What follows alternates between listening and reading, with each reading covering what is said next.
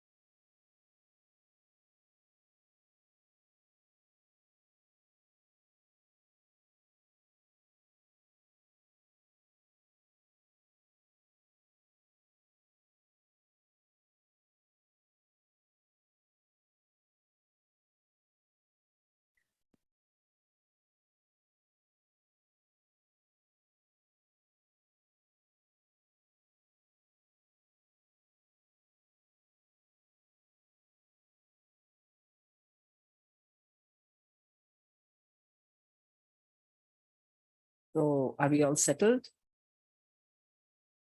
Okay. Good morning.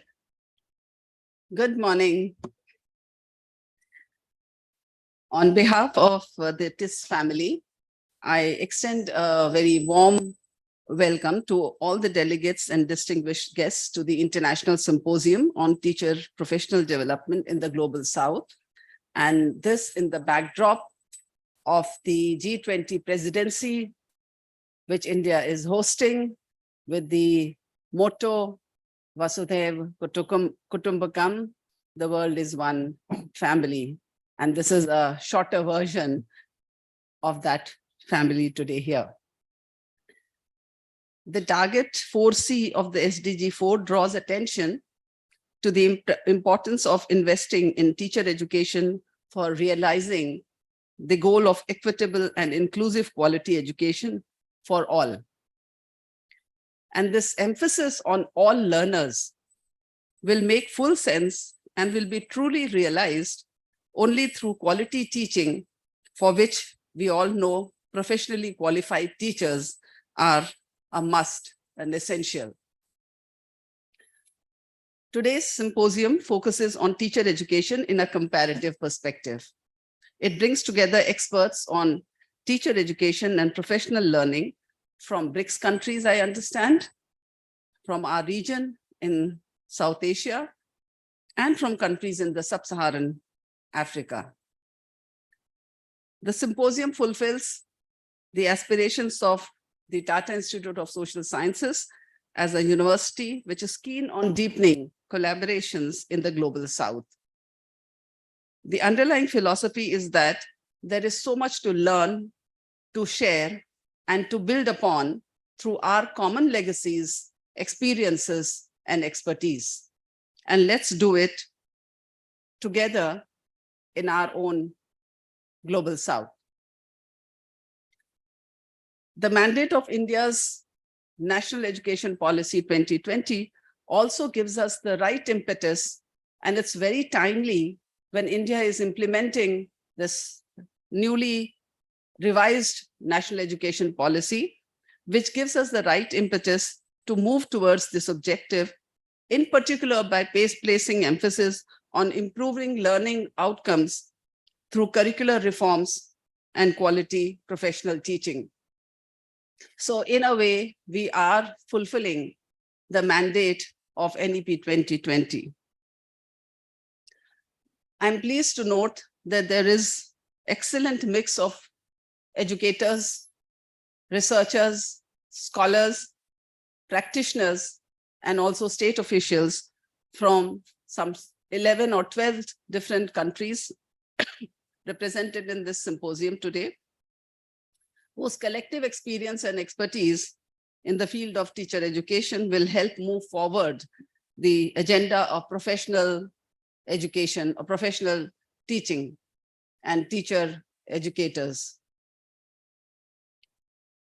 The Center for Excellence in Teacher Education, CET, who is hosting this particular symposium, as you all know, has been in the forefront of leading innovations and breaking new grounds in the field of teacher education.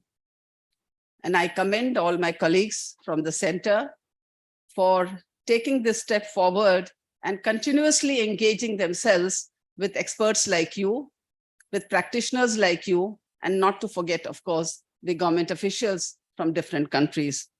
And it's also very important that we take this symposium in a very contextual manner because it's very timely.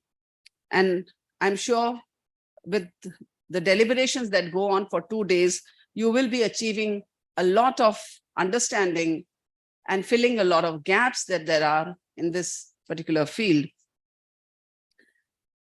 In the current context of, BRICS countries, and when the bloc of countries is being expanded, which is how India's G20 presidency is trying to expand the bloc, it is particularly gratifying to note that in our own small ways, we are doing this in a field of education, in this instance, for teacher education. I don't have much to say because you are the experts, except to again welcome all of you and to wish you all the best for very rich deliberations over these 2 days. I would like to again congratulate Professor Padma Sarangpani and her colleagues, and do go through the annual report, which is fresh, hot out of the press, so to say, and you will find all the other details and what's really happening at CET. I can tell you that as much is happening at CET, and of course, a lot of your own work and what you have been doing in the last 1 year through this partnership is also, of course, contained in that annual report. So with these few words, I'd like to welcome you all once again and wish you all a very, very gratifying time in TIS and in this particular workshop. Thank you.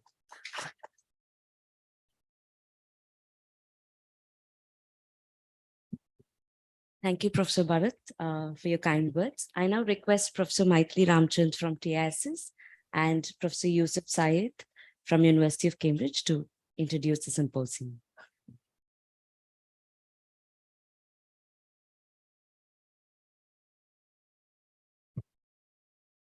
Thank you very much indeed, Professor Bharat, for your constant encouragement and support for all our endeavors.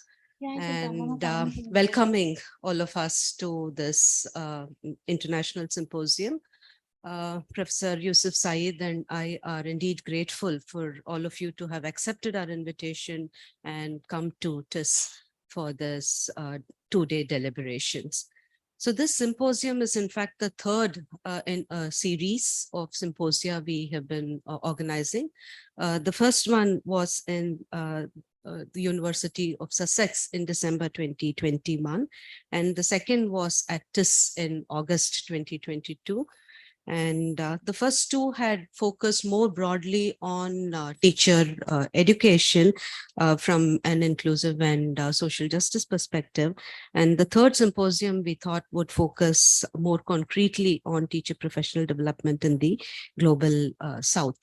So the intent of the symposium is really to seek collectively pathways to alternative models, policy formulations, and practices that support inclusion in the current times that are driven by inequities, exacerbating historical marginalizations compounded by digital divide in the era of artificial intelligence and issues of climate change. So even when teachers are being recognized as critical to and crucial for addressing these issues and ensuring quality in education, at the same time, professionalization of teachers and teaching is being undermined by some policies and practices that tend to treat them as technicians.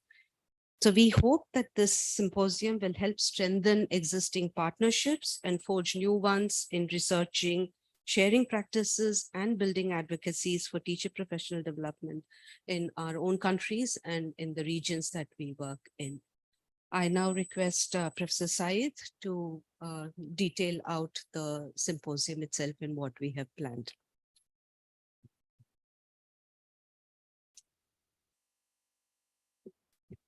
Thank you. And I'd like to begin by thanking Professor Barrett for her kind introduction and opening of the symposium. And it's been a pleasure working with the Center for Excellence in Teacher Education at TIS over many years in the field of teacher education, and in particular in this project.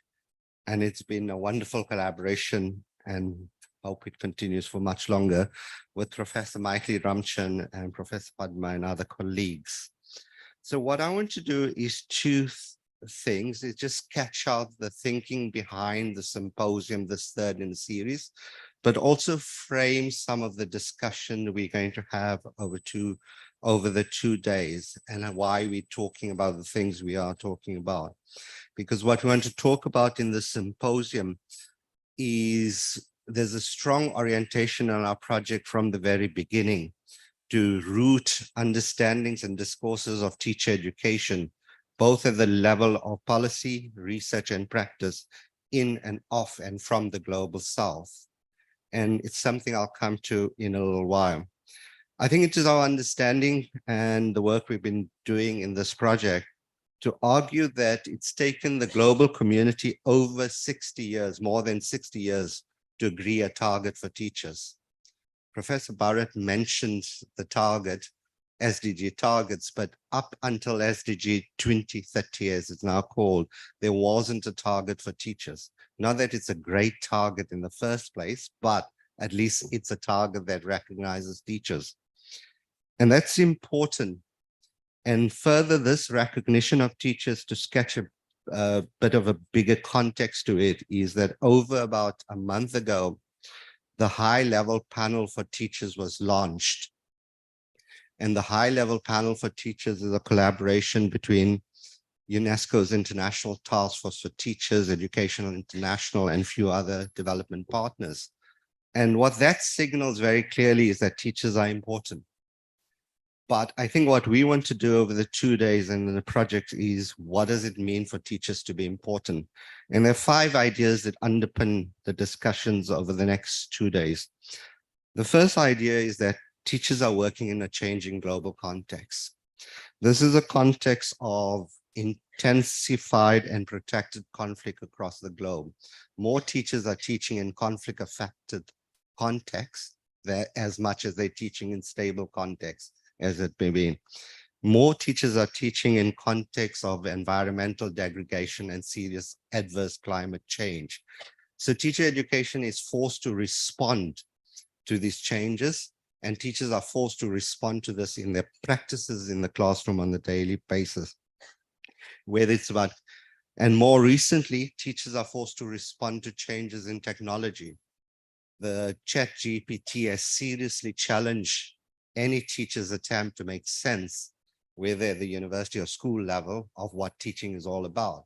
I think it's this changed context that we want the panels and the deliberations to occur. The second context we want to sketch out about teachers is to get rid of the idea, which is quite common, and that's that teaching is a straightforward, simple activity. It's only straightforward and simple because everybody is exposed to a teacher for a long period of time.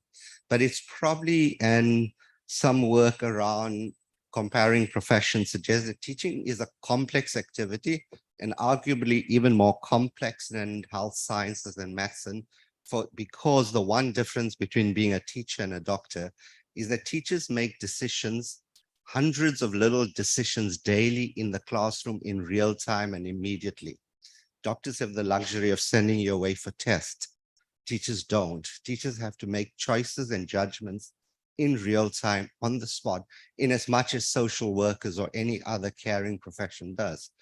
Lawyers and doctors have always the luxury of reflection. Teachers don't. And this is quite a burdensome activity because it places a great onus of trust and responsibility and the ability to think very quickly and assimilate complex information from diverse learners in the classroom and arrive at possibly sensible decisions that are fair, just, and pedagogically sound. And that's quite a complex thing. Anybody who's tried to do that in the classroom will attest to. Which brings me to the third point that underlies it. Part of our discussions over the 2 days is going to ask, what does it mean to include learners? And what does it mean to be included as a teacher in the classroom? Hence, we have panels on social justice and inclusion, both at the level of what does it mean to include teachers, but what are the kinds of practices that teachers should do in order to become more inclusive of diversities. And in that sense, one of the things underlying this symposium of the 2 days is to talk about fundamentally how do we arrive at systems of trust of teachers, because we do talk about it in one of our panels to a lesser extent, is we talk about how crises have shaped the teaching profession. And one of the lessons about COVID-19 that our projects with CET has shown is the lack of trust that governments had on teachers' decision-making during COVID-19.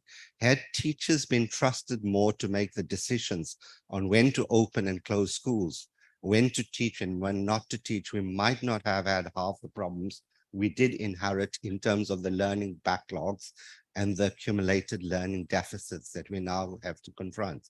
In other words, this is a simple point, but it makes the ideas of teachers as trustworthy agents in the classroom, whose judgments, which are complex, but whose judgments assimilate lots of information in real time, need to be trusted.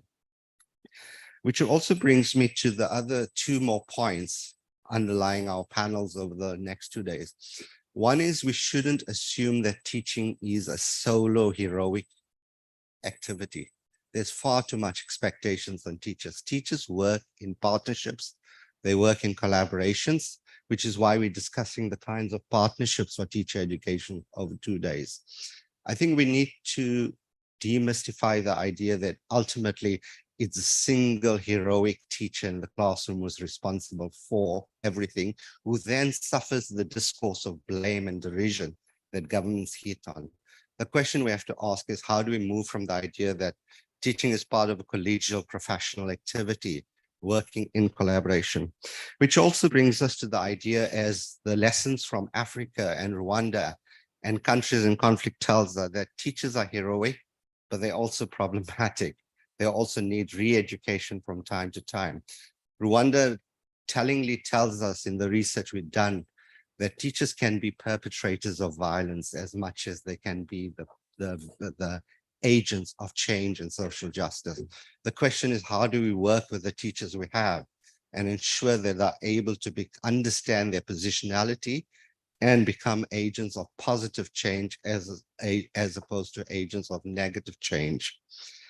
And in all of this, one of the things we want to shift in the symposium is that too much of the knowledge about teacher education and teaching, and much of the production of knowledge about teachers and teacher education is from the global north. ask any student, and this is a question I asked every time in a Viva, can you name me one author who significantly influenced teacher education in the Global South for your dissertation?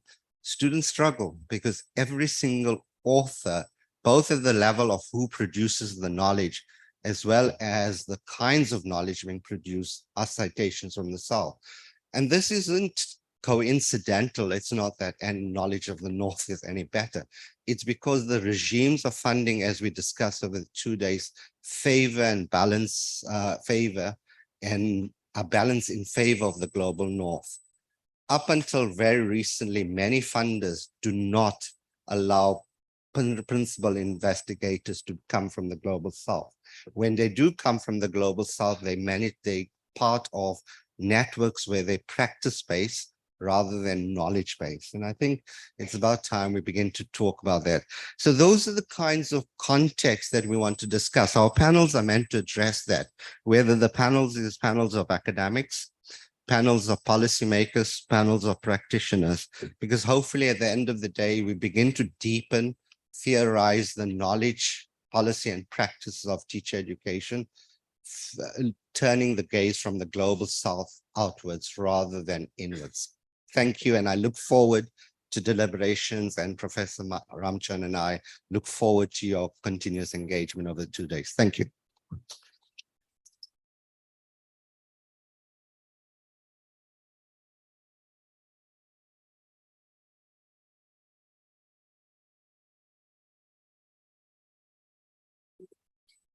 Thank you, Professor Syed. We thank Professor Shalini Bharat for taking her time out at joining us and kindly introducing the whole symposium. Thank you so much, ma'am. And we now move on to the next panel. I request Professor Padma Sarangpani to chair the panel discussion on teacher education, policies and practice. Over to you, Professor.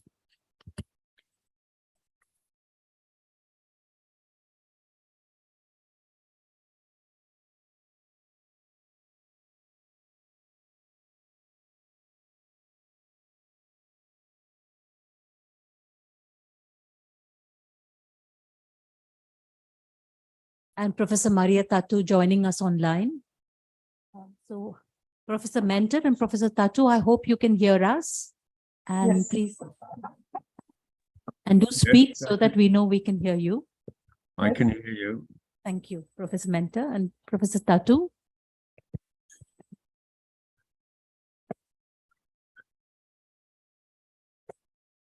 Professor Tatu, can you hear us? And can you please confirm? Yes, Yeah. Great, thank I you. can hear you. Thank you for joining us. I'd like to just get this panel going and then come in as the chair with my observations after my panelists have spoken. Professor Ian Mentor is from the University of Oxford. Professor Maria Tatu is from the State University of Arizona. Professor Syed, you've all already been introduced to from University of Sussex when the collaboration began, and now from Cambridge, and our colleague Jyoti Raina from Delhi University. This panel will be looking at policies and practices in teacher education. And we have time till about 11:15. So I'm going to invite my panelists to make preliminary remarks and then take questions from the audience to which all panelists may respond. So the audience, I would like you to raise your questions in general. You don't need to direct them at specific panelists. I think all panelists might want to respond to questions that you have. So Professor Mentor, would you like to start? Thank you very much. It's a great honor and privilege to be part of this impressive symposium. I congratulate CETE on the wonderful program they've put together for these 2 days. And I'm going to try and share my screen now and see if I can get the right PowerPoint up. I can't see it at the moment. Let me just try. No.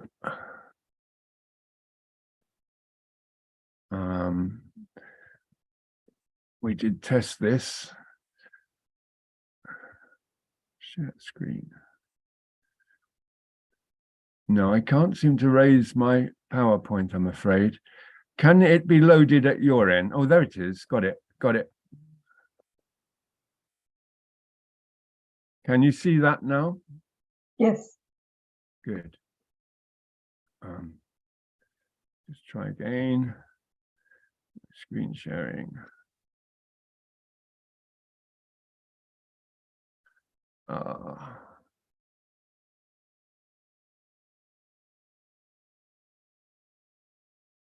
There. Are you able to see that? Can I just check? Hello? Yes, yeah. Yeah, I can see it. Teresa, you can see it.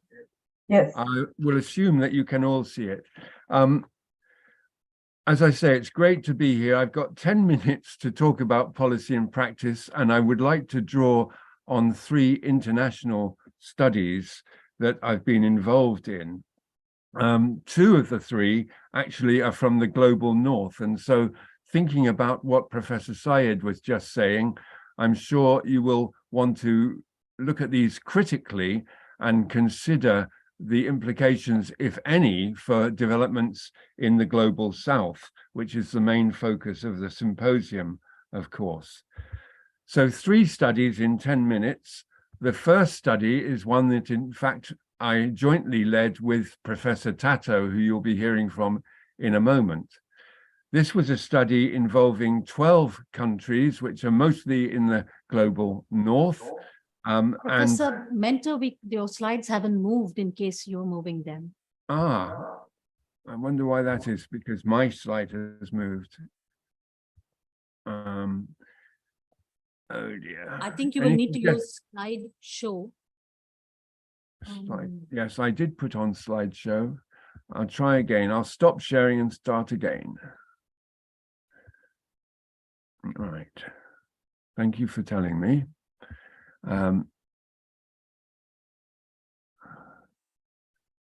Slideshow from beginning.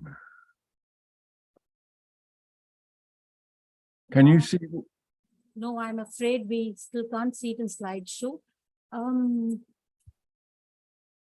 Can you please email your slideshow to us?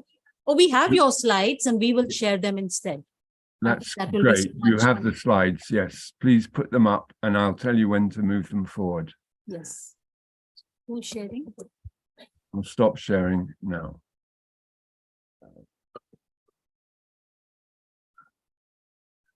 Good. Yes, please go ahead. I think, yeah. Right. So there's my title slide. 3 international studies. Can you put it on? That's it. Put onto the second slide. This is the, no, one before that. This is the study that Teresa Tato and I led, involving 12 different countries around the world, looking at knowledge, policy, and practice in teacher education.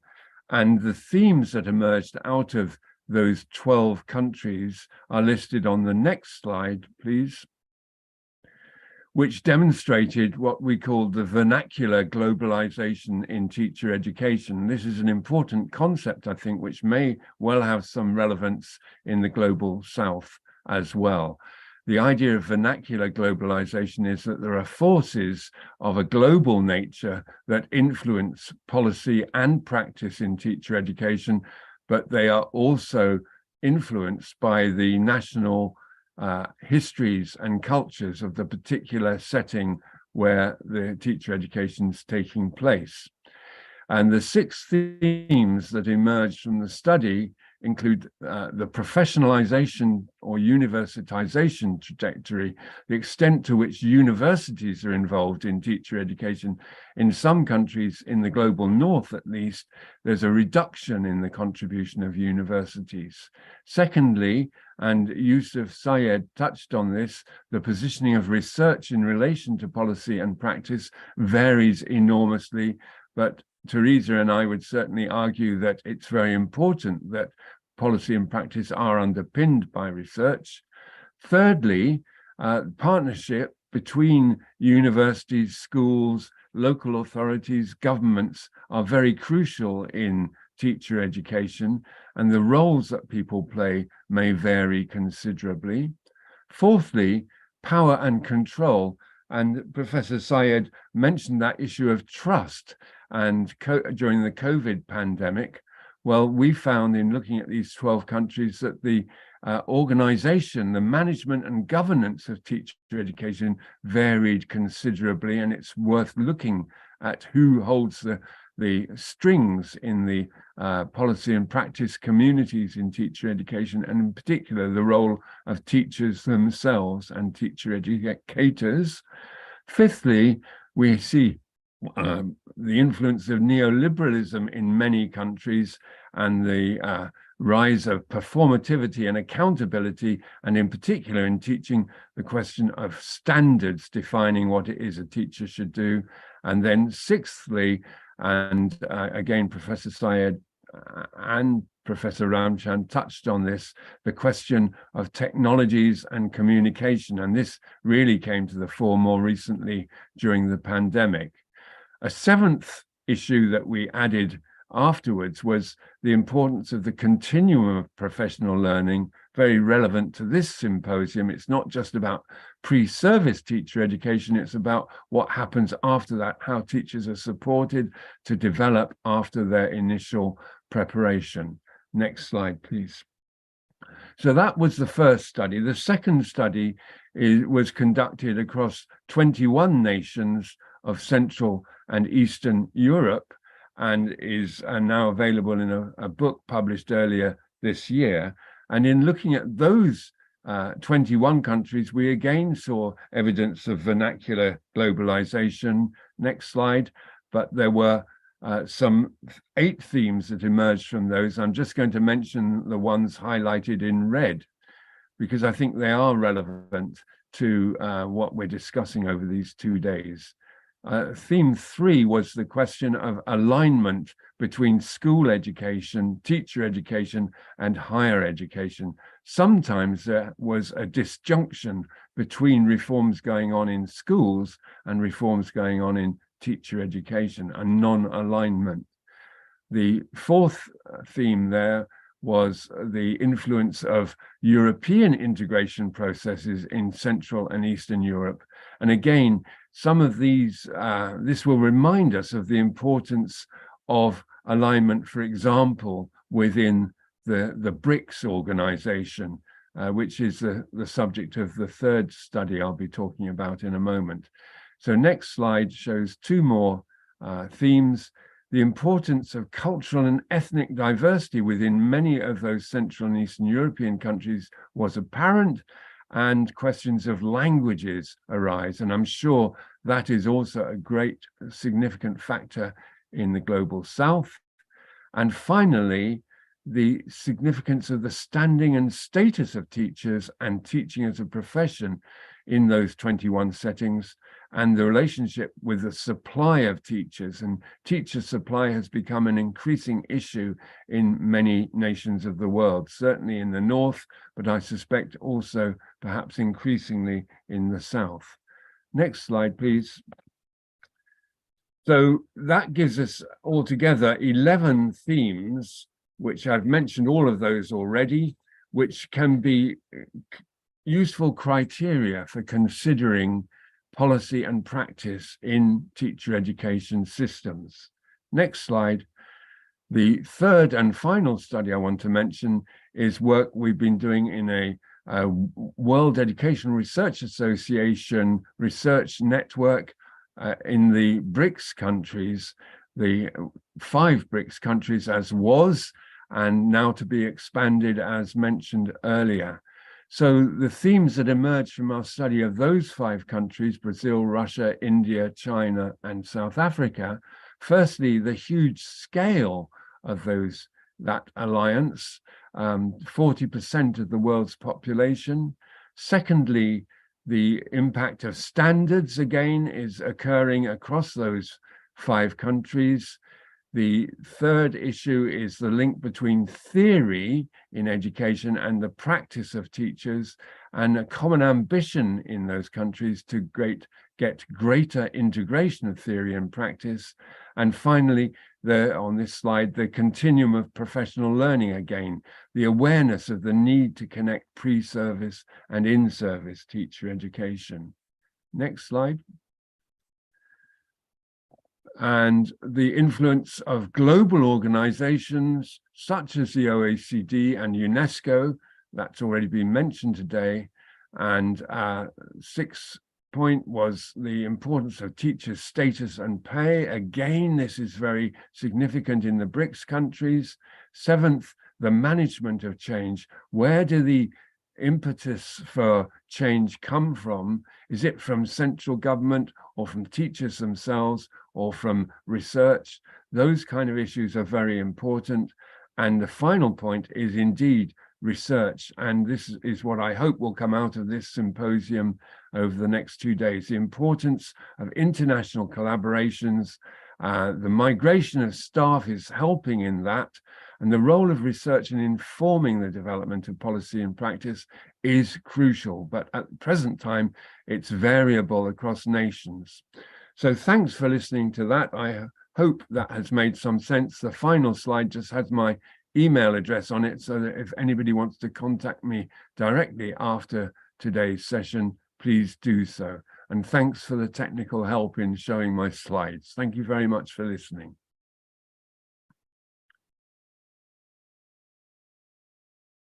Professor Mentor for getting us going.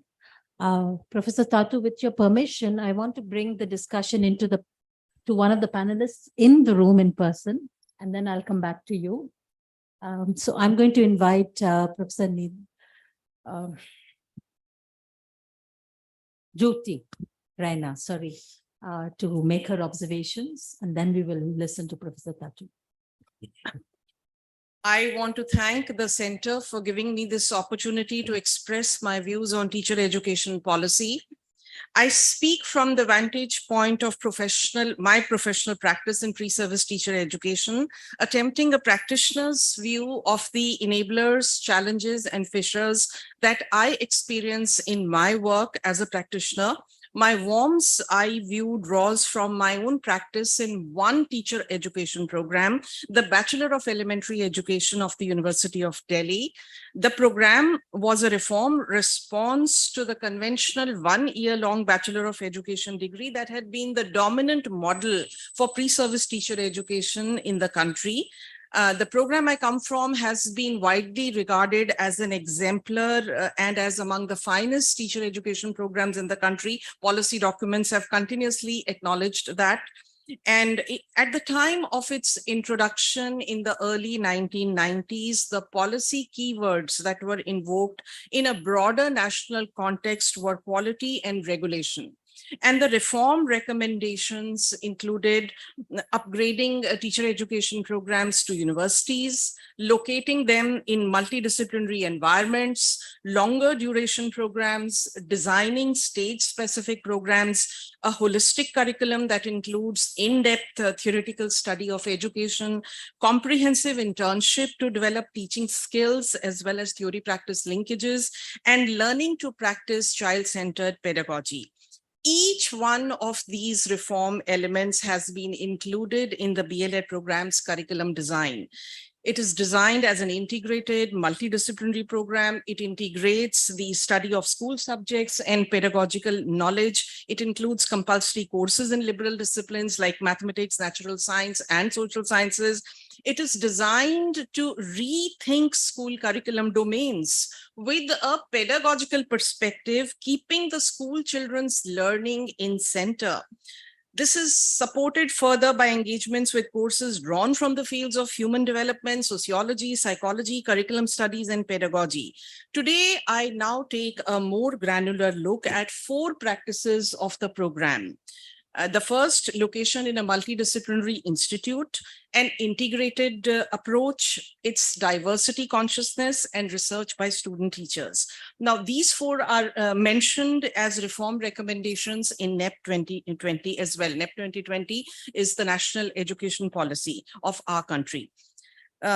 As a teacher education institute, Gargi College, where this program is located, is the textbook definition of a multidisciplinary institution.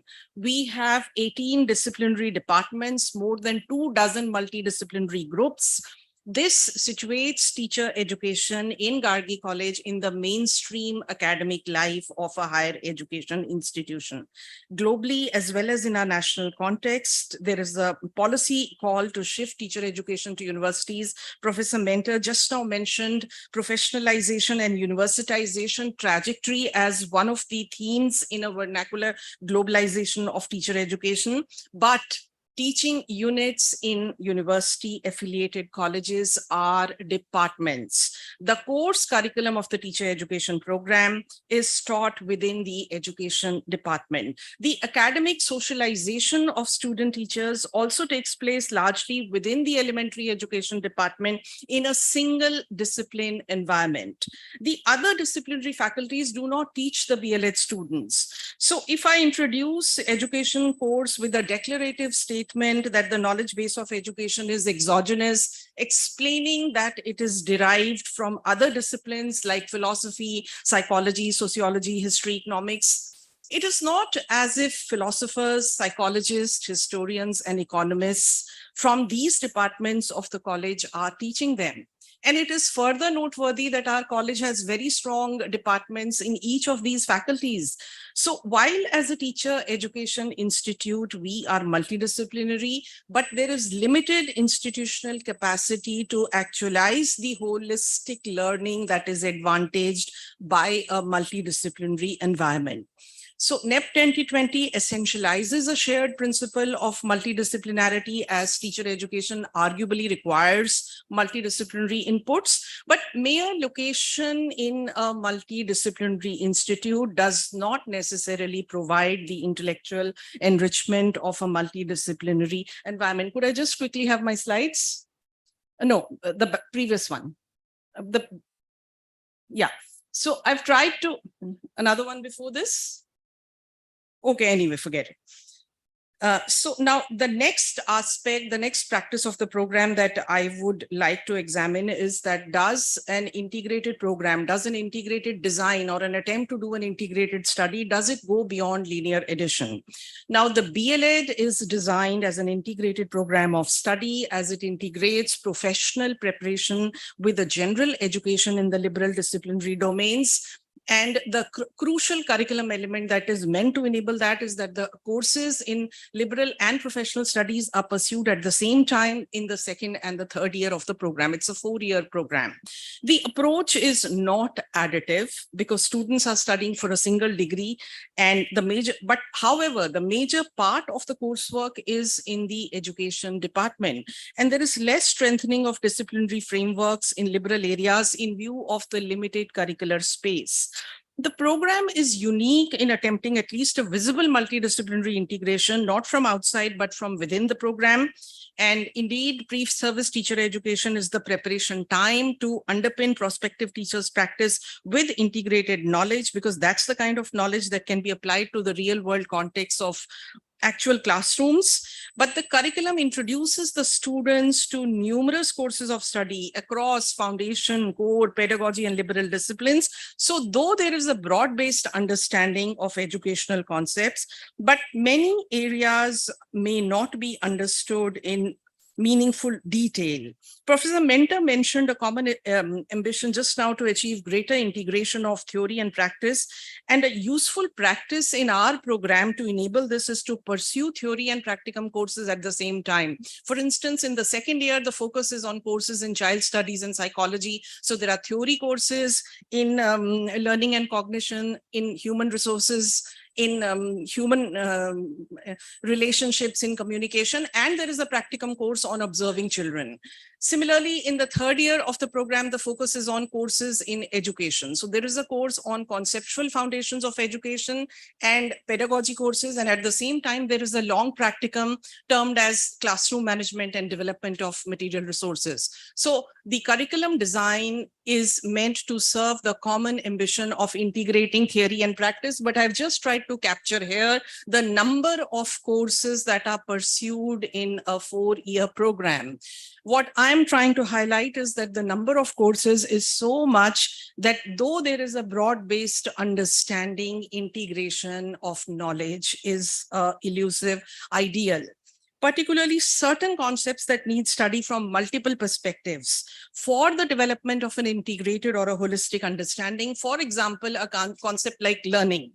It is studied only in the second year child studies course, specialized course, which does not introduce the student teachers to all the major perspectives in its study, even as they are understood within psychological studies, because it's only one course. And there's not enough scope to understand it from multiple perspectives when studied in other courses like social science, sociology, and education courses.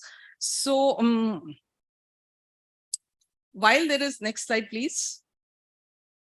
While there is a broad-based understanding, but integration remains somewhat of an elusive ideal. Now, the BLEd program emphasizes the qualitative dimensions of education, such as self-development and personal growth.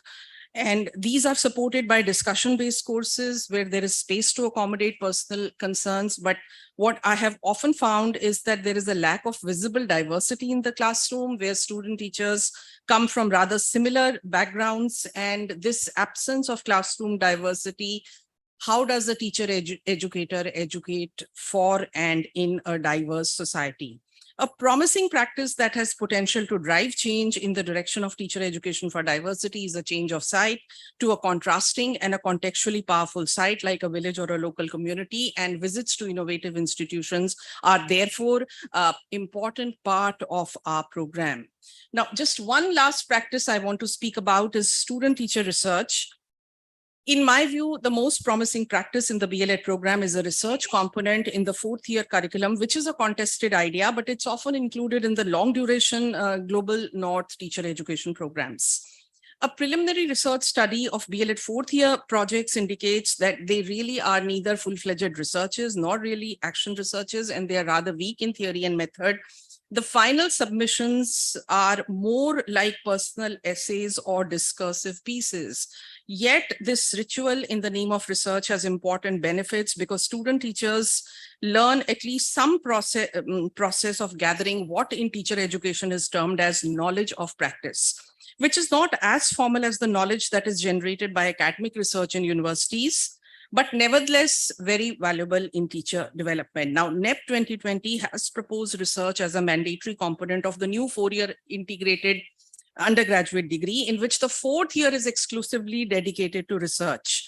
This doesn't really take into account the lack of research methods courses, absence of training in academic writing, and more importantly, just introductory knowledge of disciplinary frameworks among undergraduate students. So as a teacher educator, if I seek a collaborative inquiry into such kind of projects with fellow scholars in comparative teacher education, it would be an insurmountable challenge for me to justify their weaknesses in theory and method and the fact that they are not formal researchers. To conclude, I would say a prescriptive approach to quality regulation practices and curriculum quality measures like regulating by policy reform does not fully recognize the dual role of the field of teacher education as both a subject and object of reform. It's not mere enactment of reform elements like location in a multidisciplinary environment, a long duration integrated program, or inclusion of research that can ensure quality teacher education. It's actual practices of teacher educators contextualized with reference to locale specific dynamics of a teacher education institute and institutional support that potentially enable quality. Could you just play my next slide, the next two slides very quickly? Okay, all right.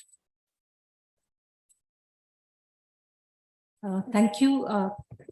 Professor Mentor, you set the stage with drawing our attention to this complex macro politics of financing, higher academic politics, shaping the global environment of national trajectories in teacher education. And Jyoti's talk has drawn our attention to the micro details of trying to achieve a perfection in teacher education program design, as well as the complexities of locating teacher education within higher education, being pulled in multiple directions of the need of the formation of practice and the need to fit into the broader reform agenda in higher education. And I think similar contradictions and pulls are something that we will be hearing more about as we examine practices within the global south and indeed also in the global north. I'm going to invite Professor Maria Tatu to make her remarks.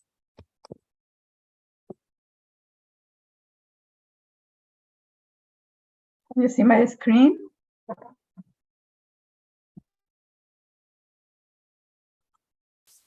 Please continue. Can you see my screen? Yes. Yes. Yes, we can. Okay, so thank you very much for your invitation to join you. It's an honor to be with you. It's such a pleasure to be in this wonderful conference. I'm sorry that I cannot be there in person. For some reason I can't move. Okay, so I will be presenting according to the questions that colleagues sent to me as part of the preparation for the meeting. And there are 3 questions, and I will read them as I move along. So for some reason, okay, so the first question: what are the key global shifts in teacher education policies, and how does it impact the national, regional context you have worked in? Of course, the answer to this question depends on the context, but what I see as the 3 most critical global shifts is marketization of education. We can see these through the introduction of alternative routes into teaching, increased external accountability, high-stake tests, moving away from knowledge for human development to knowledge for economic development. The digitization of education, that is the proliferation of online teacher education and development programs, increased use of digital devices in classrooms, and politicization of education. This is an issue that we are suffering right now in the US, where political tendencies are effectively altering the K-18 school curriculum and higher education curriculum. Concerning marketization, I think it is very important in these conferences to be clear on the definitions. What do we mean by, for example, teacher education? So teacher education happens in universities and should be understood as composed of a coherent, evidence-based curriculum that over an extended period and under the guidance of qualified teacher educators equips future teachers with the knowledge, skills, and dispositions to become influential professionals able to teach all learners well. Alternative routes, however, as a result of marketization, have been very popular, and they have in turn popularized innovative ways to enter the profession, but should not be mistaken for teacher education. In the best cases, these approaches have progressed into partnerships with teacher education in higher education institutions, such as some of the Teach for America, Teach First, Teach for India, Teach for Mexico, my country. But in the worst of cases, these alternative routes have regressed into the school direct routes into teaching, expecting schools to prepare teachers for the job as they teach, as in England and some states in the US. In other contexts, of course, teachers are recognized as professionals and their education is tailored as such. Many of us know the countries that prepare teachers as professionals, with Finland an excellent example. We'll be very happy to learn more about teacher education in India, and the previous presentation was really excellent, giving us a glimpse into these excellent programs there.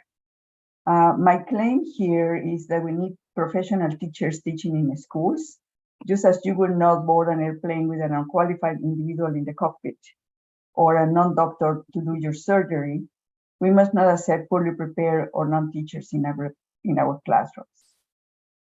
I want to clarify here that this is not an attack against teachers, but against policies that have created failed programs or are slowly decimating great teacher education systems like in England and the US.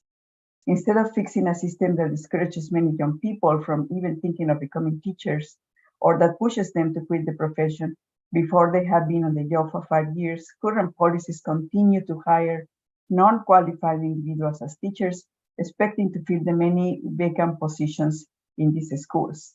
Usually, these teachers are allocated in schools where children of poor disadvantaged communities are enrolled. In the US, for example, Lian was talking about the issue of teacher recruitment and teacher retention.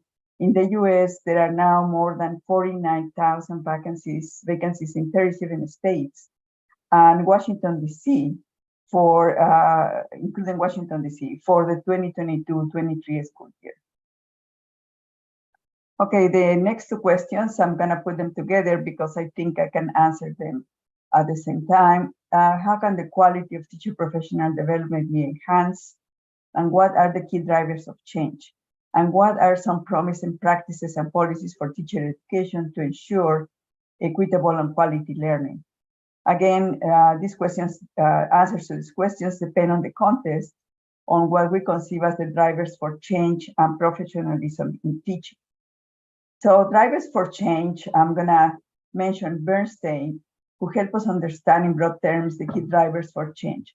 One is the official recontextualization field, represented by governments, education authorities, and similar, which may operate as centralized governance structures, gaining more power over education policy and all education matters.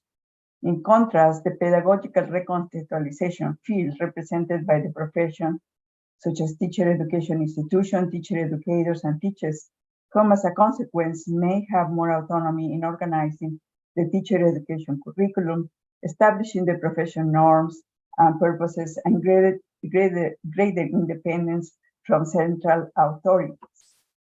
The sad part of the study is that the ORAF seems to have been firmly embraced by societies such as England and the US. So the official recontextualization field has taken away the power and continues to take away the power of the professional recontextualization field. For teachers, there is this tension then between these two dominant fields, and for teachers, the primary responsibility is to develop independent learners and critical thinkers. However, market models have redefined the purposes of education as creating the workers that will be needed for the future local and global economy. Teachers are frequently torn between making sure their pupils experience authentic learning versus preparing them to pass achievement tests for accountability purposes. If we are concerned about teacher professional development, we must identify the aspects that define teaching as a profession. I borrow here from Gardner and Schulman, who define 6 key aspects that characterize teaching as a profession. One is the teaching's dual ethical responsibility, I mentioned this already, and decision-making under technical and ethical uncertainty. And the question here for how can we develop more promising practices is how can we help teachers to better deal with this tension? A second characteristic is the knowledge base for the profession. As you know, the knowledge base is highly contested. That's how alternative routes have become so prominent. What is the knowledge that teachers should have? And so the question here is how can we create coherence around what should be the knowledge base for the profession? And of course, who decides what is this knowledge base? Learning from and in practice is another characteristic. And how can we contribute to developing more coherence between the norms of the academy, what we teach teachers in higher education institutions, and the norms of the professional practice community, what they end up doing in the schools? The formation of professional learning communities, how can we develop functioning learning communities to learn from our experience and to continue building a solid profession? And I agree with Professor Mentor here that what we need to do, and also with Joseph, that what we need to do is create a strong comparative experiences joined together as educators to take back the professional responsibility for the teaching profession. Another one is the oversight and monitoring of quality in professional education and practice. And the question here is how do we build the capacity for researching our own practices to facilitate oversight and monitoring from inside the profession? Right now, the monitoring in many contexts is happening from outside the profession. In the US, for example, the role of the professional reconstructualization field and the official reconstructualization field has been transformed, with the latter gradually assuming more control and determining what counts as a qualified teacher. This has also occurred in countries such as in England, Chile, and others, while inequity is increasing, especially for marginalized populations. This takes us to the final question: what are some promising practices and policies for teacher education to ensure equitable and quality learning? I will argue that through teacher education and professional development, we must address each imperative that I mentioned already, the 6 imperatives, to elevate teaching as a profession, as outlined by Schulman and Gardner. And promising practices, for example, so here I'm going to mention projects that I have been involved in through collaborative cross-national studies, including the one that Professor Mente described. There are other studies where I have participated, such as the Teacher Education and Development Studies in Mathematics, where 17 countries participated, and the first math study of early career teachers. So the Teacher Education Development Study is the study the outcomes of teacher education. So a team of researchers and educators across the world have addressed two of these professional issues. For example, exploring the knowledge base for the profession and how teachers learn from and in practice. Through these 2 studies, there are publications, many publications coming out of the studies. And personally, I direct a master's degree program on global education at Arizona State University that addresses the need for teachers to engage in high quality action research, contributing to oversight and monitoring of quality in professional education and practice, as well as the creation of an online professional learning community with a strong focus on equity, as outlined in the UNESCO SDG. This program is a 1.5-year program where students graduate with excellent research papers that they have developed in their own classrooms or their own contexts. Here are some references and questions. Thank you, Professor Tatu. I think you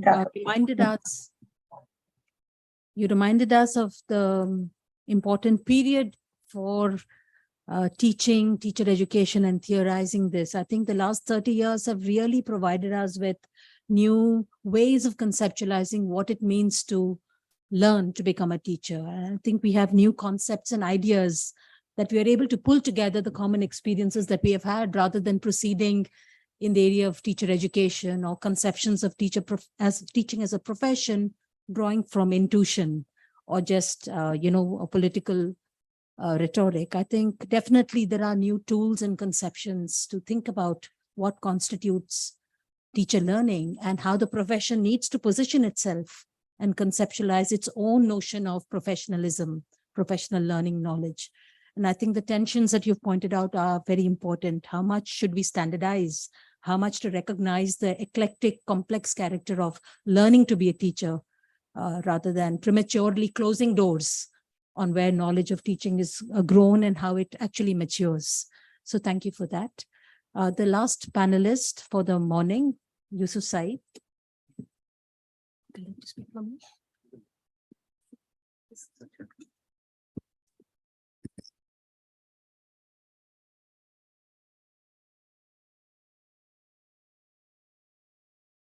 That's when you're closer to me, if I'm not, I don't want that. Thank you. So the question that I'm going to address today for the presentation is a question that I was asked recently and I'm still struggling with, is what do we know about quality teachers, quality teaching, and quality teacher education? And I added what do we not know about that as well.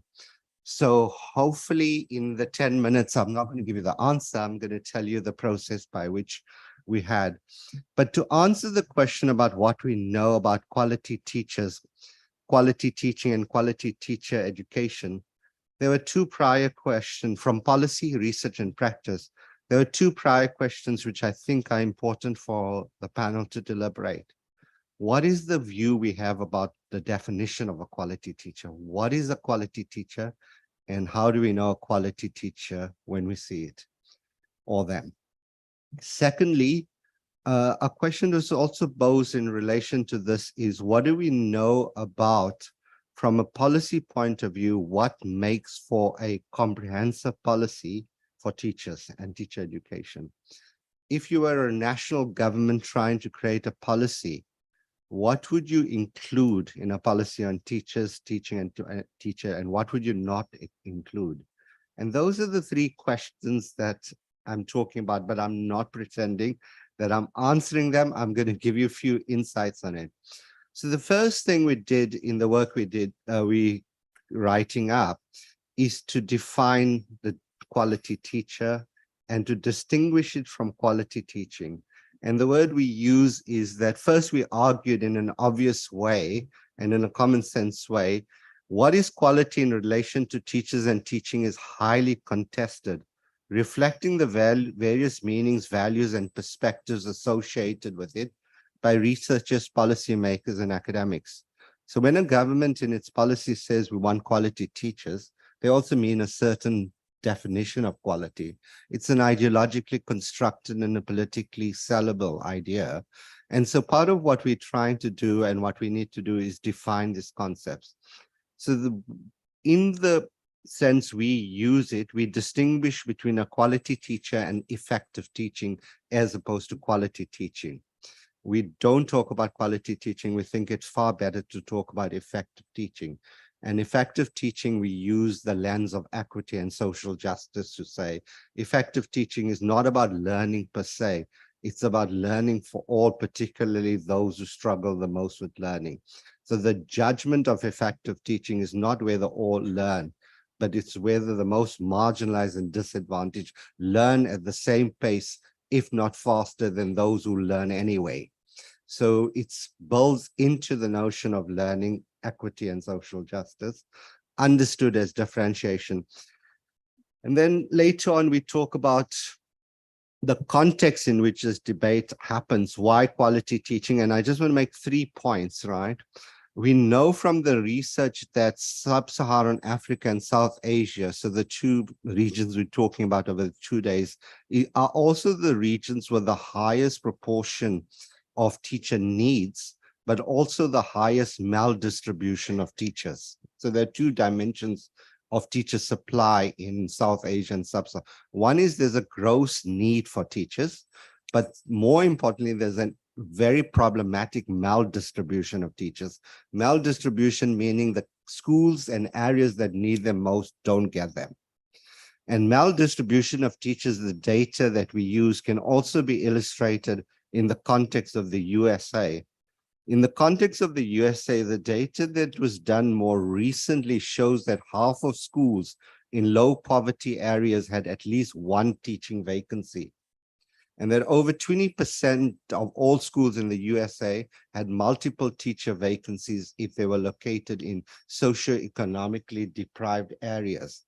Now that you can extrapolate is the same kind of problem you would find in just about any other country, particularly in the global South, because the incentives of distribution and supply and deployment drive teachers to go to well-resourced schools, urban centers, and in a sense, you end up distributing teachers in a way that schools that need them the least get them, and schools that need them the most gets the ones that are least effective or least trained or least motivated. So that's just a context. So how did we synthesize all the evidence? And I'm going to just talk about 10 forms of synthesis. One, we talk about diversities and teacher identity. What we know, and it's obvious, the research tells us teachers come from diverse backgrounds, have diverse needs, and teach different levels in diverse schools and diverse community contexts. Teacher identity thus is important, but crucially, teacher identity is constituted by and constitutive of race, class, gender, religion, and sexuality. Yet this is an area that we know the least about.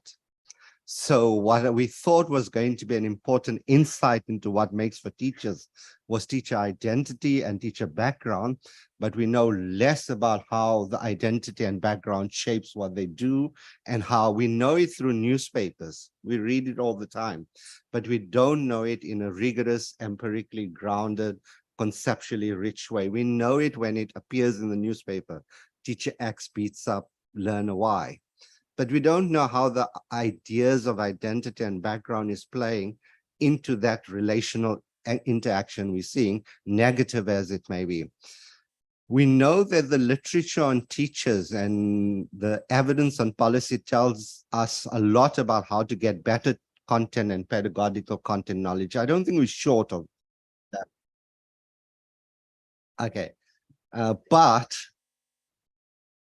I'm glad you're only now recording, so I can now be much more cautious about what I say. I'll then now be really cautious. Okay, we know a lot about content and because we've obviously done that, and it's been a key to what we did. Literacy and numeracy is studied quite a lot. We don't know enough, but it's always what gets funded. What we don't know. And here's what we say. This is partly an outcome of the fact that most large-scale national and cross-national assessment focuses on such learning, and therefore it's an obvious area to know. Yet there is limited research about how teachers are prepared to teach inclusively and promote social justice. I still don't have an answer. After 3 years of a project, when I was asked the question, what makes for a socially cohesive and a socially just classroom? If I had that answer, I wouldn't be up here. The third one is that we know that context matters in the teaching. We know context matters in learning, but we haven't done enough of how content operates and matters at two levels. First, there's a lack of attention to how contextual factors, such as policy frameworks, impacts teachers' professional development and learning. The connection between professional behaviors, learning and practices and policy environments is still a bit unclear in many respects. But we also don't know enough about how teachers who work in diverse conflict and fragile contexts or in areas with high levels of gang violence or other forms of violence, how that influences the teaching. We know it anecdotally, we know it in terms of discourses within the national papers, but we don't know it empirically. It's not something we study deeply. Fourth, in terms of it, the one, if you like, if you think of it scripturally or sacredly, the one missing sacred text in teachers is longitudinal studies of teacher education. We have far too many cross-sectional, short-term studies. We have no longitudinal studies that track the development of teacher understandings, practices, beliefs, competence over time, and more importantly, over diverse contexts. We don't do it because it's just difficult to do, and it requires a lot of time, effort, and money. We've tried it, it doesn't work as well. First, in terms of the synthesis of what we try to come out from what we know that social dialogue is important. Teacher involvement in policy is an obvious thing we know. Yet we don't know the kinds of dialogue that are good. What are the forums of dialogue that make a difference in terms of teachers? How should teachers be consulted? Are some ways of consulting them better than other ways of consulting? Is giving them a statutory right on labor relations councils and statutory participation forum better than other mechanisms? We have some research, not enough. Sixth, there's a lot of governance talk. There's a lot of work that international agencies in particular are keen on: pay and salaries, accountability systems, systems of licensing. But what we don't know is the missing connection, how all of this matters for quality teachers and effective teaching. We know some relational studies between these and improvements in learning outcomes. We don't know how it translates into effective teaching. We don't know if performance-related pay has any impact on what teachers do or don't do in a classroom. We don't know enough of where the salaries make a difference. We do know that beyond a certain level of basic entitlements, salaries do matter, but beyond that, we don't. We don't know more recently, and I think I alluded to it, the two things, crisis and disruptions in technology. We don't know enough of that as well. What we do know about, and what we know makes a difference, is teachers are motivated when they feel that their well-being, okay, 1 minute, is attended to, but we don't know, we haven't done research enough of this research. So let me skip two things. Across all these areas of policy, practice, and research, it is crucial that attention is paid to teachers working in different contexts, particularly refugee contexts and conflict contexts. Across all these areas of research, it is important that we know that what doesn't help, both in policy, research, and practice, is a discourse of teacher derision, in which a teacher is regarded as the problem and the cause for the failure of all that ails the education system and the learner outcomes. Narrow conceptualizations of the role teachers deprofessionalize them and reduce them role to implementers of the state agenda and being subject to managerial forms of control. We know that doesn't work. Lastly, as a way of conclusion, I just want to make 2 points that I think as a panel we need to make very strongly. In all of what we know about teachers, teacher quality, what matters is also the state. And I don't mean the state is necessarily a good thing or a bad thing, but the state as a key actor, both in enabling and hindering quality teachers and effective teaching, is crucial.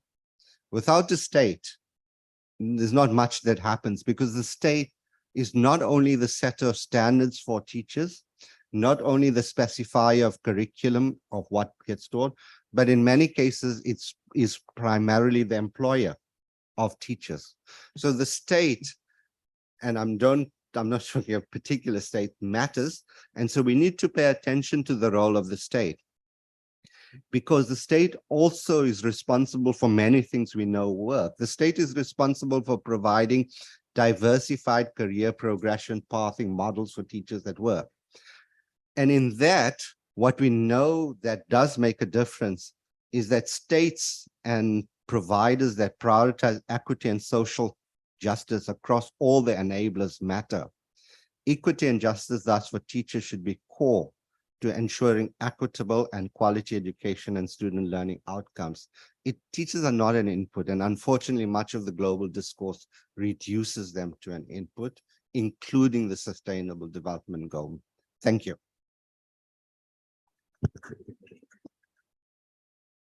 Thank you, Yusuf. I think your approach of thinking about what we know and what we don't know is useful, because it helps us kind of examine and lay out the multiple issues that we have to think about, but also gives us a perspective on where perhaps our focus can be and how we consolidate things that we know answers to. So we've had our 4 panelists present their preliminary remarks, and I do want to organize this panel so that they have maybe 1 and 2 rounds to come back and respond to issues that the floor will raise. But I want to just get this discussion going. I want to pose 2 questions to our 4 panelists and have them respond to it. And then I would invite questions from the floor. The first question that I have for you is, from your point of view and the perspective of teacher education policy and practice that you have access to, that you have experienced, what would you identify as some of the most important critical changes and what needs to be done? In your perspective, what are the priority issues that you think the sector should be concerned with? The second is that really, if we look at stakeholders who are involved, they're complex and diverse and multiple. The state, politicians with ideologies, bureaucrats, the market, the higher education, university academics, the schools, teachers themselves, and corporates and technologists. I think the field today of influencers includes all of these. So I'm wondering, from your experience, who are the stakeholders who are most critically shaping policy and practice that you are aware of? And how do you think their influence on the discourse of teacher education as well as policy discourse is being shaped.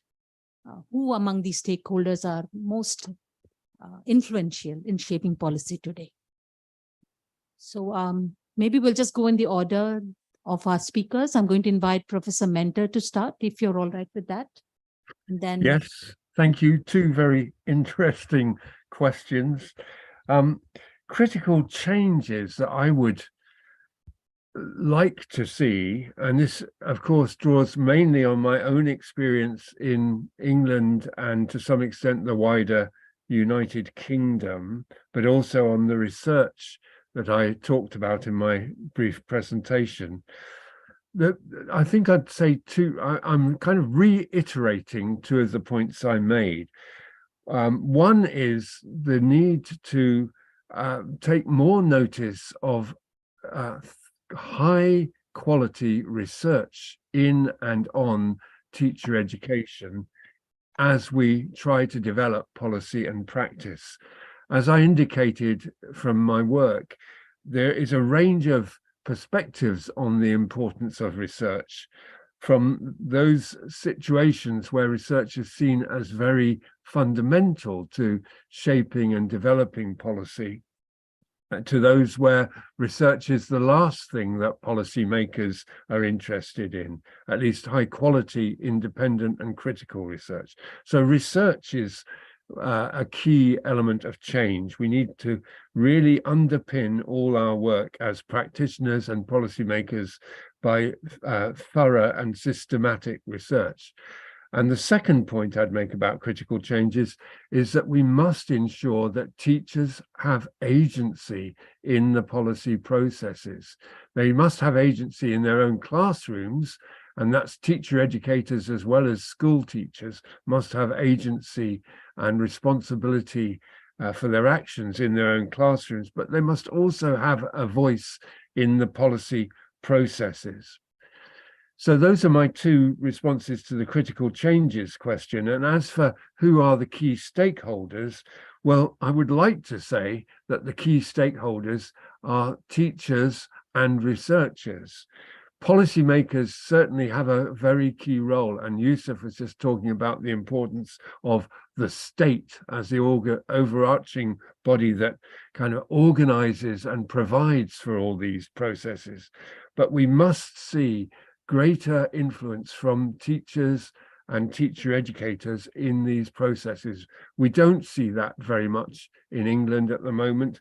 Certainly, I've just been reading about teacher education under the Soviet Union, and teachers had very little agency in the 20th century in the Soviet Union, but they are having increasing agency now in the post-Soviet states that have emerged from the Soviet Union. So the key stakeholders tend to be policymakers, but I would like to see that balanced by more voice and responsibility for teachers, teacher educators, and researchers. So I think that's reiterating some of what I said earlier on, but I think that's my response to the two very important questions you've asked.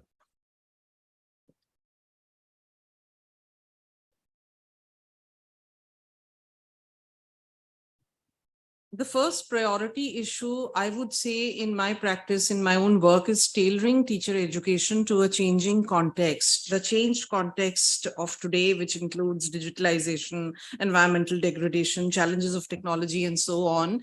And if I talk in the specific context of my own practice, because I come from a program which is tightly defined by university structures, courses of study, and so on, there needs to be more room to accommodate the changing context of today's world in a teacher education program. And the second related aspect is that the regulations in teacher education, they have a tonality of standardization, homogenization in terms of the definition of the academic calendar, in terms of the kind of courses that are courses and practicum courses also, which are the norms and standards. So the tonality of centralization centralization, homogenization in the regulatory framework of teacher education is not conducive to inclusion of very new areas, new arenas, the unprecedented context of change in today's world, etc., in teacher education. For example,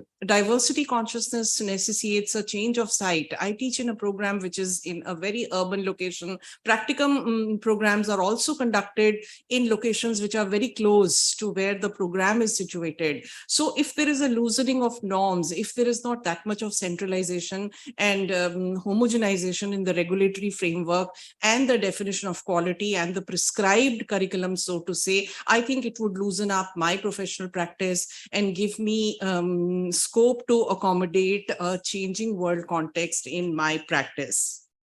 The second question about stakeholders, who shapes policy, because I teach a course in school planning and management, and I am very surprised to see a lot of documents being released from the Niti Aayog related to school education. So I would say the neoliberal economists are a very important new stakeholder in shaping educational policy.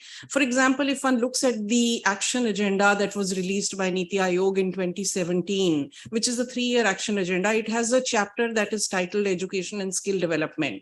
So education was clubbed with skill development, and it makes comments like the socialist system hasn't helped public infrastructure development in our country, and the state has got into too many activities which are not the business of the state, etc.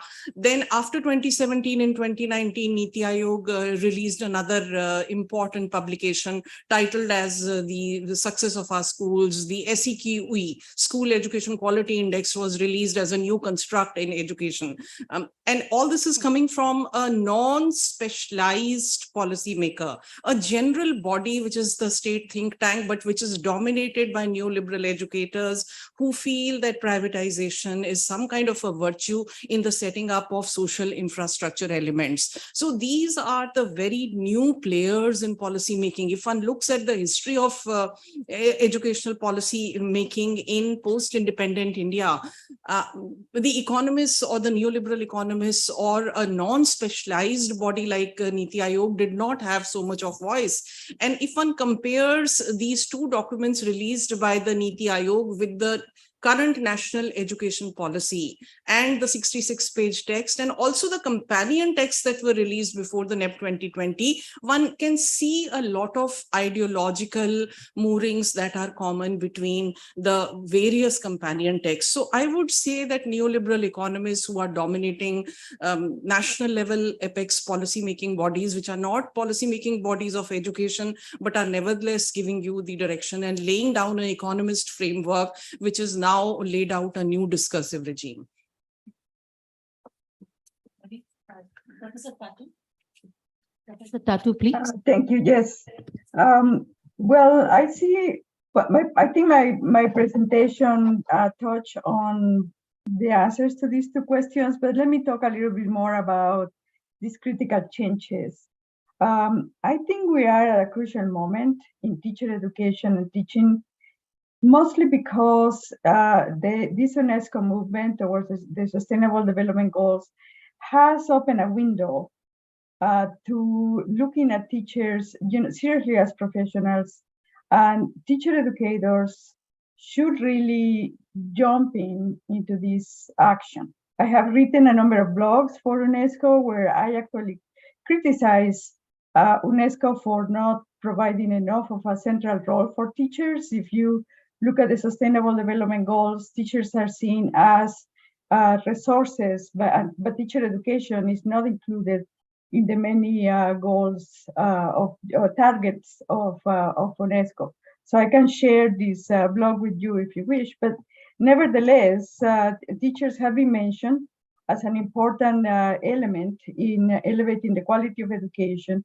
And I think it's a moment for us to enter seriously into this dialogue and to try to influence and come together as to what is needed in teacher education. I personally think that teacher education is still in a very traditional stage, is very top-down in many areas. And one example is the the capacity that teacher educators have, the responsibility that they have to elevate the capacity of future teachers to become serious researchers. A part of the problem is that teachers and teacher educators are not part of the public intellectual discourse that you see going around globally, and that discourse has been now dominated mostly by economists, and this is especially relevant in the US, where there are many publications by economists, just because they can do quantitative research, they can get access to huge databases, and they do this value-added analysis that, for the most part, in part ends up denigrating teachers and teacher education. It is very sobering for me that we are not able as teacher educators to work together with teachers. But I'm thinking seriously, for example, teacher educators doing research on their teacher education programs, incorporating future teachers in this research, and thus giving the example as to what scholarship in teaching should be like, and so give voice to teachers at the same time that teacher educators are the ones who are doing the research. So yes, we're talking about research and so on, and I think the research that we, researchers, I'm a teacher educator as well, the research that we do is important, but I really, and my program does that, try to equip teachers to become vocal, to have agency, and to be able to enter the discourse out there as to what is important in teacher education. And this is also, I think, in relationship to the influencers. I agree with Professor Mentor that teachers and teacher educators should be the influencers, but what are the tools that we have to become influencers? How do we enter into dialogue with policymakers? Which, the truth is that, as I explained, the official recontextualization field is really, has had the command on what happens to teachers, teacher education, teacher salaries, teacher jobs.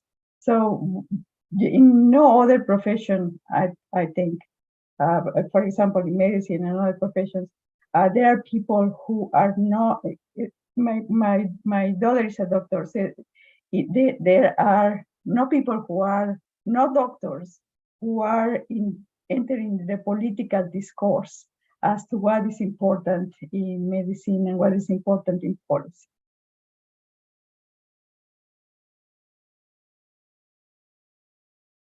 I'll try to be brief. It's a difficult question, but the easy answer is I agree with everything what everybody else said before. No, seriously, I think there are three things you can do amongst the things.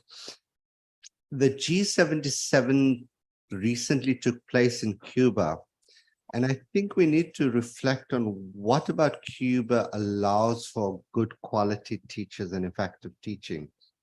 And I think one gap, and not Cuba, I'm just using Cuba as an example, is that both at the level of provider, at the level of standards, and at the level of policy, we pay very little attention to the value formation of teachers and the ideas they hold as they become teachers.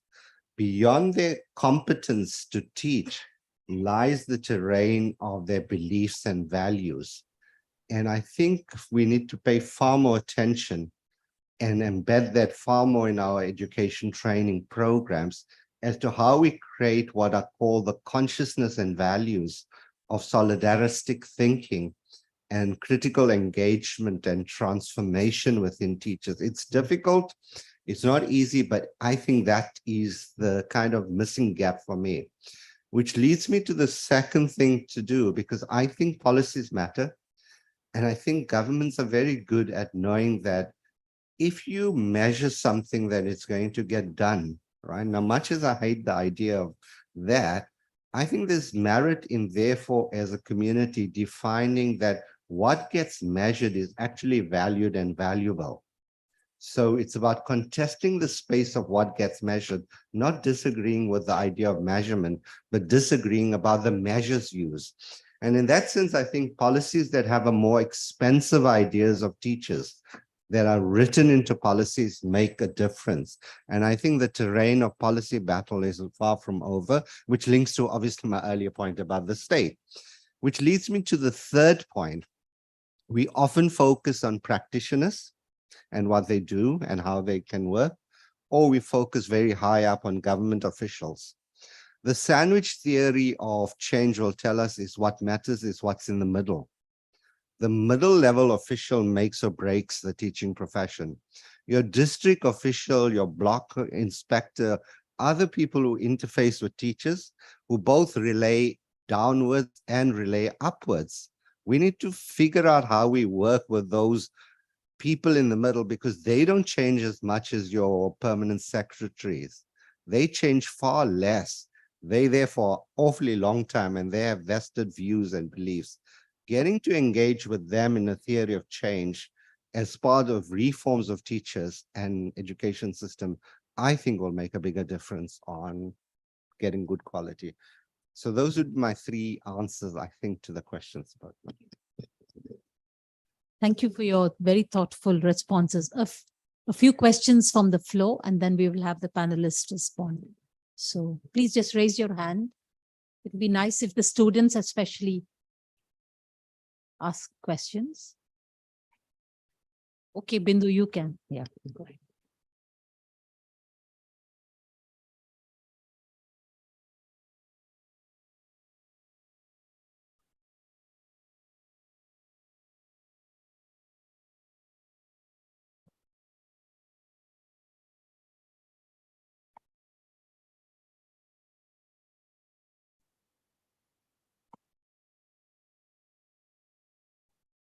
Yes, please. Yeah. In the well, please. Thank you very much. My question is on the core teacher role teaching for teacher education. From the experience, from the experience, how well is our government prepares spending on the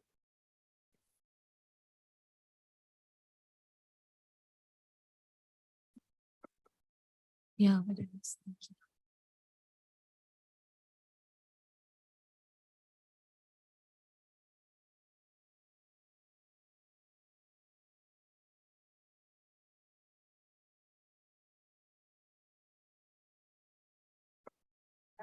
Wanted to ask a little bit about once again defining the quality of teachers, because in Professor Azim, you had actually talked a little bit more in detail about what defines quality, because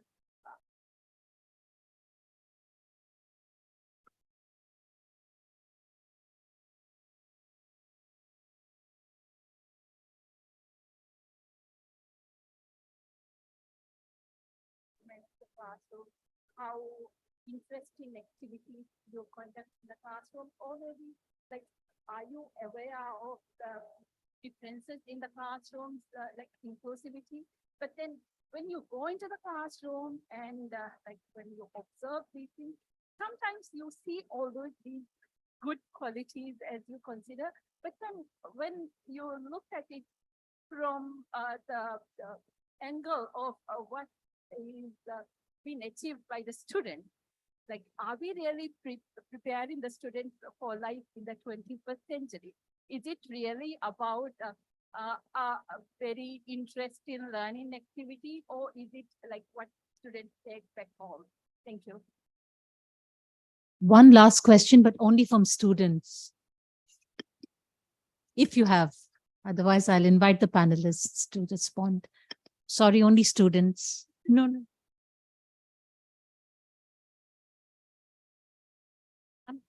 At the end of the symposium.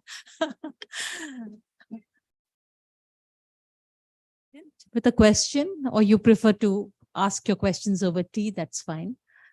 Okay, I'm going to invite all the panelists to take a shot at these 3 questions on middle-level functionaries and professional development, conceptions of how we define teaching quality. Professor Mentor. Okay. Can I please ask you to repeat the questions because we couldn't hear, at least I couldn't hear anything. I will ask couldn't hear the my questions colleagues from to the type audience. it into chat and keep the time for responding. So Professor Tatu, it will be typed for you in the chat for your reference. Thank you. I couldn't hear it either. Oh, so then I'm going to ask Jyoti to start and Yusuf, and then come to both of you. Awesome. The question, well, functionaries, I will answer putting myself in that role. What I tried to also highlight in my presentation was that it is not the policy intent that necessarily translates to what the intention was. And that is why I looked at 4 practices. The practices by themselves reflect a certain intent, which is that teacher education should be multidisciplinary. It should nurture diversity and a diversity consciousness. It should nurture research and research skills among student teachers. But the institutional processes do not translate into that. So policy by itself is neither a bar nor an enabler. And it is the actual agency of the teacher educator, further facilitated by the institutional processes, that can actually lead to quality education. Now, the question about conceptions of teacher quality, the program I come from, the conceptions of teacher quality are very clear, that teachers must learn to become child-centered, they must follow child-centered pedagogical practices, and the courses in pedagogy and all the other core areas are designed to build a conceptual base in that direction. So activity-based teaching, keeping your work always to the context, these are some of the common themes that are emphasized in all the courses across the theory and practicum courses and the pedagogy courses. So the conception of teacher quality is more that is the teacher a good facilitator of children learning on their own. So yeah. So there were 3 questions. I'll start with the middle one on spending, because there's a question of what do we spend? I didn't have time to say it, but I'll read it out. Across all the dimensions of teachers' work and well-being, there is very limited attention paid to the issues of financing. For example, in an article we're writing, we point to the dearth of studies which examines government spending of CPD and the impact of spending. We know it goes on, but nobody can tell us systematically how much is spent on CPD and whether any of that has any kind of impact. There's also a dearth of studies on the cost benefits of different interventions and practices on teacher performance. I mean, what's the benefits of getting every teacher to do a lesson plan or teach at the right level compared to the teacher doing something else? The only thing we know there's a lot of studies on, which is not surprising, there's a lot of studies on teacher salaries. There's almost an obsession on teacher salary to the detriment of other studies of financing. Now, there are global understandings, they're not norms. Let me be clear. If you have a policy which says that 10% of a teacher's working directive time is spent on CPD, then you need to budget for 10% monies on it, because giving provision of 10%, so an average teacher spends 1,600 to 1,800 hours a year, or you can work it out number of days, that's 220 days. That means 22 days or 160 to 80 hours should be the right of every teacher to have professional development. Having the right means you've got to budget for that, and which means that roughly 10% of an education budget should be spent. It's not a hard and fast rule, it's just a proxy indicator. I will answer only one other question and then pass it on, because I think the others can be asked. This is an interesting question. We did a study and we're writing it up in South Africa as a pilot of looking at in-depth teachers' pedagogy in the classroom. It's taken lots of hours. We noticed very good things. We noticed there's no obvious transfers. We noticed some good practice. but we can't correlate it as you're trying to do with results. But then we realize that we're doing the wrong correlation, because results measure something that the observations are not measuring, right? If we were measuring other things, then our observations might be closely aligned. So if we were measuring equity, then when we see equity, it makes sense. But performance results don't measure equity. So we think that the correlations that are made are important, but they need to be a bit unpacked. So seeing good things doesn't mean it's not resulting in good practice. There are benefits that are happening, but because you're not measuring it, you think it's not happening. And so it's a question of what you measure, you get done. And what you see, you correlate with what you choose to measure. And that's the problem, I think. So that's a short answer. Thank you. Professor Mentor and Professor Tatu, I hope you have seen the questions in the chat now. Yes, thank you. Yeah. I'll just pick up two of the questions because I know we're running out of time, but the question about professional development for middle-level functionaries, I think is a very interesting one that picks up on what Yusuf Syed said about the significance of these middle levels. I'd like to link that with a suggestion that Teresa Tato made about communities of practice. And I do think this is a time of great significance for teachers teaching and teacher education. And one opportunity we should seek to explore is to establish better communities of practice involving those middle-level functionaries so that they can develop a better understanding of what actually goes on in classrooms, in schools, and in teacher education. And I don't think there are many examples of effective work of that anywhere around the world at the moment, and we should be looking to open up those opportunities. I won't say anything about the spending, although I do note that the status of teachers does vary as policies change. And for example, the status of teachers in the Soviet Union, as I was mentioning earlier, was very high, even if they didn't have agency. The status of teachers has started to fall very dramatically since the breakup of the Soviet Union. That's an interesting linked point to the question about teachers' pay and conditions. But the final point I want to make is about preparing student teachers for the 21st century. And I do think we have some shortfalls there. We really must consider the implications of climate change and of environmental degradation. We really must consider the plight of enforced migration and the experiences of refugees in our societies, as Yusuf mentioned. We really must consider the impact of conflict on learners and strive to make equity and inclusion central tenets of all the policies and practices of teacher education in whatever setting. So those are some of the 21st century challenges that I don't think we are yet meeting effectively. Thank you very much. Tatu? I think I'm going to take question 5 again, also defining the quality of teachers. And one thing I wanted to say is I wanted to bring in the perspective of cognitive science, where there has been a lot of research done on what are effective practices that teachers have for children who are in a disadvantaged situation. This could be issues of language, could be socioeconomic status, and so on. But children who don't have the knowledge of how schools work, what does it mean to learn, what does it mean to know? I see this in Arizona frequently.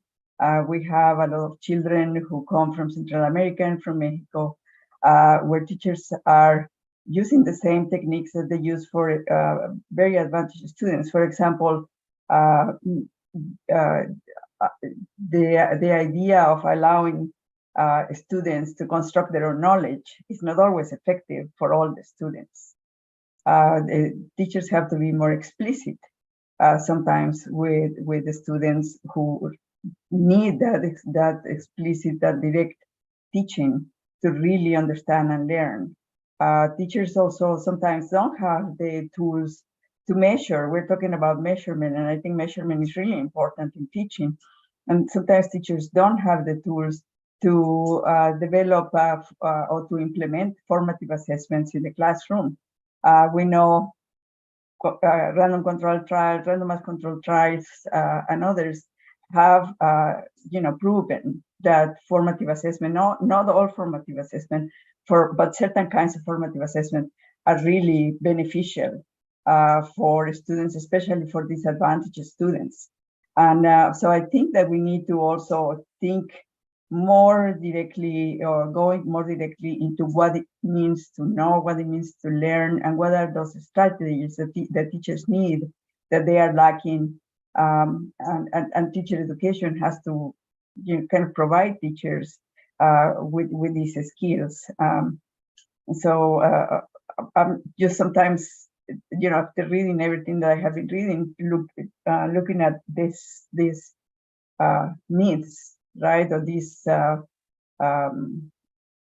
situations where we're copying what everybody else is copying, where we're saying constructivism is the way to go, when it really we don't really have proof that it really works, especially for the disadvantaged kids. So the answer is maybe we're not preparing all students for the 21st century, maybe some students. Thank you, Professor Tatu. I think with this, we should close this panel. I especially thank Professor Mentor and Professor Tatu for joining us online at rather unearthly hours in your continents and contexts. Thank you very much for your valuable inputs and getting this important symposium going. Thank you, Jyoti. Thank you, Yusuf, for your inputs to this panel and to the audience. Please join us outside for tea now. And we'll be back at 11:45. So I hope there will be many counters serving tea, so we can all get our tea before we come back. Always. We'd love to have some tea. Bye-bye.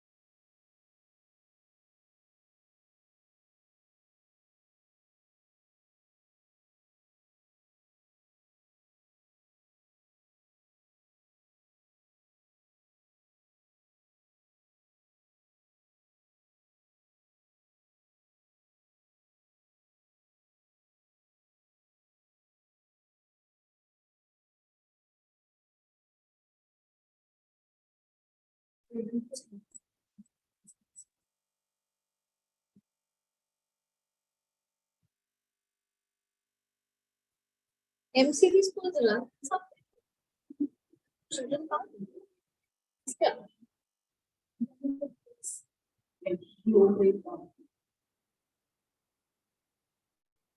Sometimes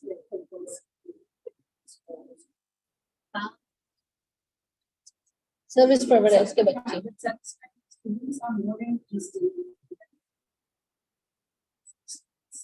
migrate workers बच्चे कहाँ मिलेंगे all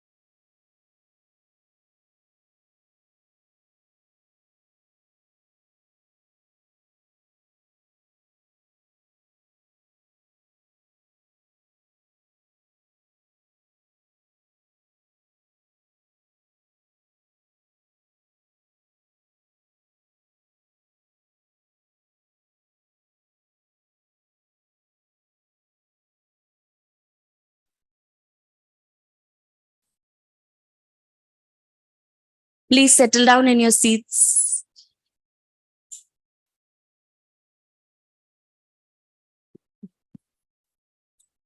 Sit.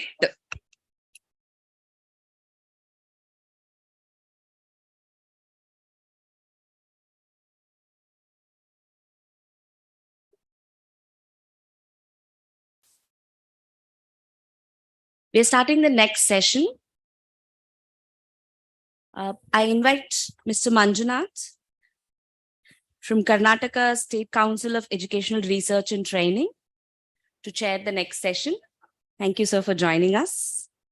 And our colleagues from CET will be presenting their research from which has been conducted since 2015. These are case studies of SPARC Connected Learning for Initiative Study.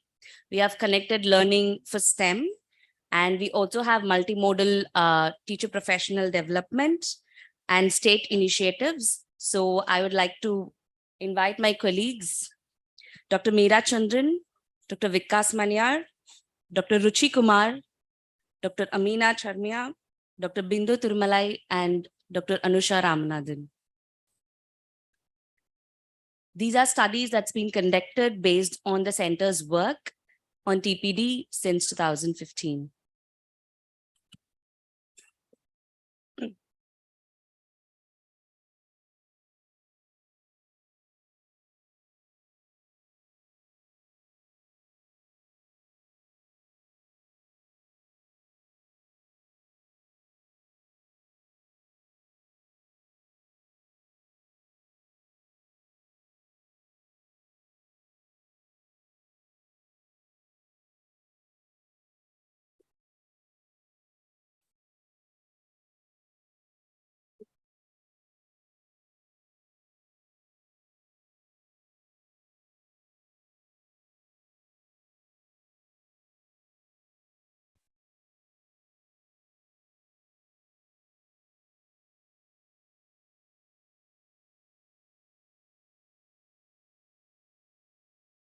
Let us start the session. Before that, I would like to quote, I cannot teach anybody anything, but I can only make them think.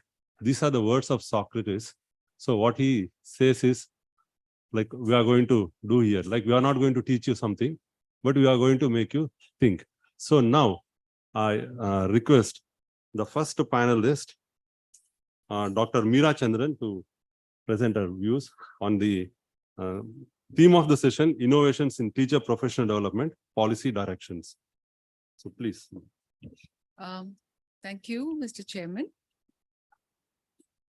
And thank you. And let me share with you the overview of this presentation, which is titled Innovation Diffusion of TPD at Scale. And it draws upon a large-scale program named the Connected Learning Initiative. That was an ICT-based intervention of TPD at scale. The next slide, please. So broadly in this presentation, I will be touching upon the CLICS ecosystem, which is the context of the innovation that the study is based on. And I will be sharing with you a brief outline of what is the nature of this innovation diffusion. So as you can see, I'm not going into the details of the innovation itself. I will, I'm expecting that our colleagues are going to be talking about the innovation itself more in detail in their presentations. But here the focus is more on the diffusion of the innovation. So the study design and some of the findings. And in keeping with the theme of the panel, I will also be sharing with you some implications for innovation diffusion at scale. And hopefully from there, we will be able to draw some connections to policy directions as well. So for those of us who are probably not aware, Connected Learning Initiative is a very large-scale, multi-state, multi-partnership program that brings about meaningful integration of ICT at the secondary level schools. And the phase 1 of Connected Learning Initiative achieved an outreach of 398 underserved government schools across 4 states in India, reaching over 75,000 students, 3,500 teachers, and 240 teacher educators. Broadly, the emphasis was on focusing on pedagogic transformation through pedagogic pillars, such as collaborative learning, authentic learning, and learning from errors. And this was implemented across the schools through very strong teacher professional development initiatives. So moving on to the next slide, please.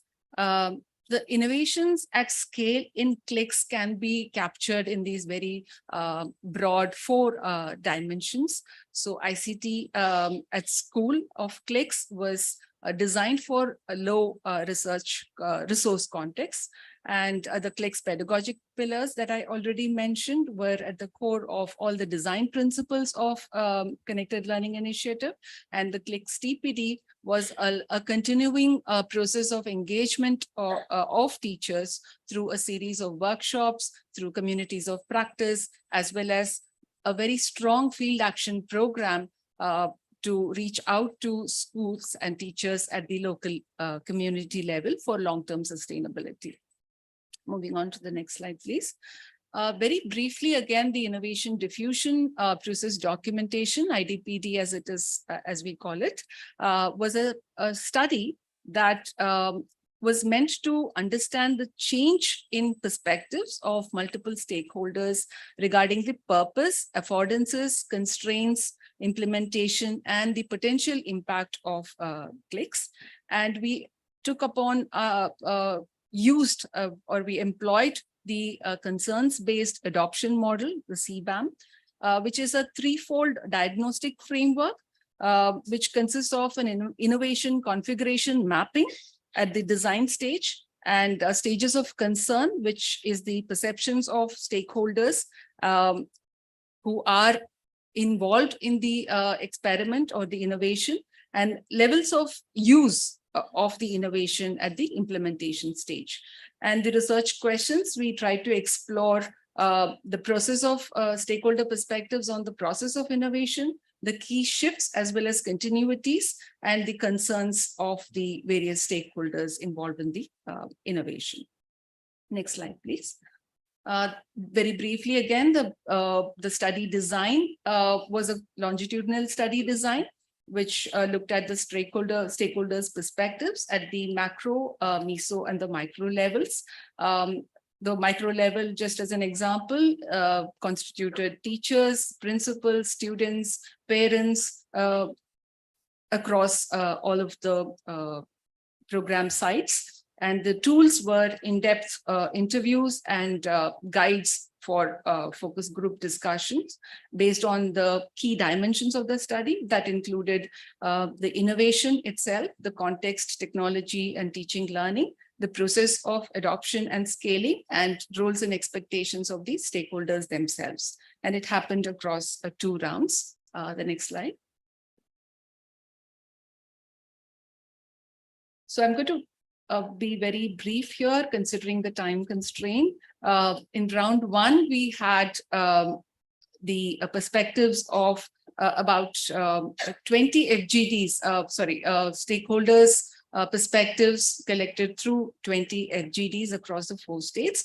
And you will find that the concerns and the focus of all the stakeholders were at a more operational level. While there was much hope that they expressed and the promise of the shift, the paradigm shift in pedagogic learning in the classroom, and the increased confidence of teachers in being able to integrate ICT into their teaching, but most of their concerns seem to be at the operational and mechanistic levels. The next slide, please.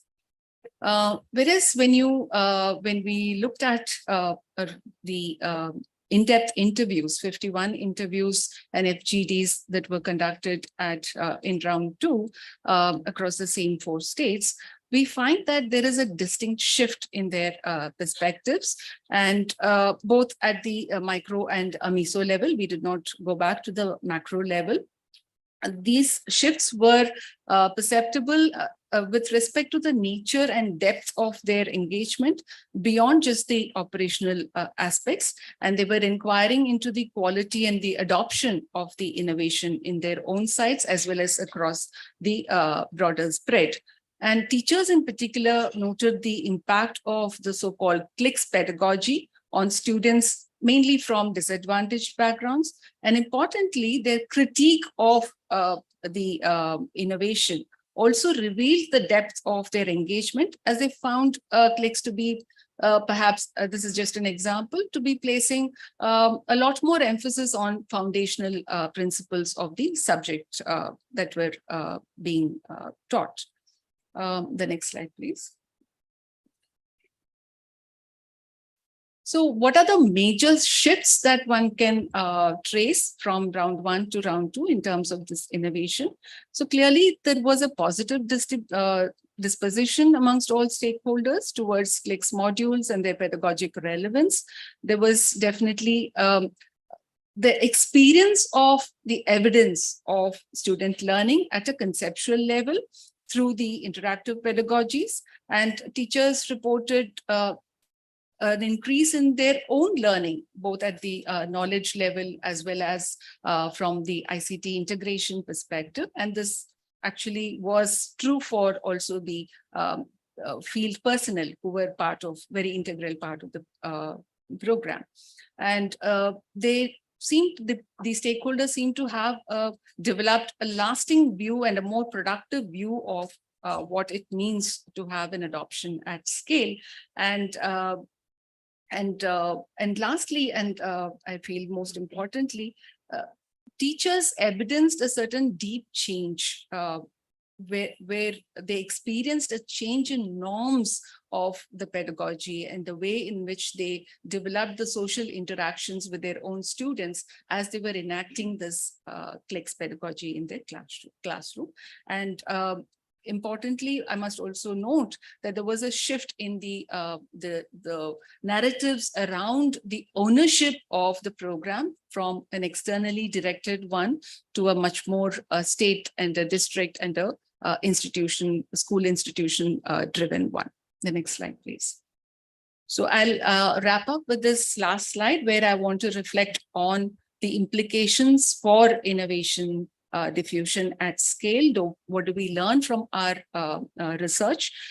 We find that our findings corroborate or correspond with what research tells us, that innovation diffusion is beyond numbers. It is about encompassing qualitative dimensions of depth, sustainability, shift, as well as spread.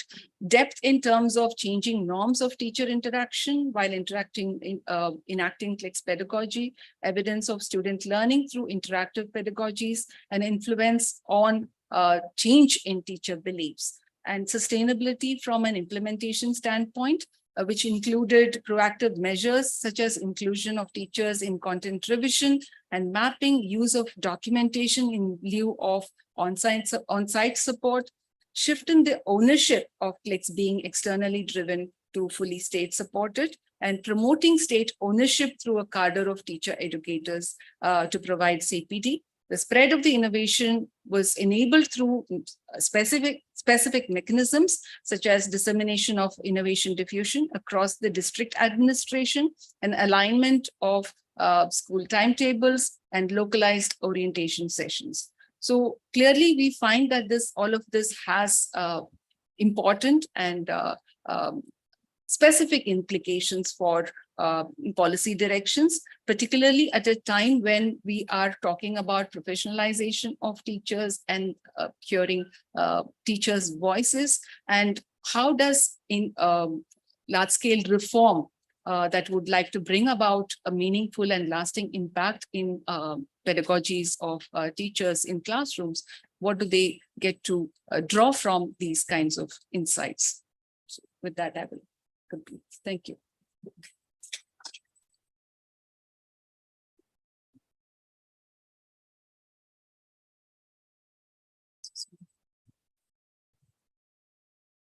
Thank you, Dr. Meera, for sharing the findings of your research on clicks.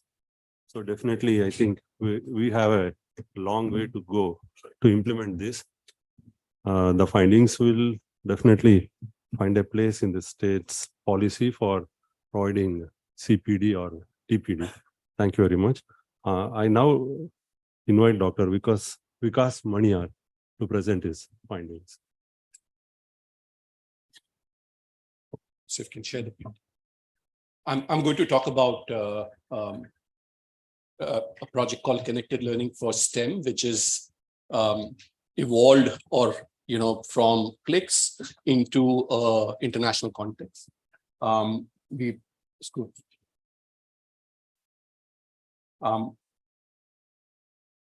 It's being implemented in 3 countries, Nigeria, Tanzania, and Bhutan. And of course, I speak on behalf of all the partners. We have Dr. Dorji, President Sussex College, who's the lead investigator in Bhutan. We have Dr. Kwaba somewhere in the audience, and we have Mafida from Bayero University, Kano. All my colleagues, and of course, too many from TIS to name, so I'll just pass that one. Very poor visibility. Anyways, I mean, the fact that we started with clicks as an innovation, and then we got an opportunity to take it to other countries in the global south, and we took this whole South-South partnership to be a very serious consideration. We wanted it to reflect in everything we do, the way we design our innovation, the way we set up governance mechanisms, the way we listen to each other. And so that was a very serious undertaking in this project. And one could talk about it in itself as to what we did, but since we don't have time, it is, of course, like clicks, technology-enabled, teacher professional development innovation. We added a practice component, a very significant practice component in the project, where we wanted teachers to try out what they learned online in their classrooms and then reflect on it and come back and report it.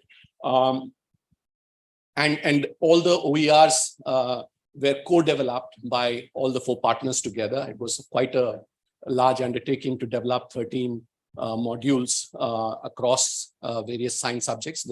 And of course, there were online COPs or online communities of practice that were very active. As this is a collaboration of teacher education institutions, deliberately so, because we felt that a knowledge base can reside in these institutions in long term. And so they were chosen like that. And there was a very concerted effort to develop teacher educator capacities, not just for higher order teaching and learning, but also in developing these online open education resources, how to manage communities of practice and such. And of course, we were concerned about higher order teaching and learning in science and math. That was primarily, but we were very concerned about inclusion and equity as well. That was another very important consideration in designing the innovation. We'll go to the next step. Many things here. Unfortunately, you can't see much, but I'll read it. I mean, this is an early finding, early research findings that we have got from the project. So one of the things that we tested was a change in teachers' knowledge, attitude, and practice as a result of their engagement with the CL4 STEM. And the way we did it was we created a framework around 10 dimensions that were identified as key to what we were doing. And then we looked at their knowledge, attitudes, and practices at the beginning of the project. The pilot itself was from June to December, so it was a rather short duration pilot. And so one did not expect very significant changes. Also, we were not just piloting the innovation, but we were also piloting the outcomes framework and the research design, because we were trying to learn from this whole experience of how do we then fine-tune our outcomes framework? How do we fine-tune our research designs for the next iteration if one comes? And one did come, and I'm going to talk about it. And so what we saw was there was a pretty good change in teachers' pedagogical content knowledge as well as general pedagogical knowledge. And most of the gains were in the way they dealt with the instructional strategies in classroom for science and math, the way they used materials and resources, the way they represented the content. And of course, there was a very significant, this is very heartening for us, was a very significant impact on equity and inclusion, the focus on equity and inclusion. And teacher after teacher came back and said how much they learned about the issues of equity and inclusion and the skills to address those, not just learn and be aware, but what to do about it. And that was quite a significant impact for us. We did use CBAM. This one is what we used was a framework that is developed by Moore and Ben-Bassad, which is itself based on Rogers' diffusion of innovation framework, which is essentially an evaluation of teachers' perception on the innovation itself. How did they perceive the innovation to be? And the theory is that if you have positive disposition to the innovation, then there's a greater likelihood of acceptance and scaling and sustainability and such. And this was again quite positive. When we introduced the innovation to them, and then immediately we did the first round of perceptions capturing, which was very high, and we were kind of taking it with a grain of salt. I mean, we don't know what happens when they engage with the innovation, but fortunately, even towards the end of them, these are their perceptions towards the end of the innovation, where they again reiterated that they have quite a positive disposition towards the innovation design, both in terms of it being advantageous than what they are doing, it is compatible with their way of working, it is easy to use, and so forth, right? So it again bodes well. Of course, there are concerns, right? And I'm going to come to concerns in the next slide. But the overall perception of teachers who are engaged in this project was reasonably positive. The one area that we had negative perceptions was voluntariness, which is not surprising because this is an institutionally kind of introduced innovation where teachers were required to participate. But over time, they felt more and more interested in participation itself. Next one. So we did do very similar to what Meera mentioned. We did do the stages of concern levels of use. We did not follow the protocol suggested by the CBAM framework because we found it to be too intensive for our kind of work. We did a very, ask the teachers directly where they are on the stages of concern levels of use without probing much. So it should be taken with that kind of a warning.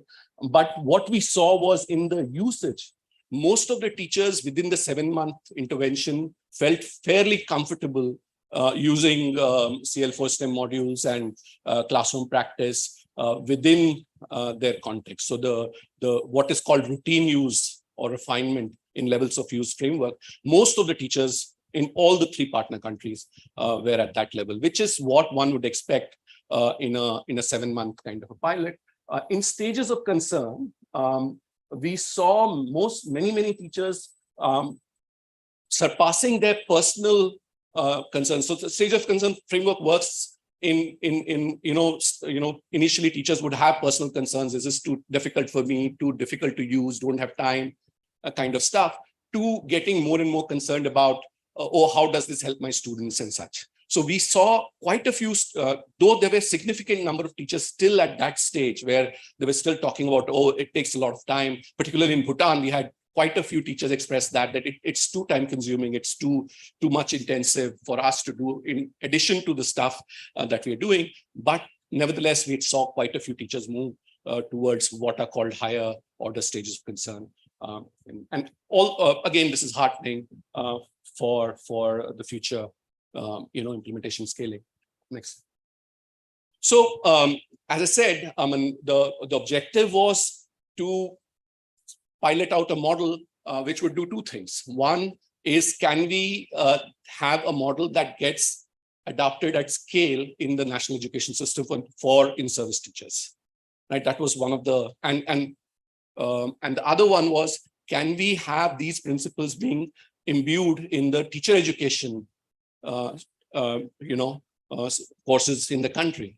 Fortunately, since all the three partners are teacher education institutions themselves, that is, I mean, starting that is rather easy. And we have already committed, all the partners are already committed to do that in their universities and then take it elsewhere. And the first one of doing it in the in-service frame, we have now been selected to for an extension grant, which allows us to then now again try out this thing as if we were the education department is running it. You know, there's another pilot. The first pilot was we were running it. We were informing education of department officials of what's happening. Now there's a much greater involvement of the education department, and we are going to refine all the issues that we had identified in the first stage of pilot and redo the pilot and hopefully get much more confidence that this can get scaled throughout the system. Yeah. I must say that this research fund is funded by IDRC and GP KICS. So thank you for that.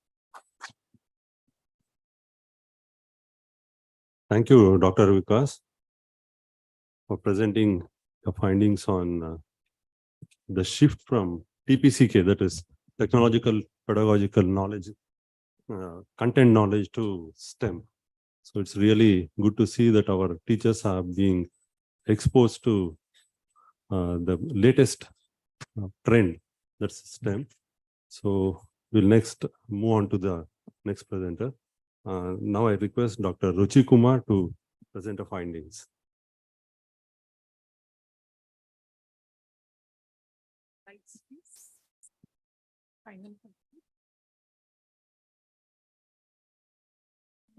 There is a final finding. Just one.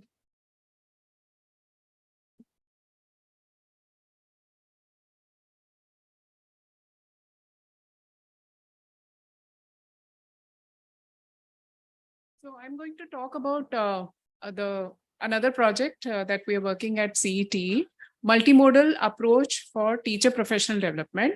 And this is also funded by IDRC GPE KICS regional grant. This is led by Maldives, Villa College in Maldives, and the CET, Center of Excellence in Teacher Education, is the technical lead. The Swedish Committee of Afghanistan is also an implementing partner in Afghanistan itself. This project basically focused on certain key areas which were about developing the capacity of mid-level functionaries for using ICT, action research, and mentoring in their own professional development contexts in these three countries itself. Can I have the slides? Are you able to follow?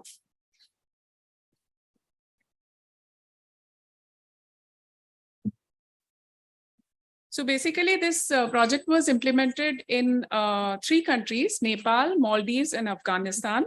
And we basically did two studies in this project. The first one was the landscape mapping study, where we tried to understand what is the landscape of teacher education in these three countries and what are the issues that they are facing in this.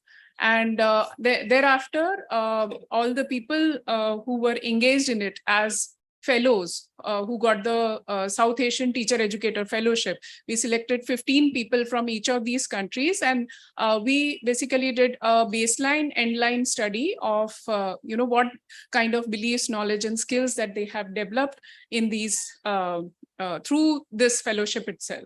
The next slide, please. The next slide. Yeah.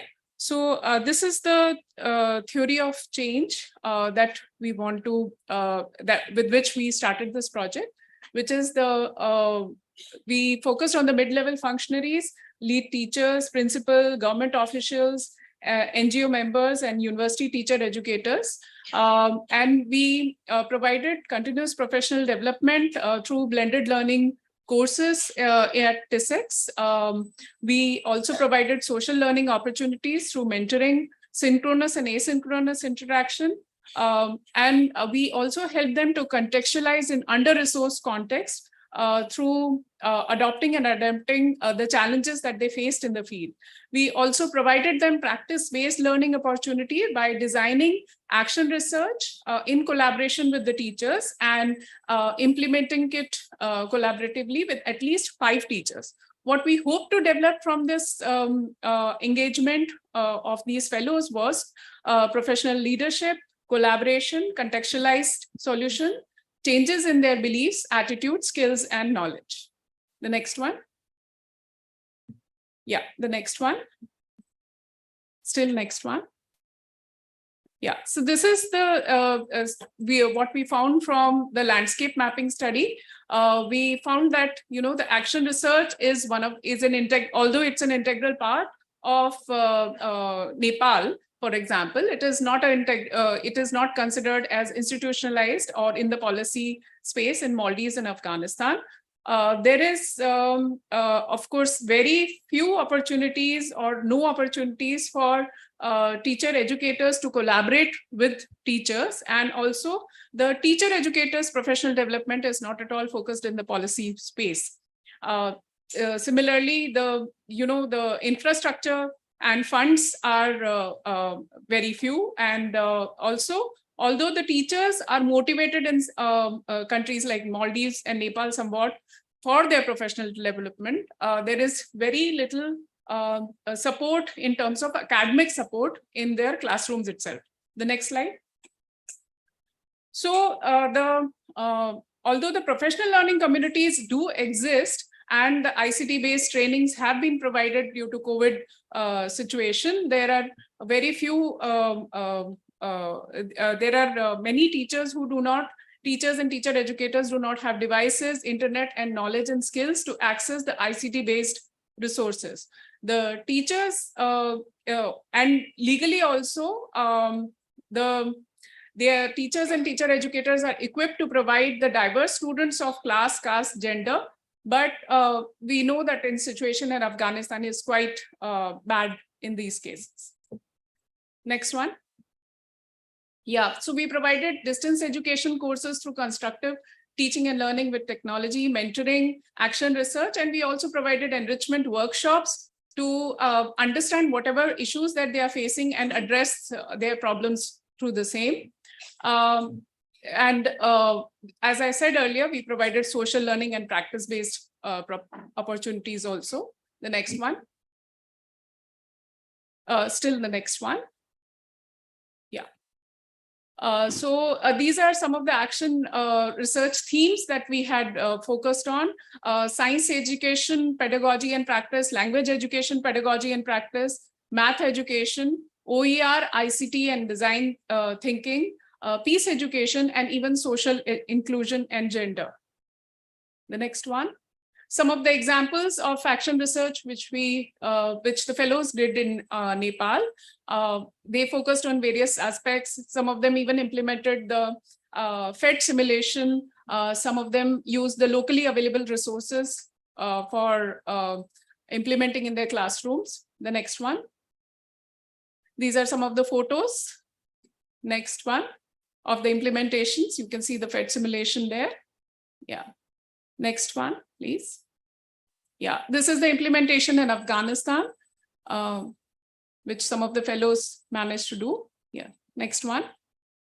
So what we find through the baseline endline analysis of the fellows through surveys and through interviews is that in the surveys, we see a positive change in their familiarity with the action research and also their understanding of action research. The next one.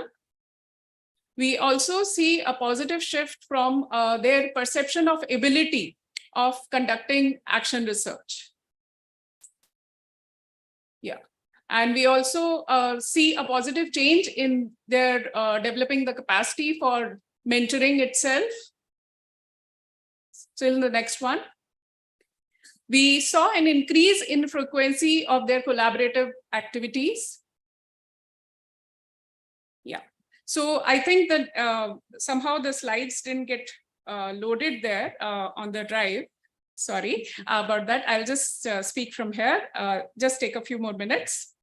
Yeah. So what we found that there was a positive shift in the fellows' understanding in terms of surveys. We see a significant change in their perceptions about action research ability, their beliefs about the positive outcomes of action research, their understanding about how collaboration, mentoring, reflection can contribute towards teachers' professional development. And we feel that this is quite significant in bringing about their change in understanding of what works in teacher professional development and how it works.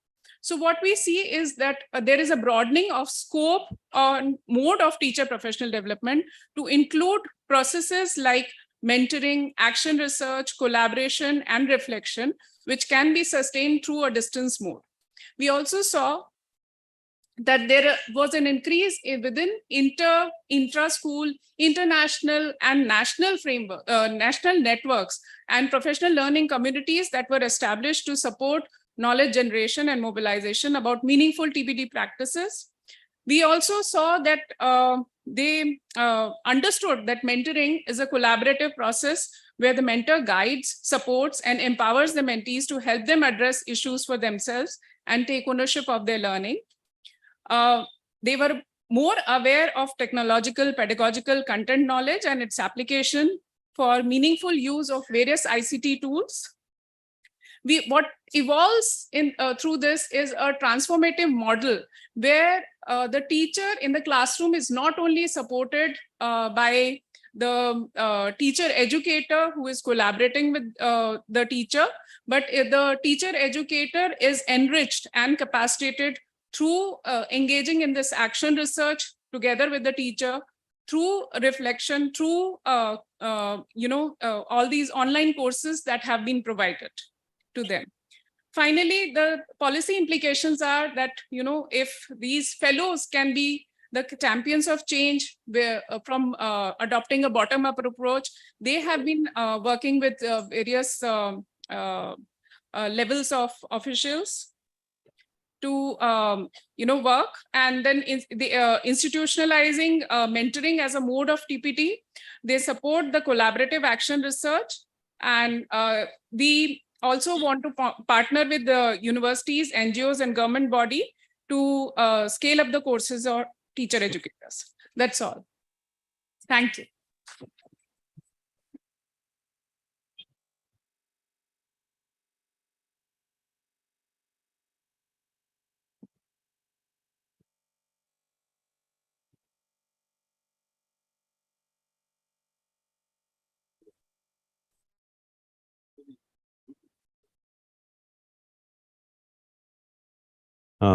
Teachers from these three countries, Maldives, Afghanistan, and Nepal, taking up action research to achieve teacher professional development, because teacher professional development will give them an opportunity to have a look at the what their practices are being made in the classrooms, and also to know the impact of the teaching on the learning outcomes of the students. So this is really good. I thank you for your presentation. And now I invite Dr. Amina Charania to present her findings.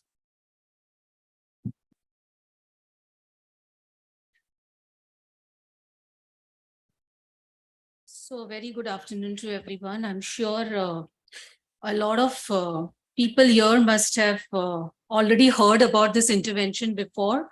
Particularly today, I would like to emphasize the findings of this large-scale TPD that we conducted in India in 7 states with support from UNICEF.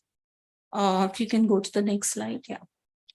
So just a background about this project, it's called Leadership in Constructivist Teaching and Learning with technology. This was one of the certificate courses that was developed at the center, which was offered to around 3,600 teachers across 7 states in 6 languages through online mode during the COVID period. After they complete this 6 weeks, where the objective of this course was to really understand and appreciate what is constructivist teaching and learning, and also use it into their classroom practice.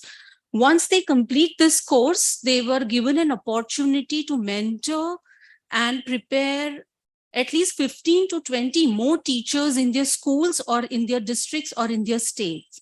So it was really a nested approach through community of practice, where we were giving very close learning support to these 3,600 teachers, and also through community of practice groups to the teachers whom they were training. So that's why it's more like a nested, a little bit of cascade, but kind of a combination. You can go to the next slide. Yeah, so go to the previous slide, please. So this is the entire model of the implementation model of the entire program. Our completion rate of teachers at the first stage were about, it had a range of 62% to 39%, with an average of around 51% completion in online. Mostly these teachers were rural and all government schools. Go to the next slide. Yeah, so this is just a snapshot of the kind of learning support provided to these teachers during this program, which included use of distance technologies, mostly in the synchronous mode, giving helpline support, the COP, putting chat bots that I'll talk a little bit in COP, which really helped us personalize a little bit personalized and feel connecting more to the teachers. It also included online classes, asynchronous, making small videos, which would also support them how to engage in an online environment. The practice mode, where they had to go back and practice in their classroom and bring the evidence of practice into the community of practice group and the learning management system, and really engage in a reflective process. So it was really a long learning curve for a lot of teachers in rural areas in India who had not taken an online course ever. And really understanding and practicing the constructivist teaching and learning with technology was a very deep learning curve, and it really required an army of learning support in the background in 7 different languages, and the programs spanned for about 14 months. So it was quite ambitious, but it was really like running in a mission mode for 14 months. So this is just a background of what we did. Can you go to the next slide? Yeah, this is what we just published in 2023, where we kind of, with our interview data, the survey data, and focus group discussion, when we mapped that in what ways multiple technologies kind of enabled different pedagogies for TPD in an online mode, and what innovative features really evolved with this model. So you can even have access to this article, but we were actually using pedagogies and assessment like peer assessments. And these were not only our scaling strategies, but it also allowed confidence. For example, in some of our interviews, the teachers really liked peer assessment because they said we were paying more attention to our making of lesson plan, because it's not the TIS faculty viewing it, but it's also our colleagues who will look at it. So it really had a pedagogical impact while it was also supporting scale. Can you go to the next slide? These are some of the findings that we could accrue. So we conducted pre and post survey from the teachers before the course and after the course, and after the program. We also did multiple interviews. About 1,119 teachers took this survey. Some of the findings that we could vouch for are a majority of participants found the course relevant to their classroom practice, because practice component was an important part of the entire certificate course. They had to go back, practice, come back and reflect. So this also means that they would also come back with the challenges of implementation and then rediscuss and reflect on it. The course has prepared them for activity-based teaching, because the course, I think the ethos of the course was to use technology in a project-based learning, understand synchronous and asynchronous and different distance technologies and blended technologies, and then integrate that within the curriculum and pedagogy and use it in an activity-based approach. So a lot of teachers found that it is useful for them it was useful for them, and maybe we'll have to go back and check if that part has sustained over time. Teachers' opinion also, they said it was worthwhile to invest in smart boards and more technology. It leads to parent satisfaction. So this is what we are seeing, a significant statistical change from pre to post on these variables. There was also a significant increase in disagreements. A lot of teachers said that it's not the computer teacher's responsibility to integrate technology. It's not the sole responsibility of computer teacher. That shows that they also felt that as subject teachers, because all these teachers were subject teachers, could also take the responsibility of integrating. It's not just the computer teacher's role to integrate technology, which was quite encouraging finding. Technology can improve exam results and subject learning. I think we shouldn't have clubbed exam results and subject learning together. If we actually had asked them separately, there could be a different result, but that's something for us to learn. But yes, because the entire course asked them to integrate technology within the subjects, that seems like a good practice-oriented evidence for teachers to see in front of them. The teachers' responses, the digital competence also, of course, this is a self-report because this is mostly coming from survey. So their digital competence and their self-report of it has also seen change. Can you go to the next slide? Yeah. A small survey we did, and this was very, very small data, because we asked those who dropped out of the course. And this was not very, because of course, those who dropped out may also not be motivated to continue, but coming back and responding to a survey why I dropped out also shows some level of motivation. So of course, there is a bias in this. And I think the reason for dropping out are very obvious: lack of time, poor internet connectivity, difficult using the TISEX platform because it was very new for them. And I would stop at that, because then the responses kind of go down. Lack of support from school. In future, we would like to go back and interview and understand more from these teachers and maybe give them some kind of a bridge to come back and complete. Yeah, next. So these are some of the implications and recommendations. Some of these findings I have not reported in the earlier slides. I think the whole nature of TPD, which was continuous and practice-based, I think that really, although the learning curve was deep, there was enough time. So 6 to 8 weeks of completing the course and then going mentoring other teachers, building that confidence, an entire period of 4 months in their own and engaging in their own language and practicing in the classroom. I think that has really made kind of an impact for them to understand and implement CTLT, a constructivist teaching and learning with technology in their classrooms, and also become leaders in mentoring other teachers. Multilingual beyond state. So this was very interesting. A lot of all these state governments that we worked with, all 7 governments, they said, it will be better if we offer the course in state language. One of the state also said, our state language, we want instruction in English, so do not use state language.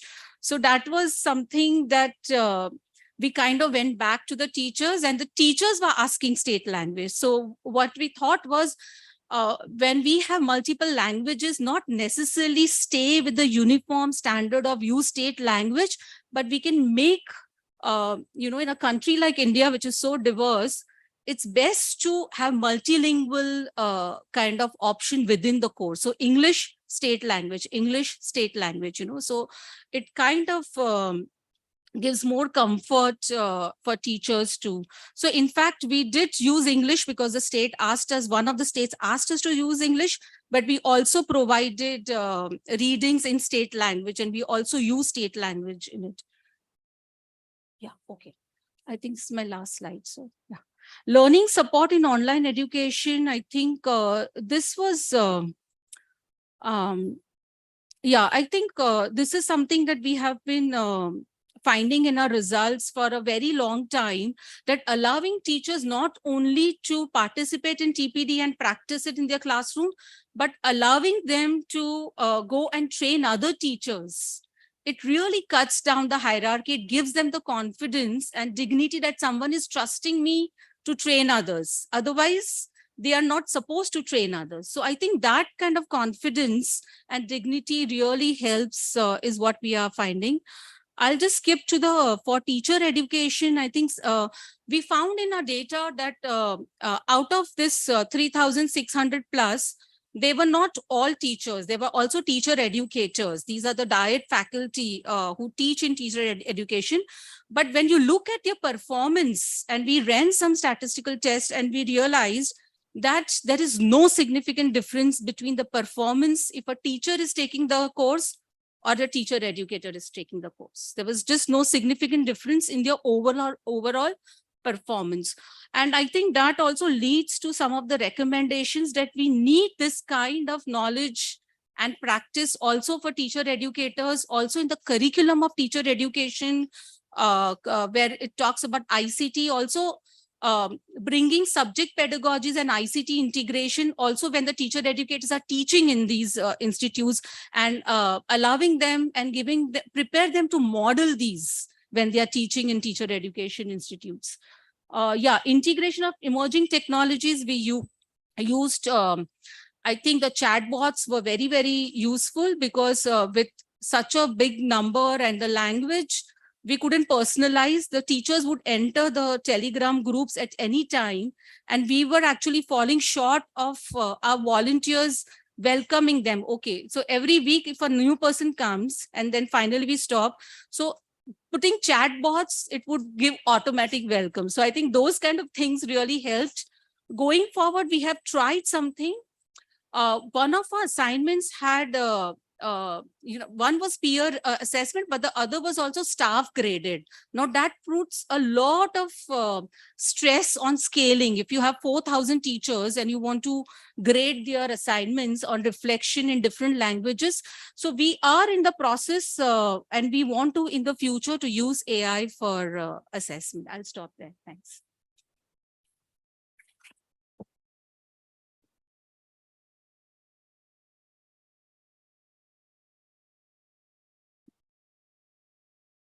Thank you, Dr. Amina. Now I invite Dr. Bindu Tirumalai to present her findings.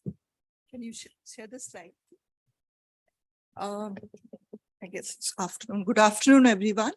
I'm going to talk about a project that we have just begun and are in the very initial stages.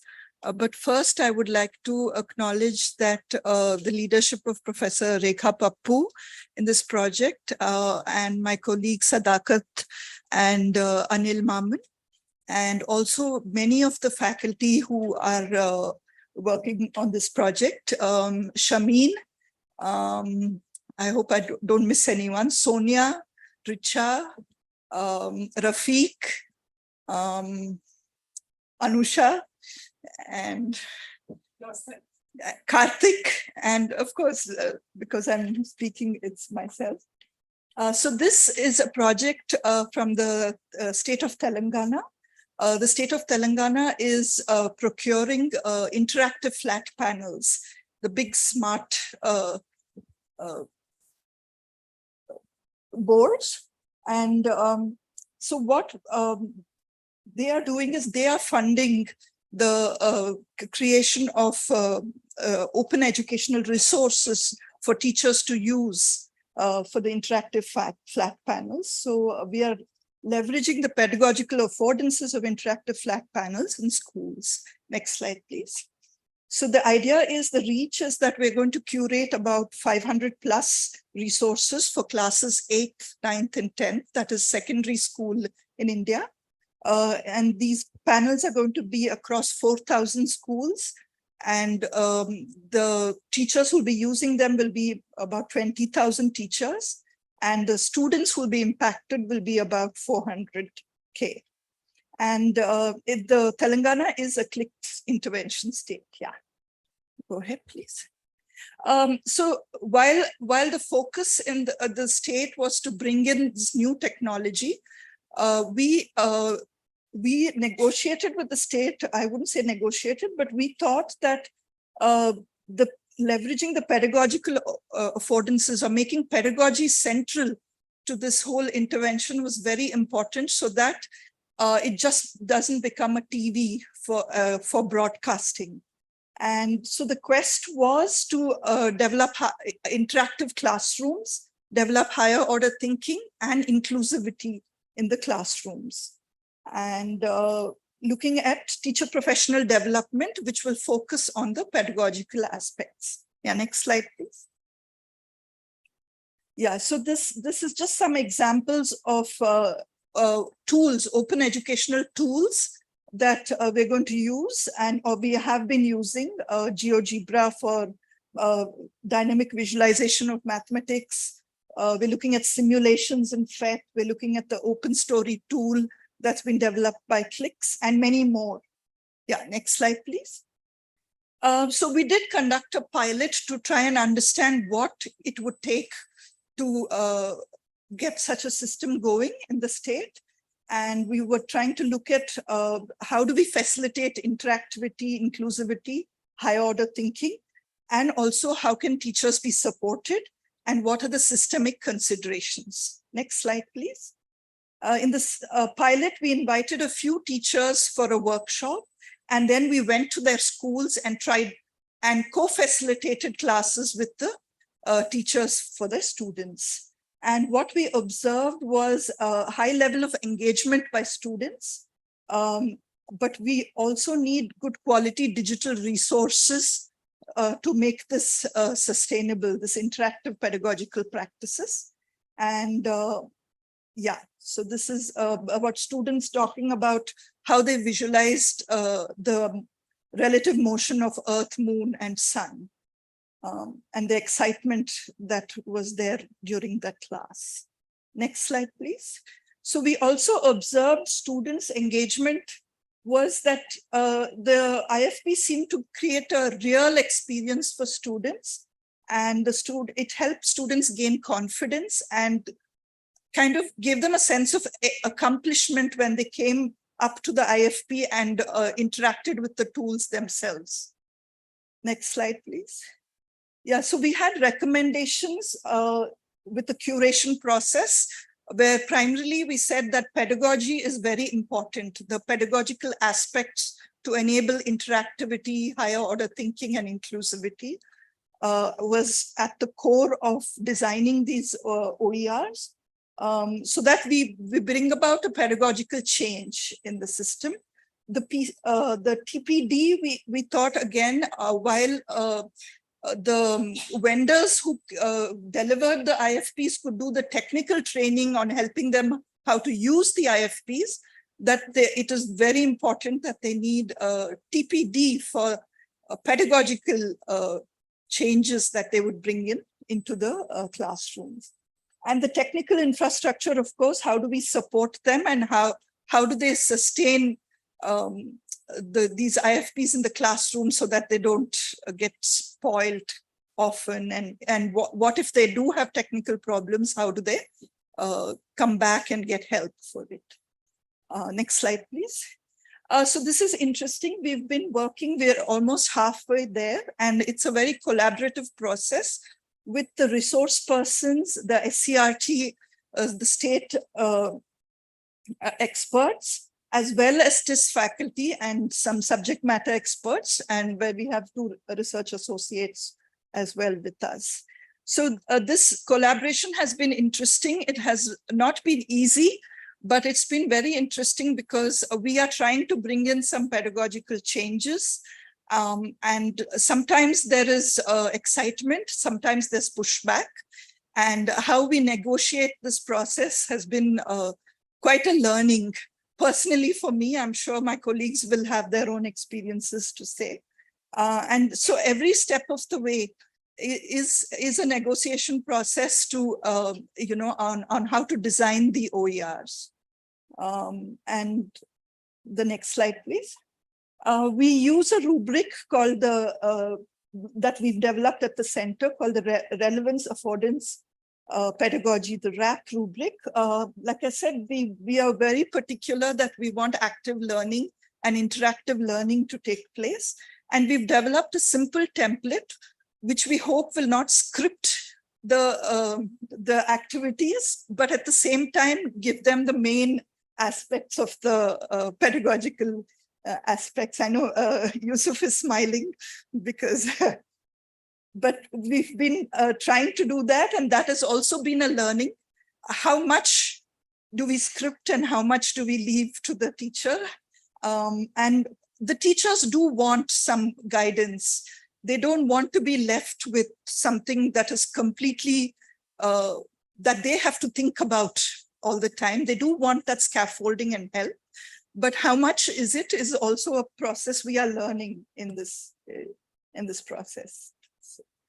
So we are thinking about a digital badge because there'll be 200,000 teachers who will ultimately take this, which is of course a practice-based pedagogy like a micro course and a nested model of TPD like Amina said, subject-based communities of practice.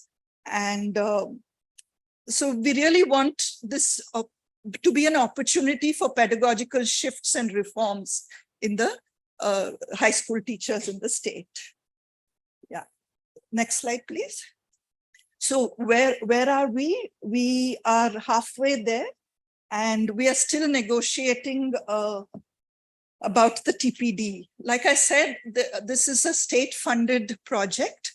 And so it's interesting that nothing is fixed. We are constantly negotiating and trying to procure funding for different aspects of the project.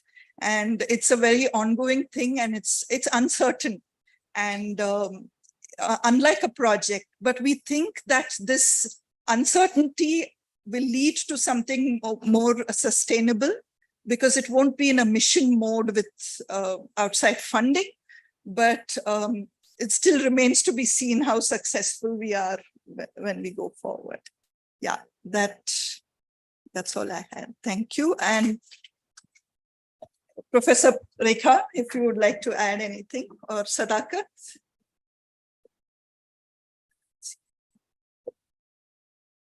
Or anybody else who's involved? No? Thank you. Thank you, Dr. Bindu. Actually, it reminds me of the work that you had done with us in the state of Karnataka. That was way back in 2011-12. So then we had developed OERs, curated them, and also we had loaded the devices of the schools, government schools, with the tools and also the simulations that you were explaining. So that was a decade ago, but now it is happening in Telangana. So I would like to thank you for that association in those years, like 2011, 12, and 12, 13. Thank you. So now I invite Dr. Anusha Ramanathan to present her findings. My life has been made much easier and difficult because what you see here is a panel of talking of scaling of the very two innovations that I'm talking about, CLICS and our online certification programs, which is on Sussex. So I'm not going to explain too much about these because right from where Meera started on looking at the innovation diffusion to Vikas talking about how it is extended to other states, We are looking at how we have leveraged technology, and also what Amina was talking about and Ruchi had indicated through MATPD of using online technologies in education. We have constantly been trying to leverage it. So what have we done? The CLICS modules in terms of references, have been looking through ensuring that we assess planning, we assess environments, and we collaborate with local resources, with teachers, with states, and with other collaborators as much as a partnership as we could, whether it is in technology, whether it is in content pedagogy, and create content that is relevant to local contexts. We also ensured that the programs then leveraged and built up onto creating online courses for teachers that were built on the work that we did on the ground, research that we already were doing in both this context and other contexts, and talking to teachers through the workshops that we conducted and through other consultation meetings in order to ensure that we had a robust CPD going on, which has then scaled into other initiatives and innovations.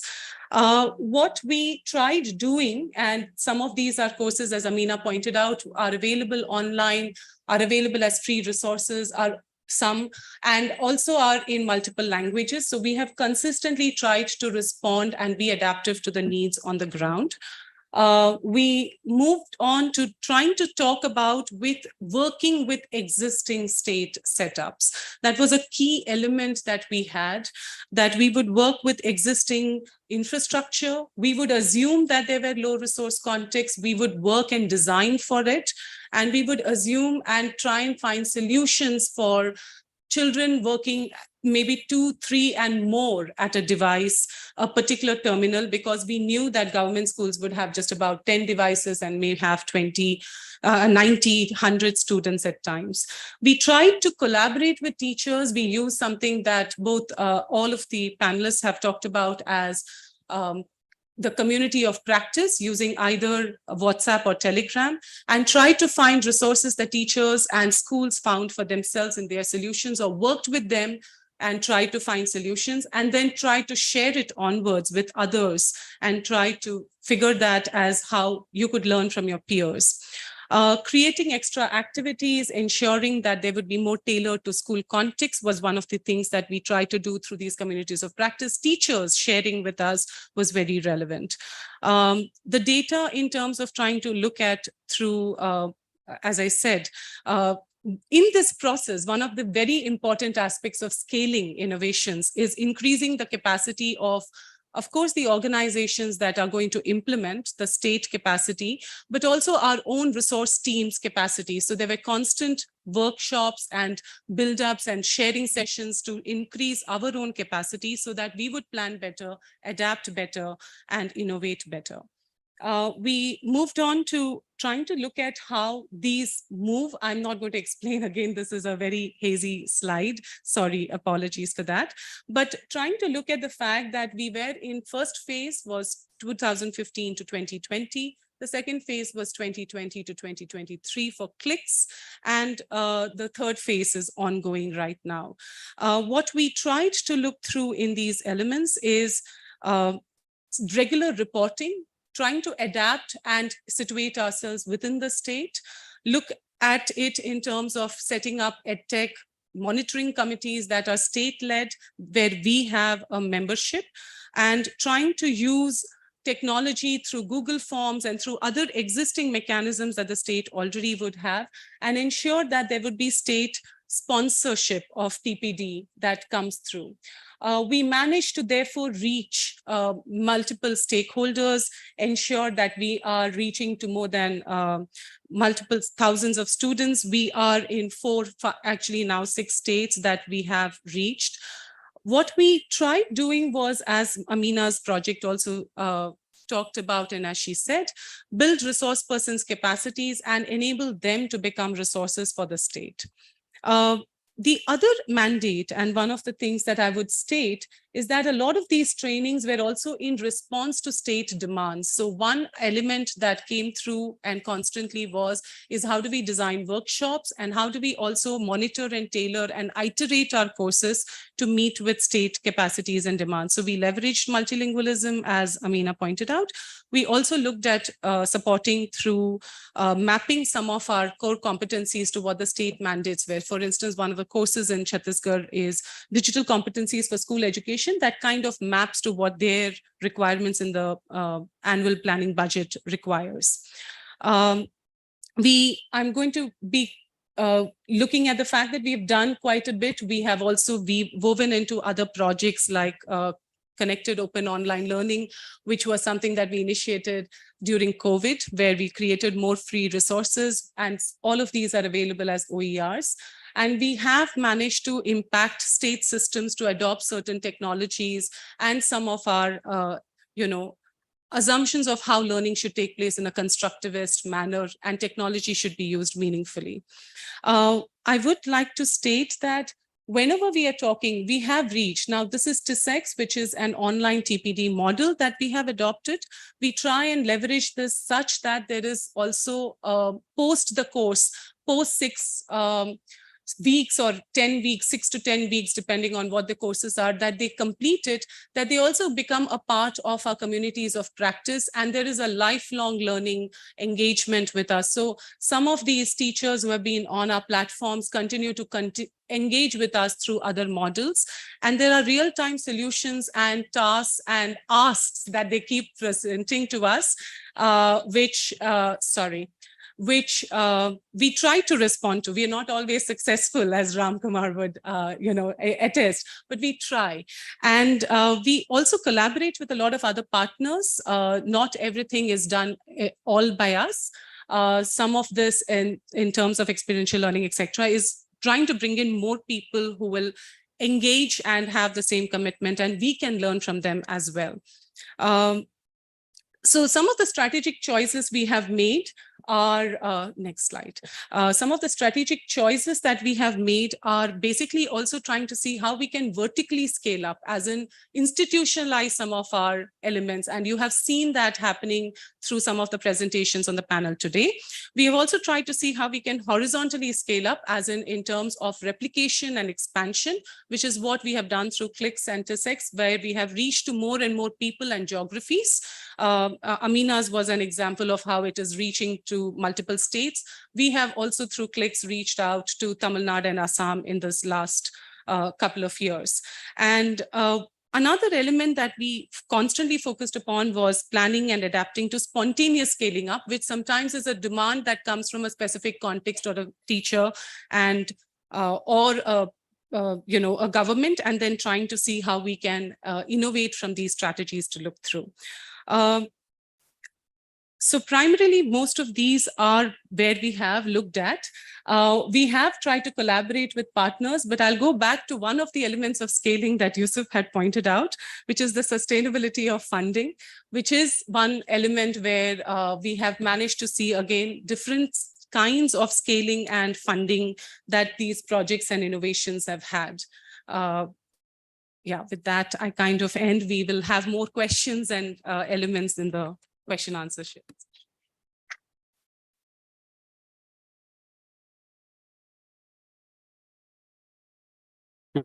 Anusha, for your presentation.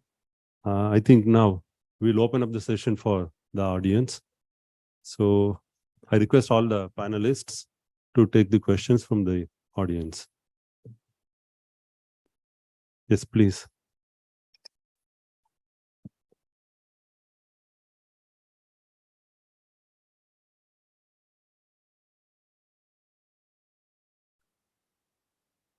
Hello, everyone. So what is the status of curation and adoption of OERs in Uttar Pradesh? Do we have received any project from UP government in creation of OERs with 3-language formula? Please enlighten me with your views. This is a question for Bindu ma'am especially.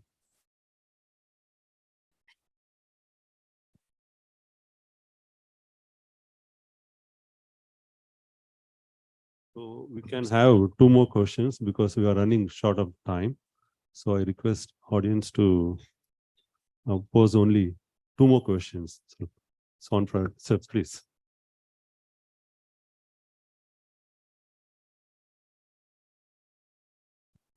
Thank you so much for your presentations. Really interesting projects. First of all, congratulations.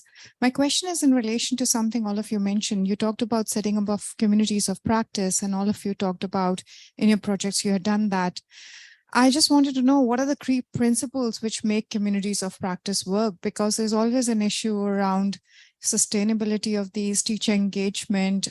We've been involved in a few COPs, so I would really be very keen to hear what are the things that you think work we should get right, and what are the challenges to look out for? Thank you.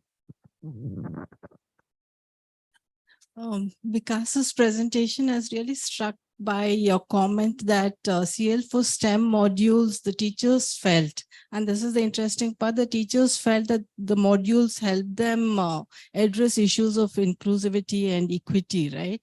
So can you elaborate a bit more about how what was in the modules and how did they then use those? And just curious, Amina, was there a use of the chatbots?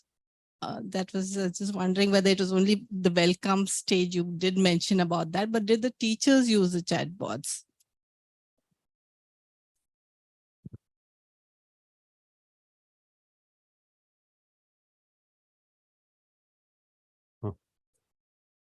Which is the last one. I have a short question for Dr. Bindu. In our department, we had a short add-on course in training students in GeoGebra.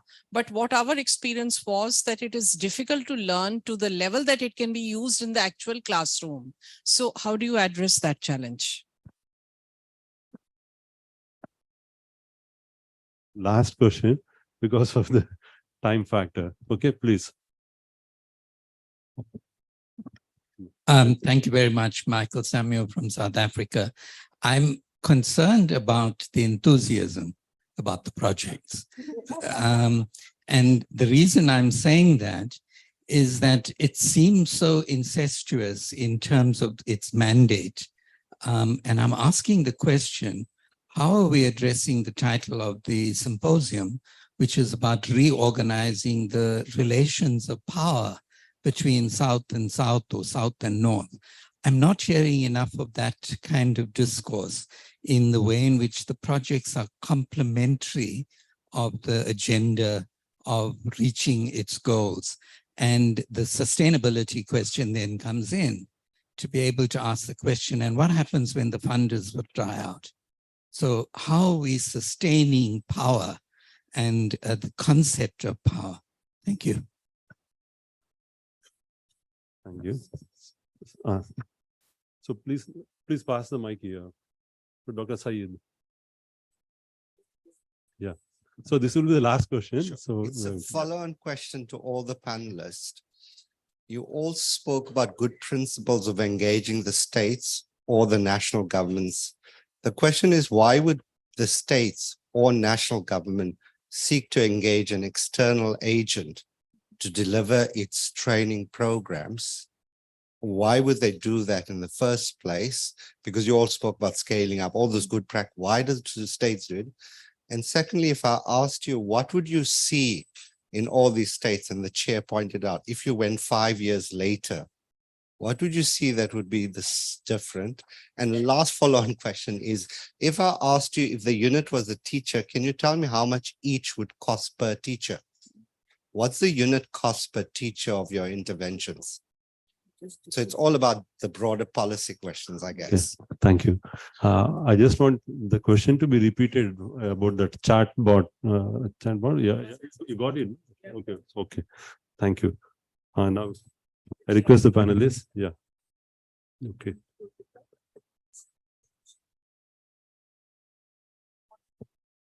Questions? Yes. Yeah. I can start with the South-South question. Yeah. Mike, yes. No, we did not emphasize it in our presentations because we were more focused on presenting what we were doing. And since, it is incestuous, you're doing it, you want to talk about it and so forth. But in CL4 STEM, for example, you would have seen that it is a South-South collaboration in any sense you talk about. It is innovation that was tried out at scale in a global South state, and then we did transfer it, or we did collaborate and co-create a model of that innovation in other 3 countries. And we were very, very mindful, and as mentioned, that to kind of state the way in which we engage with each other from the very beginning, right? There was no, we're very mindful that even though the innovation was created in India, in TIS, there was no implied status or hierarchy in the way we collaborate with each other. We did almost co-create collaboratively amongst 4 countries, all the OERs, from scratch.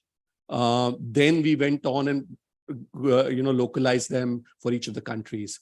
The way the governance was set up, where every fortnight we would come together, all of us, and take collective decisions, listen to each other. So there are multiple things that were tried out on a South-South collaboration that we would love to talk about, if we get a chance in some of the forums.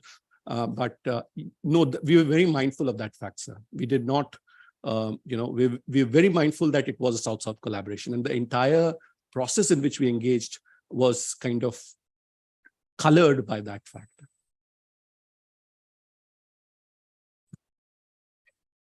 Yeah, about the community of practice, we did study that in quite some detail with mathematics teachers in Telangana. And what we found is that just creating this group, there is no learning organically. That one of the main findings was that really it has to be managed by what are called, transactional members, or teacher educators and experts coming in. And this was managed through weekly posts that engaged in with mathematics pedagogical content knowledge. But we also found that it brings the classroom and the school out in the public, meaning into that community. And this motivated teachers, because they were all in, especially with EdTech, they usually come into workshops or in urban spaces into these really nice computer labs. But when they go back to a lot of issues with technology. And when they saw their colleagues in the same situation, in these low resource spaces, actually making some learning happen, students engaging, they were very motivated by their peers. So it did not grow organically, for one thing. And the third thing is the active members were not many. It was 400 or 500 teachers COP, but about 25 to 30 teachers were active. And what happened was these active teachers were recognized. That was an organic leadership, because they were recognized by the teachers themselves and by the state when they became resource persons. And because they were so active in the COP, when they went down for the district workshops, they were accepted and appreciated by the teachers. So this was some of the major findings in the COP. Just to add on to Bindu's point, that even in MATPD, we felt that the communities, the professional learning communities that were formed, they were at different levels, at the nation level and the inter-countries level also. And then we saw that the fellows have also formed spontaneously communities with their teachers whom they were working at. And they felt that these formation of these spontaneous communities was very helpful, because they were able to talk in the vernacular, in the language of choice, not necessarily English, which they understand. And also they were able to use these communities to connect with teachers, even when they did not have time in their daily space, to engage with the teachers physically, or not able to engage with them physically because they are in different schools, or they are in rural school and the fellow is in different space itself. So it helps them to transcend the boundary of space and time to some extent.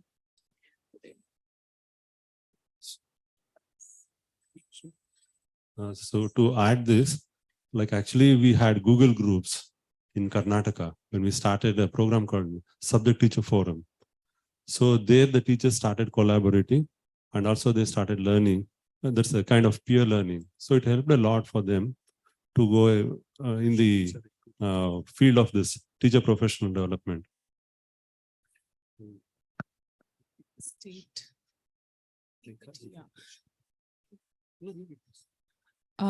So just to, I'll try first to address both the questions that were on why states are interested in engaging others. One is there is a notion that there will be an expertise, there is a dedicated task force, there is someone who is exclusively focused on one of the aspects. The state has multiple aspects. And this has come from states. We are not stating it. We do ask sometimes. The other is funding. It enables funding in different ways for the state to be managed and show a proof of concept that enables the state then to implement it into and include it into their annual planning budget, which is what has been proven in cases like Chhattisgarh, etc., where initially the TPD was funded and by the project, and then the state has now included it in their annual planning budget commissions. And other is it elaborates it enables one person to be engaged with a multitude of partnerships. And this is something that they also expect through our researchers to see what all is there and to ensure that we can leverage other partners and players in the market. That also goes back to one of the points that we were making of how is it sustainable. Through these proofs of concept that someone can come through, it could be made sustainable. But yes, the question of funding and the issue of how it will last the pace is definitely a concern. And unless it gets integrated into those state funding elements, it is difficult, which is why a lot of the projects have tried to initiate that we are part of the state agenda as such. Sure. About the cost, when we're saying, what we've realized is that developing these modules, like MOOC-like modules, though it codifies our ideas and designs about subject pedagogy, it is expensive. And so if you add the costs of designing and developing these modules, you're not going to be able to charge a fee that is sustainable or affordable, is what we find. But if we fund the design and development of these courses, and then of the continuous running of these courses is offered as a fee, we find that to be more sustainable. The other thing is the TISEX platform itself. It's not cheap to maintain, right? It costs a lot of money to maintain it. And the way we can survive and make it sustainable is if we have a large number. So the MOOCs have like 100,000, 200,000, and we are nowhere there. We're still in the thousands. So, so really, if we have our own platform, the way I see it is it's more to tinker with so that we can develop good practices and learn how to do online TPD rather than use it as a model to scale, because I think it's complex to run a platform with so many teachers coming in on a continuous basis.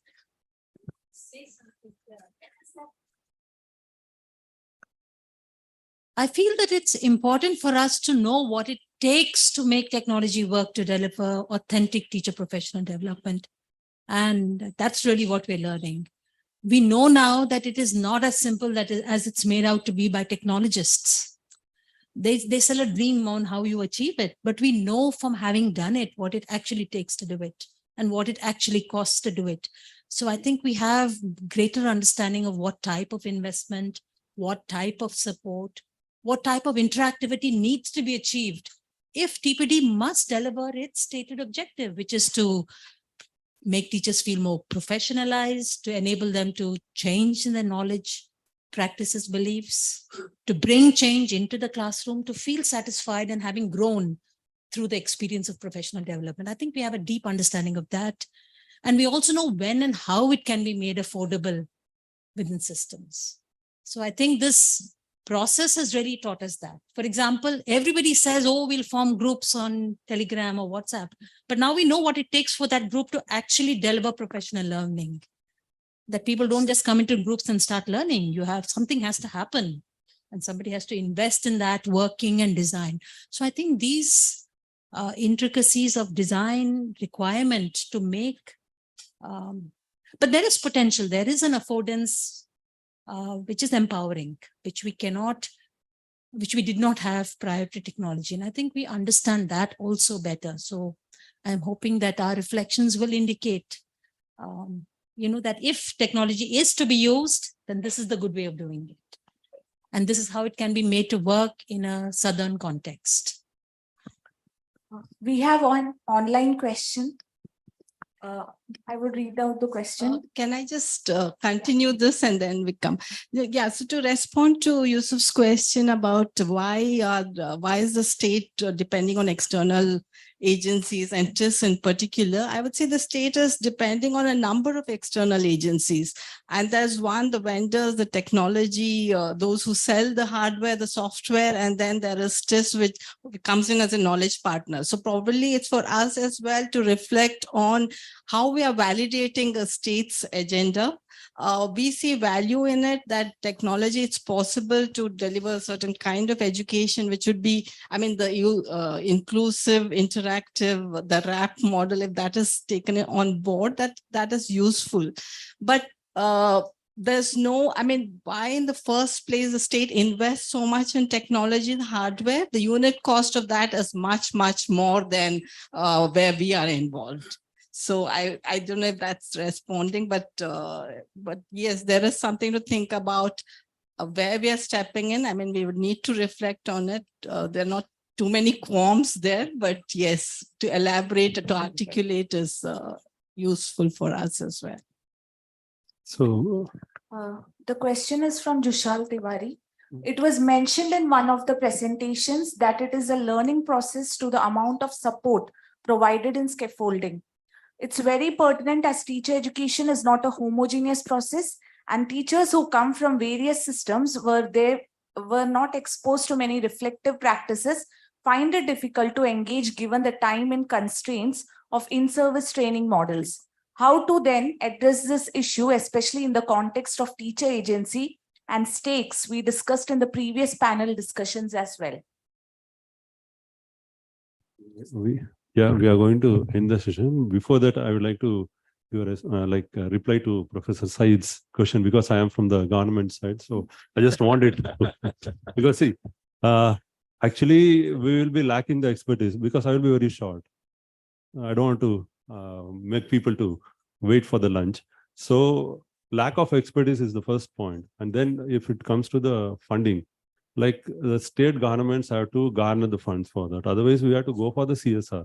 Like that model has worked in the state of Karnataka, and we have done very well in that, to garner funds from the government or to seek funds from the corporate sector. So even we have received funds from UNICEF to run most of our projects. And now the state government is funding almost all the TPD programs because of the funds we are going to get from the central government under centrally sponsored scheme. So likewise, sometimes what happens is that we have reaped the benefits of the collaborative work with various organizations and institutions. Like as I was mentioning, like that subject teacher forum, which we started way back in 2011-12 for the high school teachers. Most of the awardees are from the group which were trained under this subject teacher forum. I think Bindu knows that very well. Even this year we received 2 awards. Two teachers from our state received awards at national level, National ICT Awards. So that is because of the training that they got in that program called STF.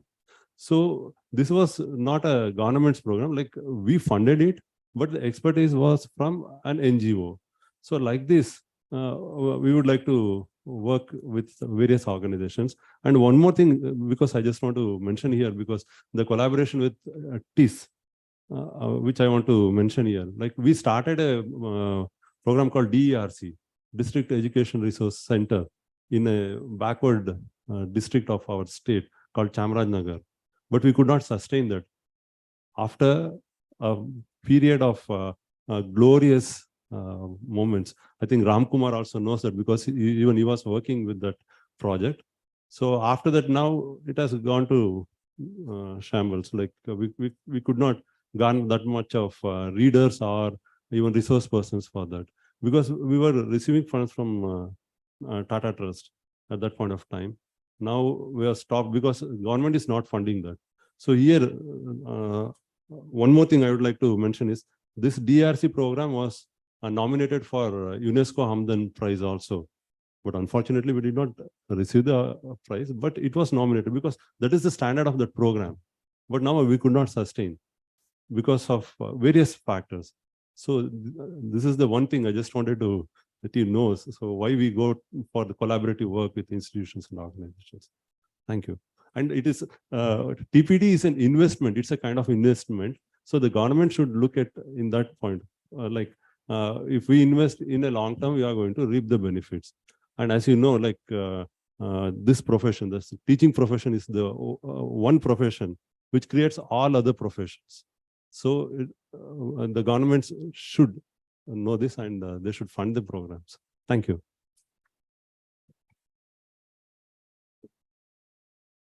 Thank you so much, Mr. Manjunath, for taking your time out and joining for the sessions.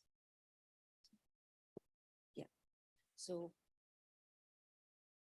we'll break for lunch now, and we will gather at 2:25, 2:15 here again in the same hall. See you all. We can continue the discussion over lunch.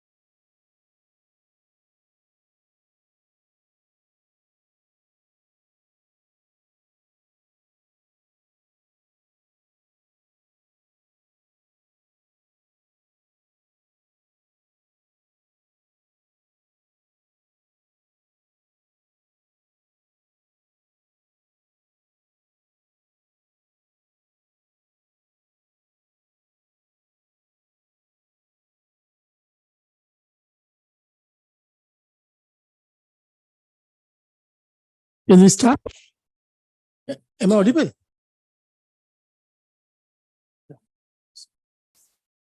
I hope everybody has settled down, had a good lunch, and we are again equally energetic to start the first session post-lunch.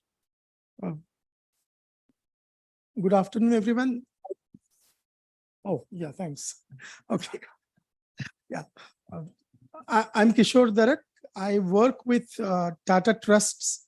Tata Trust is one of India's foremost and the oldest philanthropy organization and has worked for more than 130 years in now what we call as the development sector, and has taken a multifaceted approach to development, works in education, health, rural development, and there are other various areas.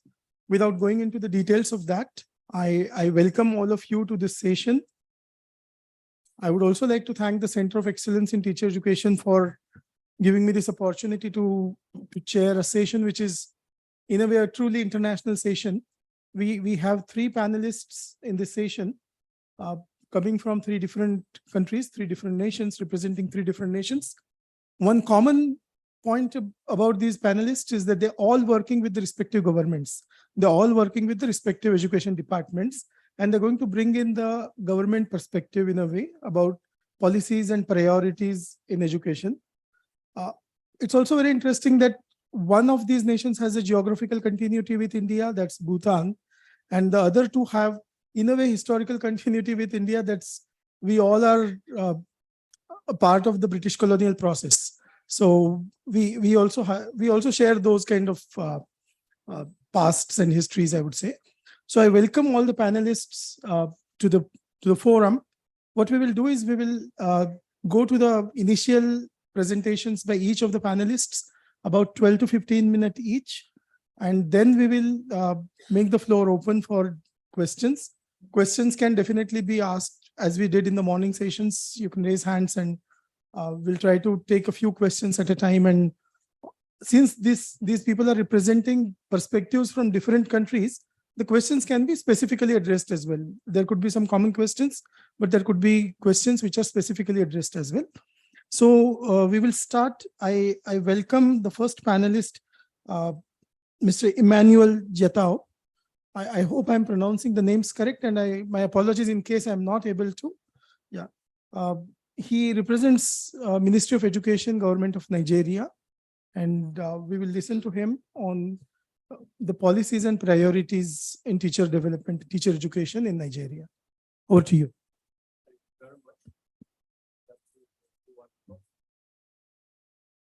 In Nigeria, you ask a teacher to talk for 5 minutes. I tell you what it means. He will do the introduction for 30 minutes. And before he starts giving his own lectures, I'm also today that I'm opportune to be here. After feeding me, you are giving me more energy. Expect me to talk, coming all the way from Nigeria to come here and give 10 minutes.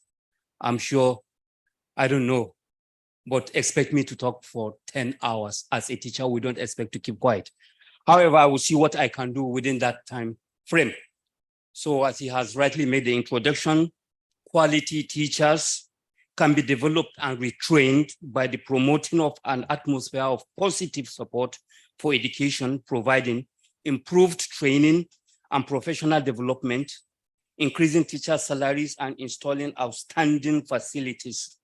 Well, with that now, I want to tell you that this is well defined, and in the context of where I am coming from, well, we are considering teachers as the last hope for the hopeless. But however, we have a very good documents in black and white where we have these policies made. Now, quality teachers, to motivate them, we have 1, increasing teacher salaries and installing outstanding facilities. Over time, we are faced with a lot of challenges. 1, the yearly increment, special salary scales, annual teachers promotions and salary. And I must commend the effort of STEM towards achieving this goal, especially in Niger State. Nigeria is a very complex state we have all the policies down from the federal, state, and the local government. So I am going to talk about my own state and then the local government per se. Now I have 5 ways. We have to acknowledge and address overcrowding. Make funding schools a priority, that is increasing teachers, teaching funding and support. Put classroom, running and curriculum, building decisions in the hands of the community, that is the community involvement.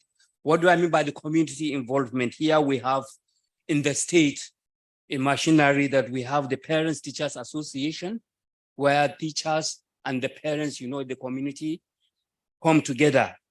Coupled with that is the school-based management committee. We have school-based management committee where the traditional rulers, the teachers, the educators, and the ministry all come together so as to find a lasting solution to the teaching. Well, one thing about it is this, because Nigeria, because of the population and diverse nature of the country, some have much opportunity than others. Well, the expectation of the PTA and the SBMC is one, for effectiveness, for efficiency, for dialogue and accountability. All these goes in there. So number 4, to talk about that is to raise standard for teachers, especially in areas where students' outcome is lowest, or like urban areas where you have the opportunity of education, they have all that it takes. In the rural areas, we don't have much. When we have overcrowding, subjects are there, but we don't have enough teaching staff. So most often, teachers tend to go to the urban area where they will get what they want, neglecting the rural areas. This is absolutely happy. I am happy with Said when you were talking in the morning. So we have disparities between the urban and the rural areas. In the urban areas where you have so many of teachers, though teaching is a profession, I am coming to that, but the fact now remains the government make a policy where you have teachers and you are trained and you are satisfied teacher. So when we have these two bodies together, the standard is very high in most of the urban area, but in the rural area, the standard is very, very low. But we find out that a lot of teachers, qualified ones, don't really want to go to the rural area. Why? There are so many things because of time. So we have to address the school to prison pipeline. What I mean by address the school to prison pipeline is this. We have dropouts in the community. When we have dropouts in the community, they constitute a nuisance in the society. And today in the country, we are faced with a lot of challenges, most especially in the northern part of the country where I come from. There are a lot of challenges. We have dropouts there. Why are they dropped out? So many factors, which probably some of you may likely want to know. Then I will elaborate more on that. So the second one is the mechanisms. There are so many. What effective governance, arrangements, and mechanisms for enhancing dialogues between government, teachers, education providers, and school to produce quality teachers? Yes. In the first run, we have the National Commission for Colleges of Education. Colleges of Education are places where they train teachers in the colleges of education. After your primary school, your second level, then at the second level, over time, we have what we call teachers training schools. But as time goes on, that has been scrapped. We don't have the teachers training school any longer, especially in Niger State, where I'm coming from. So after your second level, you go to colleges of education for those who have the passion to teach. There you get the training. So we have the colleges of National Commission for Colleges of Education. Now there, even the teachers now, they are really, really taken care of. We have the state levels. In the state level, we have the Ministry of Education. And in all states in Nigeria, we have the Ministry of Education. But down the ladder, it varies from one state to the others. And in Niger State, especially where I am, Ministry of Education, we have the ministry, the departments, and then we have the agencies. In the agencies, like in the Ministry of Education, we have the Inspectorate Division. We have the Inspectorate Division. Quality assurance goes down to the local government level. We are running an American system of government, the federal, the state, and the local level. So in the local level, we have the quality assurance, we have the education secretary. the education secretary is in charge of the day-to-day running of the activity of the schools, especially in the local level. Then we have the departments, agencies. Now, in the department agency, we have like the Science, Technical and Vocational Schools Board. That's where I am, in the Ministry of Education. We have the Agency for Mass Literacy, the Private Schools Board. Now, the Private Schools Board, because they are the private individuals are partners and they are stakeholders. So they are allowed to open schools. When they are allowed to open schools, the training of teachers, of course, you have to be certified teacher. The responsibility of this board, which is ministry, because you have to ensure that they follow all the policy, the guidelines, the curriculum. So the private schools board are saddled with that responsibility of ensuring strict adherence to ensuring that they go by the rules and then the policy of education. So the National Teachers Institute. National Teachers, why the National Teachers Institute come in is this. After your after your third level, some universities, they don't have educational courses, but students find themselves into teaching profession. As they find themselves into teaching profession, you are not a professional. So the Teachers Institute now give you a training so that at the end of that training, you are issued a certificate. And that certificate will guarantee you to be a teacher. So that is why the National Teachers Institute comes in. Now, the association and unions, of course, we have them. The Nigerian Union of Teachers, which every teacher is expected to be part of that. Why? There are reasons. The reason for that is this, to influence government opinion on teachers and teaching. So they lie as a bridge between the teachers and the ministry and the government. Two, to improve teaching profession by organizing workshops and seminars. Yes, that should be done regularly, but unfortunately, because of unforeseen reasons, it doesn't happen. Where it does, very happy. At this stage now, have to thank this institute, because sometime last year, the launching was done. I'm also coming over there. Now, to improve better relationship among teachers through reconciliation and financial assistance. Nigeria, a porous country, know what it is. Until you have this union, you may not be able to operate an individual manner. So you have to have that union so as to have a sort of shield and a protection. Now, to add facilities that will aid teaching and teachers in schools. Now, if the union discovered that you are lacking one thing or the other on a personal ground, you may not be able to go and tell the government to do something. Through the union, you'll be able to achieve what you want. Now, see, to protect teachers' rights and interest. On a personal ground, on your own alone, you will not be able to achieve that. But since you are a registered member of the union will fight for your rights. Go in to serve as mediators. To ensure regular and constant promotion of teachers. Yes, this where I also take part of annual performance evaluation report. Most often than not, before you get even your promotions, we have to evaluate you. Now, when we have to ensure that that promotion is there and to ensure that you are giving your enumerations as at when due, most often than not, we don't achieve that. But with pressure from the union, be able to do. Discover that we have a lot of policies, and of recent, they said, well, to ensure that the profession is guided by principles and people want to go into teaching profession, a very beautiful and perfect policy was made so that enumerations will be given to teachers who are in the rural areas so as to serve as a booster for them. It is on white paper, but in reality, it is not really happening. This is in place. Now we have other associations, the Mathematics Association of Nigeria, the Science Teachers Association of Nigeria. These are all to protect the interest of individual and particular teachers per se. The last but not the least now I will say is the COAS, why I'm coming into Colleges of Education Academic Staff Union. We have the Colleges of Education non-academic staff union, they have nothing to do with teaching, but the academic staff union have something to do that are very important regards to teaching, ensuring that all is well with the teachers. So we have this, they said, if we don't get what we want, we make use of what we have.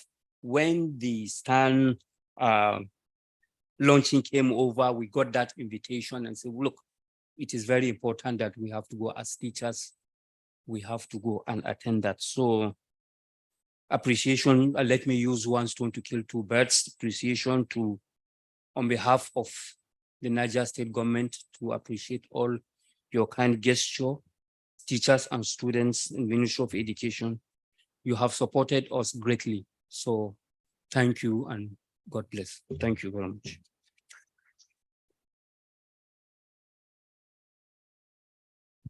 Yeah. Thank you, Mr. Manuel, for your presentation, and particularly also telling us about how the unions are playing some important role in organizing teachers and in also providing them the support. We will take questions, of course, later. Now I invite the next panelist, which is from Tanzania, Mr. Huruma Mageni from Tanzania. He is also going to address the same issues about teacher development, the priorities of the state, and how teacher unions are also playing a role in that. Thank you very much, our chairperson. First of all, may you please receive the greetings from our permanent secretary, Professor Caroline Nombo, Minister of Education, Science and Technology. I would like also to thank the organizers of this symposium, particularly TIS and the CETE, for the invitation. Me and my colleague from the government, actually we are here to hear from the professionals. You know, here are the professionals and we are in the government. So our role here is to hear and to go to work about how to conduct well the TCB in our countries. I would like also to thank for the support of the project CL4 STEM project, which is conducted by the Open University in our country. Thank you very much. As I said, I came from Tanzania. Tanzania is an East Africa country blessed with famous tourist attraction, including Mount Kilimanjaro, Serengeti National Park, Ngorongoro Crater, historical island of Zanzibar, Tanzanite gemstone, Kiswahili language, one of the official language of East Africa, SADC, AU, and is now recognized by UN. So you are welcome to our country.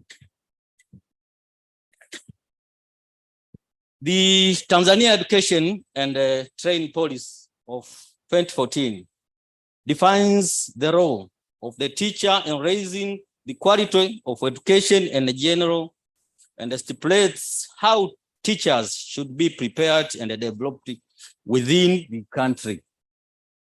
Following policy directives, the government of Tanzania, through instrument of work, has been mandated to the Minister for Education, Science and Technology to ensure preparation of quality and adequate teachers who meet the needs of the country.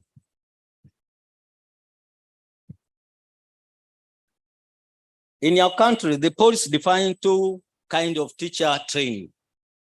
We have the pre-service training, where teacher colleges and some of the higher education institutions like university train those teachers pre-service.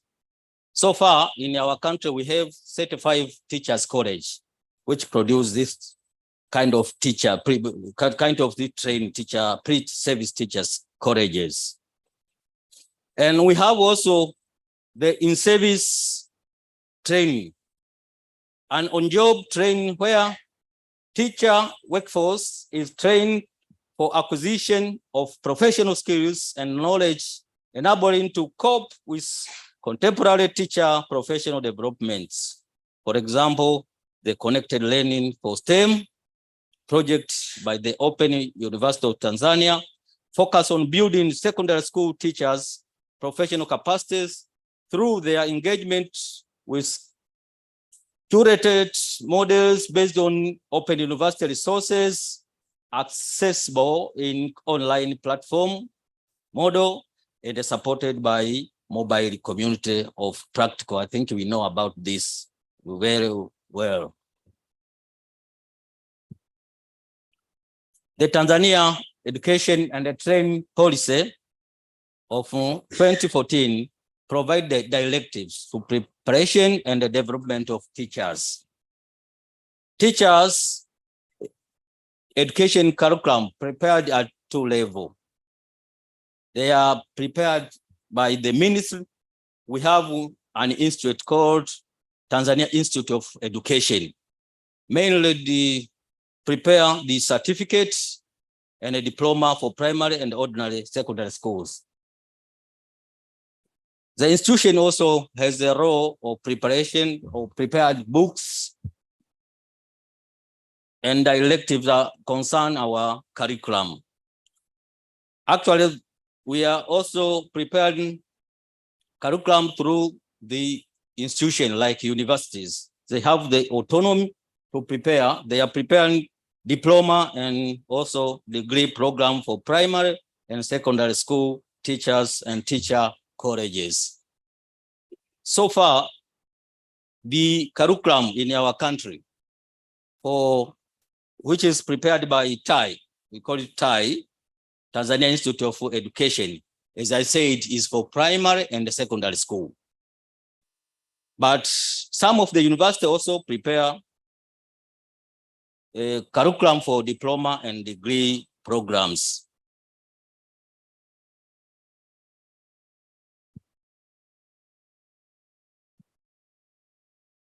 We have also in our country, we have a national framework for teachers' continuous professional development, which we prepared in 2020. The aim of that framework is to improve learning outcomes through the coordinated and the institutionalized national CPD framework. The aim also for national framework for TSB is to provide guidelines on how to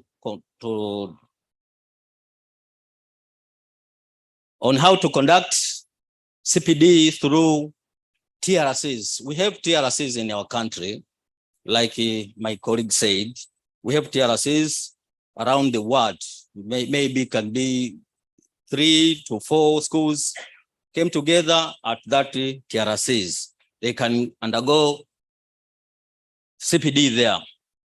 To revamp teacher resource centers to be official TSB delivery centers, using school as the official CPD delivered by individual teachers, as you can see.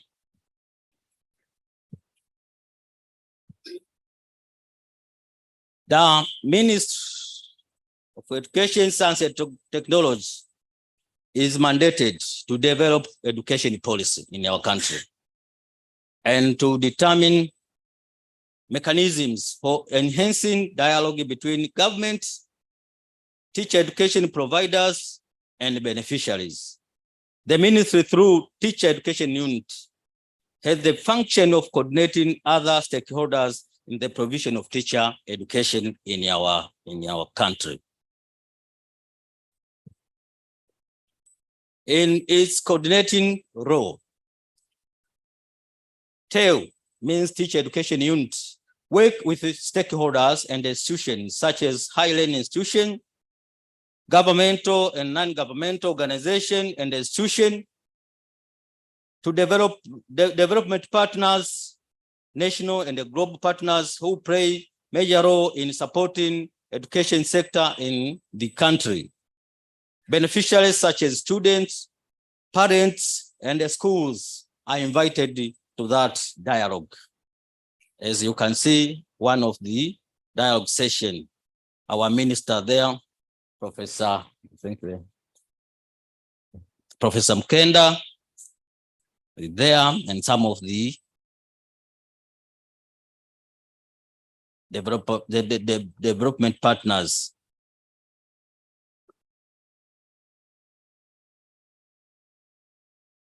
Teacher Education Unit working closely with Tanzania Institute of Education, as I said, to deal with the issues related to teacher education curriculum. We have also a national examination of Tanzania to deal with issues related to assessment of student teachers. We assess student teachers through national examination. We have a national examination of Tanzania, but it is only for certificate and a diploma student regulated by TAI.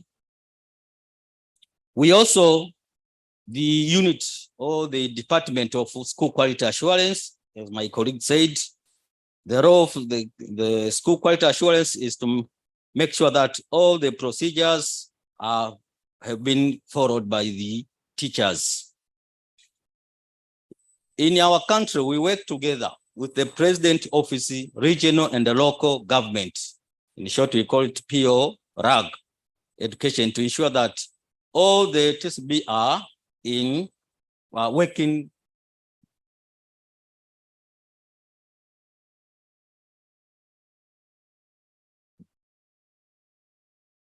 as I said, one of the role in our country, the Ministry of Education, Science and Technology is to provide policy and the guidelines.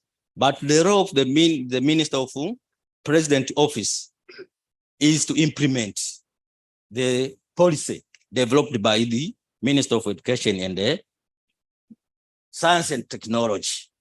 So as you see there, the stakeholders, the role of Minister of Education Science is to provide, as I said, policy development and quality control. The Office of President is to implement the education policy, and government institution like Teachers College is to train, the universities is to train teachers to that different levels, as I said.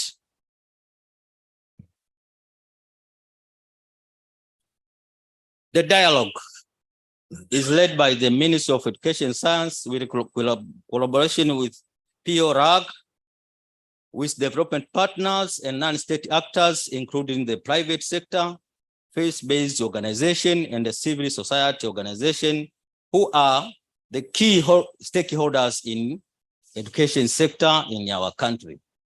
Together, education stakeholders set the strategies, plan, intervention, and the procedures for ensuring that quality teachers are prepared in the country.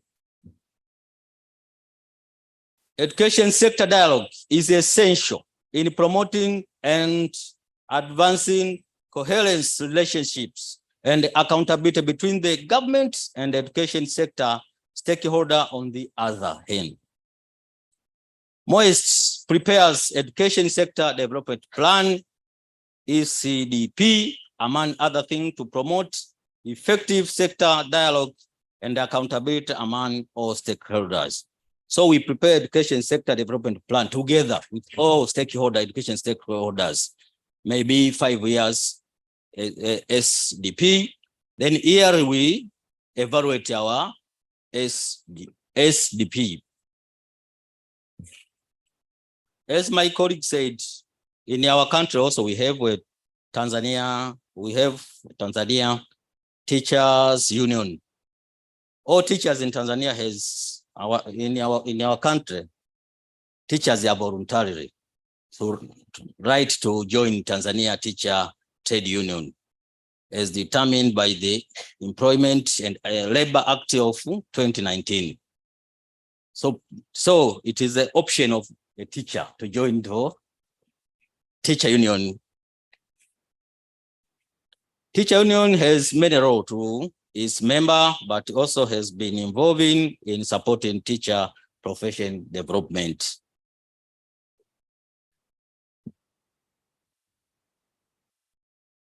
Teacher trade union in Tanzania also convey message to policy makers, decision makers, and the planners on the need for environmental and institutional change toward teacher welfare and national agenda. Also advocates for and protect the welfare of teachers, both social and economic, advocate for and protecting the status and the dignity of the teaching career, and making sure that quality education is accessible to every Tanzanian child and adults. Also advocating for promoting the rights of teacher in Tanzania.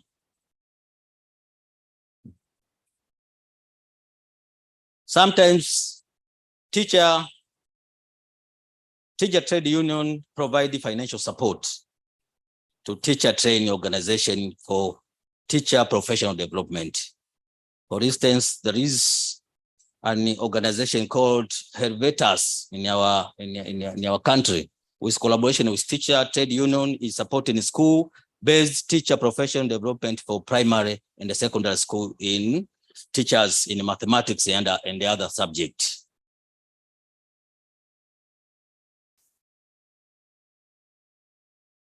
Tanzanian education sector is continually developing and contributing significantly to the national economic, hence creating a need to develop up-to-date policies and systems which align with the fast-growing world in this era of science and technology. Ultimately, Tanzania is aiming to harness and improve the competence, knowledge, skills, and the attitude of teachers to accelerate the provision of quality education for socio-economic development.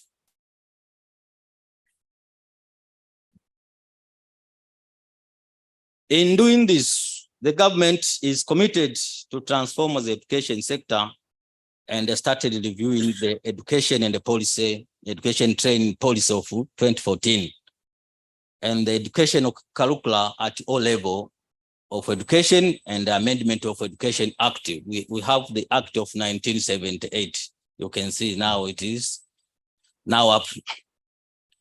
So we want to enhance equity, access, quality, relevance, and inclusion. These changes, which have started already, and the projects such as connected learning for teachers, capacity building in STEM, are expected to improve the pre-service and in-service teachers training, and hence having enough teacher for quality and competence-oriented education provision. As I said, we are now in the process of reviewing our curriculum in our country now. For instance, in our teacher education, we want actually to focus on the increasing the early childhood teachers. We have we want to ask to include the number of early teachers, early grade teachers. We want also to vocationalize our education. We want to vocationalize our education so as to meet the demand of our country nowadays. So thank you very much for listening. Welcome to our place. Asanteni kwa kunisikiliza.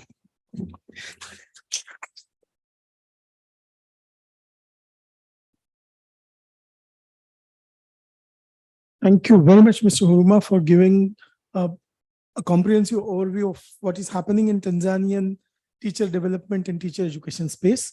We will now move to the next speaker, the last speaker of the panel, and then we will go to we'll open the floor for questions. I would now invite Ms. Tashi Lamo from the Ministry of Education and Skill Development, Bhutan.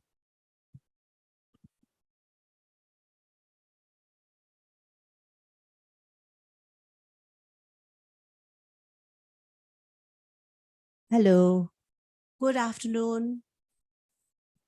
This is the afternoon session, and as a teacher, I'm very mindful that you will be very tired of the food that you ate. So I'll not torture you all. My presentation is very short. I don't know whether it's sweet. It's up to you to decide. Can you go to the next, please? Next, please. Oh, okay. So all of you say this. Brain needs break. Kuzu zangpola. Say it again. Kuzu zangpola. Say, hello. How are you? Okay, this is what we say in Bhutan. So I'm advertising. I'm promoting my country. This is so beautiful, isn't it? So please come to Bhutan. Very near. Bhutan and India is so near. You must come and see how beautiful it is. Okay, so this is my country, and Bhutan is a mountainous country full of valleys, mountains, rivers, streams. So this is one of the fortresses called Punakha, and a perfect picture for you to get some attraction. Okay. Yes, next, please. Okay, so I'm showing this stats to show how small my country is. Number of schools throughout the country, just 528. 528 schools, sorry, 520 schools. Number of students is just 147,455. And number of teachers is just 9,812. So this small my country is. And I feel the population of Bhutan is about 700,000. It could be the population of Mumbai here. It's more, less than Mumbai. See, so that's why. That's why we have this tourism policy where we talk so much about high value, low volume, because if even the whole Mumbai comes there, you have no place in Bhutan, such a small country. So anyway, so this is the stats. The reason I showed it to showed is like to show how small the country is. But the strength of the smallness is we can do so much with the number, less number. So it has both pros and cons. Yes, next, please. Yes, so I'm asked to write, say something on the policy to enhance teacher quality and quality of teachers. Now, literature says that, if you want to improve the quality of teachers, quality of education, bring the best minds into teaching profession. Yes, bring the best minds, bring the brain childs in education, and make the teaching profession very attractive, and provide continuous professional development programs to upskill the knowledge and skills. Yes, and there should be good career ladder for teachers. All this we know, and we have also implemented, but things are not as easy as it is said here. Okay, so maybe to inspire our teachers here, the young going to be teachers in Bhutan, teachers are the highest paid civil servant. Teachers are the highest paid civil servants. The problem is yet the problem is the teacher attrition is also a problem. High teacher attrition. So it's a big problem that we are facing right now. Although we have provided them with the highest salary, a teacher teaching in primary school gets more than me, who is sitting in the Ministry of Education developing policies for them, So, but I'm happy because I started my career as a teacher.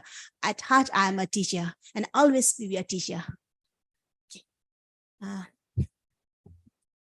So we have a draft national education policy, yet to finalize that. So in that policy, it says, teachers shall be encouraged and supported to undertake continuous professional development to enhance their knowledge, improve their skills, and upgrade their qualification in relevant fields. So the government will provide all the opportunities. So, and professional development includes both the short-term and long-term programs. So for the in-service teachers, long-term programs, we give them scholarships, and then they go to Director Rinchen's college to pursue their masters, and sometimes B.Ed programs as well. And long-term programs such as B.Ed and master's degree is provided by the colleges of education. I'm not talking much on colleges of education because Mr. Rinchen will talk tomorrow. It's pre-service program. Sorry, this is both pre-service as well as for the in-service teachers who would like to upgrade their qualification, and the Ministry of Education and Skills Development provide them with the scholarship. Next. Okay. In the policy, we have that we have a statement saying that a teacher must receive a minimum of 80 hours of professional development programs, 40 hours at the national level and 40 hours at the district level. So when we do the budgeting, so it's my division who does that. So 40 hours we have to budget so that they get the professional development program from the nation, from where the ministry is, from Thimphu. Okay, and 40 hours they do need-based professional development program in their district and in their schools. And Saturdays are dedicated for professional development programs in schools. So usually PDs are conducted during the Saturdays. So children need not go to schools. Now it depends. Sometimes every Saturday need not be a PD program because you have certain programs to conduct, so that time children go to school. Otherwise, PDs are usually conducted during the Saturdays. So to motivate our teachers, immersion program is also a type of a short-term program, and India being near to Bhutan, and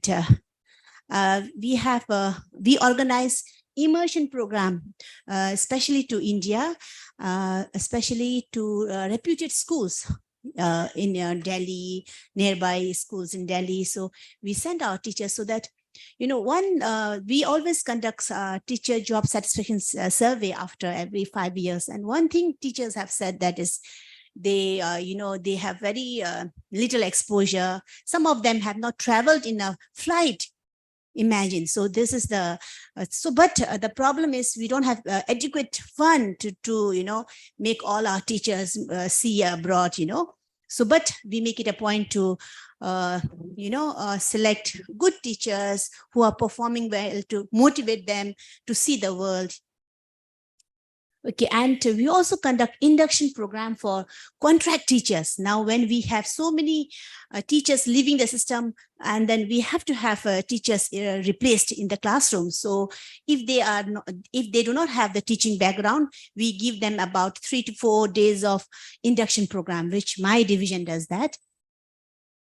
Okay, and we have a plan for a structured induction program for the contract teachers with the Samsi College of Education, where we are thinking of giving them about 4 months of induction program. And then later, if they want to continue as a teacher, they could continue, and the ministry will give them the scholarship. So just to make it very attractive.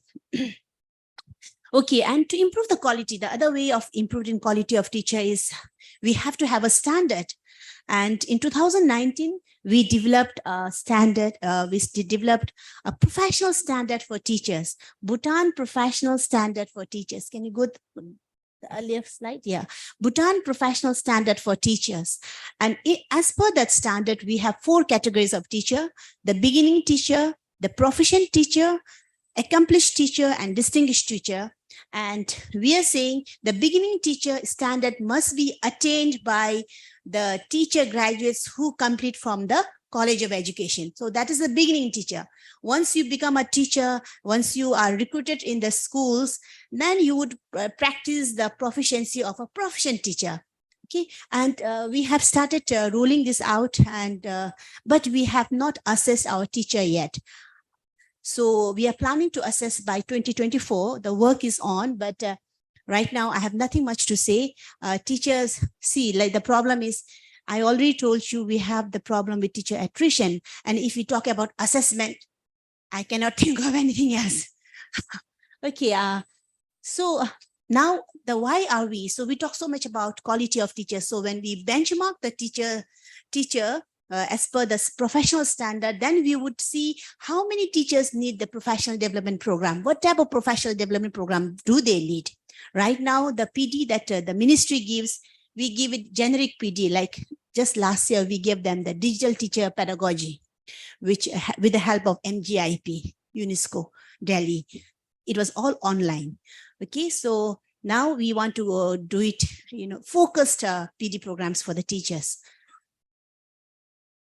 Okay, now as per the institutional arrangement, the Ministry of Education and Skills Development, we work very closely with all the agencies that have stake with education, especially Royal University of Bhutan, with the colleges of education. We work very closely. And any new development in the Ministry of Education, we contact them, we consult them, and then we do it together. And we have no unions. So I have nothing much to say. So no teacher unions. And when it comes to, monitoring the teacher quality, we have education monitoring division. I also worked as an education monitoring officer. So we go and monitor schools, and there's this district education officers who also go and monitor the schools. This is a middle level people you are talking about. I think they're all professional teachers, but now what my observation is, they have become more administrator. Then, they have lost touch of the professionalism. So I'm thinking of doing something so the reason why I have come here is to learn, looking at the names, the qualifications. I thought there is something to learn from Mumbai. So with this, thank you very much. Can you show the next? Oh, so this is again, an attraction for you. Thank you very much.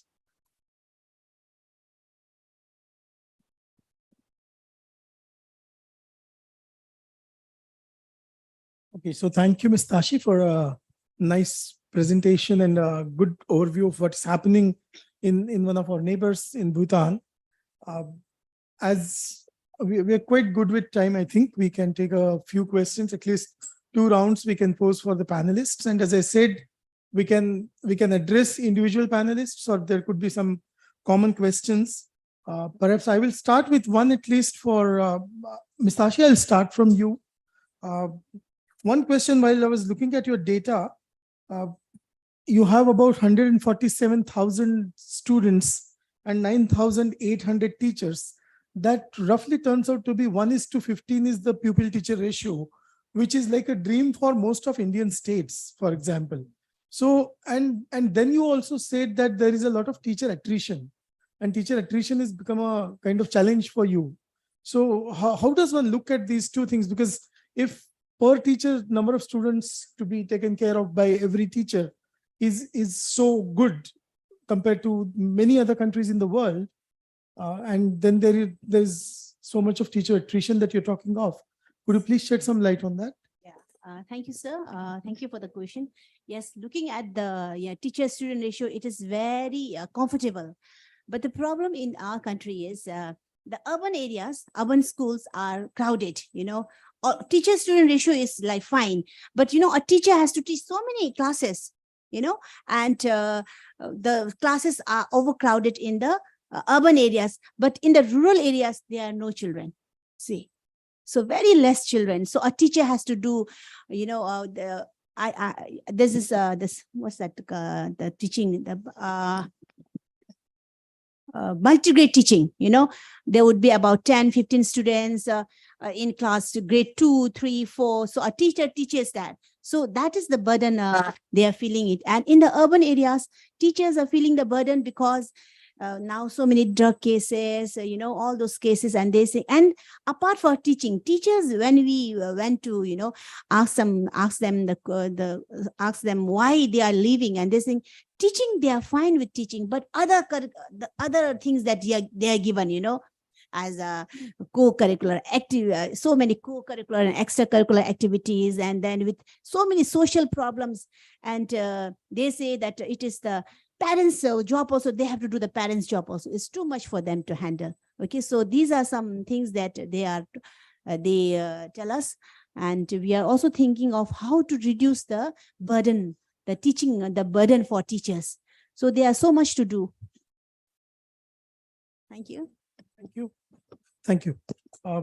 One question perhaps I have for the first speaker, that is about, you were talking about the communities and the kind of relationship that schools and teachers have with communities. So I just wanted you to, if you could give us some more details of how these communities are functioning, and particularly because you talked of the school-based community managements and they are looking after the schools. So are there also challenges like there is some friction between the teachers and community members, or is it always working in coherence? How does it actually work? Thank you. Like we have two unions, like the Parents Teachers Association and then the School-Based Management Committee. Most often and not, we do have a friction between teachers, students, teachers, and then teachers community. So with the Parents Teachers Association and the School Management Board, School Management Committee, they're all embedded together so that if there is any problem, the local community can come in. If there is any problem between the teachers and the teachers, because of their presence every now and then, because they are stakeholders and they complement the efforts of the government, they come in. Once issues are raised and it goes to the government, a teacher, student, teacher community, we in the government, we have responsibility there. Most often than not, we take action on the teachers, disciplinary action on the teachers. But in a situation where we have, because we are lacking them, teachers are retiring, teachers are dying, and we don't have enough teachers in schools. Most of the community don't want teachers to be fired immediately. So with that, they serve as a bridge, between the teachers, between the community, and then the government. Yeah, okay. Thank you so much. As we move on, is there any question from the floor? I want to raise one for our other speaker as well, but I can wait. And if there's any question coming from the audience, yeah, please. Can someone pass mic? Yeah.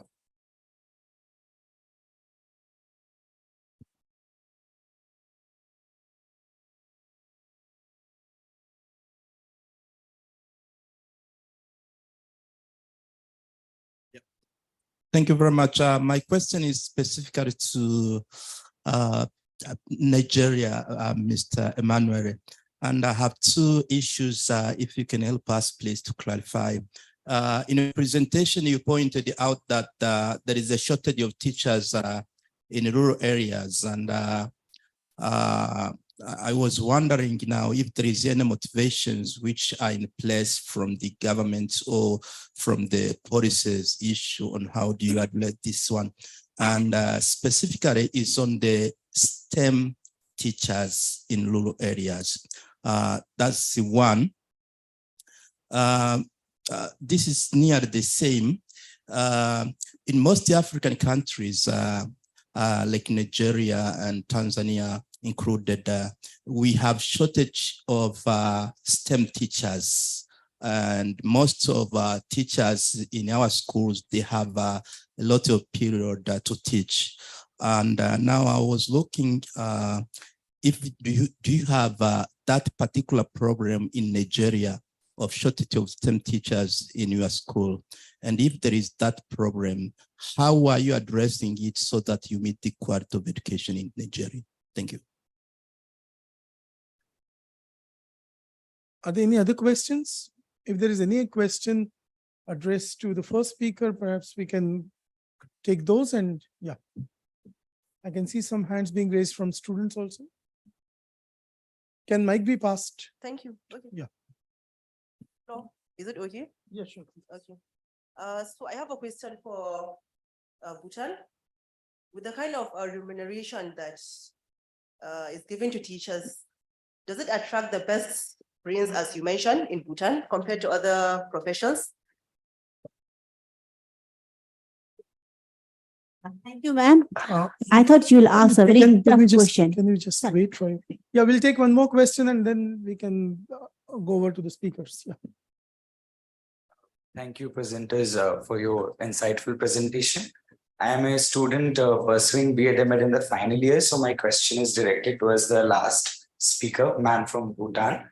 While you spoke that the number of hours that have been mandated, or there's a provision of number of hours for the professional development of teachers, what happens is really after the professional development happens, the follow-ups are not done and it doesn't translate into practice. So my question is what is the status and provisions of follow-ups of professional development in Bhutan?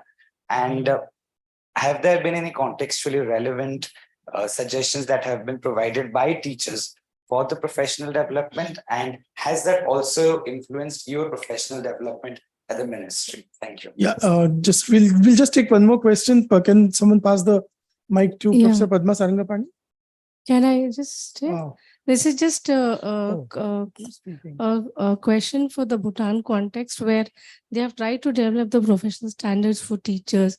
Now, looking at the situation where the attrition rate is very high, studies have shown that professional standards there's a divided view regarding standards.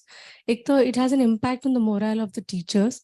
And second is when you start categorizing teachers as beginners, professionals, and accomplished teachers, I think that is also going to have a negative impact. So this is just Bhutan. Maybe it's an open question. Like, don't you think there is going to be? I'm just anticipating that introducing and evaluating teachers through professional standards is likely to increase the attrition rate. That's just an anticipatory response. Okay, Padma, you want to go for your questions? Okay. Yeah. Yes, I also have a question for Tashi ma'am. That like the remuneration you mentioned was very good, like for teachers, and yet you are also talking about teacher attrition. So like, what do you think could be the reasons for that? Yeah, I just wanted to understand from all the three country contexts, how does international discourse enter into and shape? How active is it in your country context, shaping the direction of policy vis-a-vis teachers? And the second question is, what are the kinds of local partnerships? Are you, as you represent the state, how are you able to foster local institutions to contribute to setting and shaping the teacher education agenda? In particular, I have in mind the role of universities or research organizations within your own country. How does the state foster this collaboration internally? Can we now start? We can start with you. So yes, in Nigeria, and especially where I'm coming from in Niger State, most states in the northern part of the country, we have shortage of teachers. One factor is this: when we have so many teachers retiring, no employment, some are dying, no replacement. So, but we have very many who have graduated, but there is no employment. Yeah, in the rural areas, they don't want to go because of social reasons. Yes, I am graduating with my big class of degree, master's, PhD. Sending me to the village is a big problem because job opportunity, you get them in the in the urban areas. That is where you have them. Most people migrate from urban to rural. So neglecting those one in the rural areas. And most often than not, now you see the social amenities I have said, health-wise, accommodation. Today, now we have this, you hardly find them in the rural areas, you find them in the urban areas, and they are exposed to money because even after your lessons in the urban areas, quite a good number engage into private lessons where it earns them money in the urban area, which is missing in the rural area. We can go on and on and on with them. STEM, yes. Science teachers, engineers, and mathematics. If you go to the rural areas, you hardly find mathematics engineers. Where will they work in the urban, in the rural area? Mathematics, when we want them in the urban areas, we don't find a good number of them. No employment. You discover a mathematics teacher is handling over 30 periods in a week, and you have overcrowding students in the classroom. He is in a school where we have up to 2,000-3,000 students. You find out that we have only 2 or 3 mathematics teachers. So you are not satisfied. You can't give it out to those that are dying for it. So that is the system in the country, especially where I'm coming in from. Now, addressing that, it is not easy. The last administration tries to do that by increasing the teachers' welfare, especially those that will be happy to work in the urban areas. But that is in black and white. That has not come to be. We make policies, but we don't fulfill the policies. We don't follow it in total. So it is really, really affecting that. So in Nigeria, we have diverse problems. But we have them, we have the doctor, we have the professors, we have all it takes. But all are like in the cities, neglecting the urban areas. International discourse, yes, we have so many over the years that are out there trying to assist. But the fact now, right people are not placed in the right position.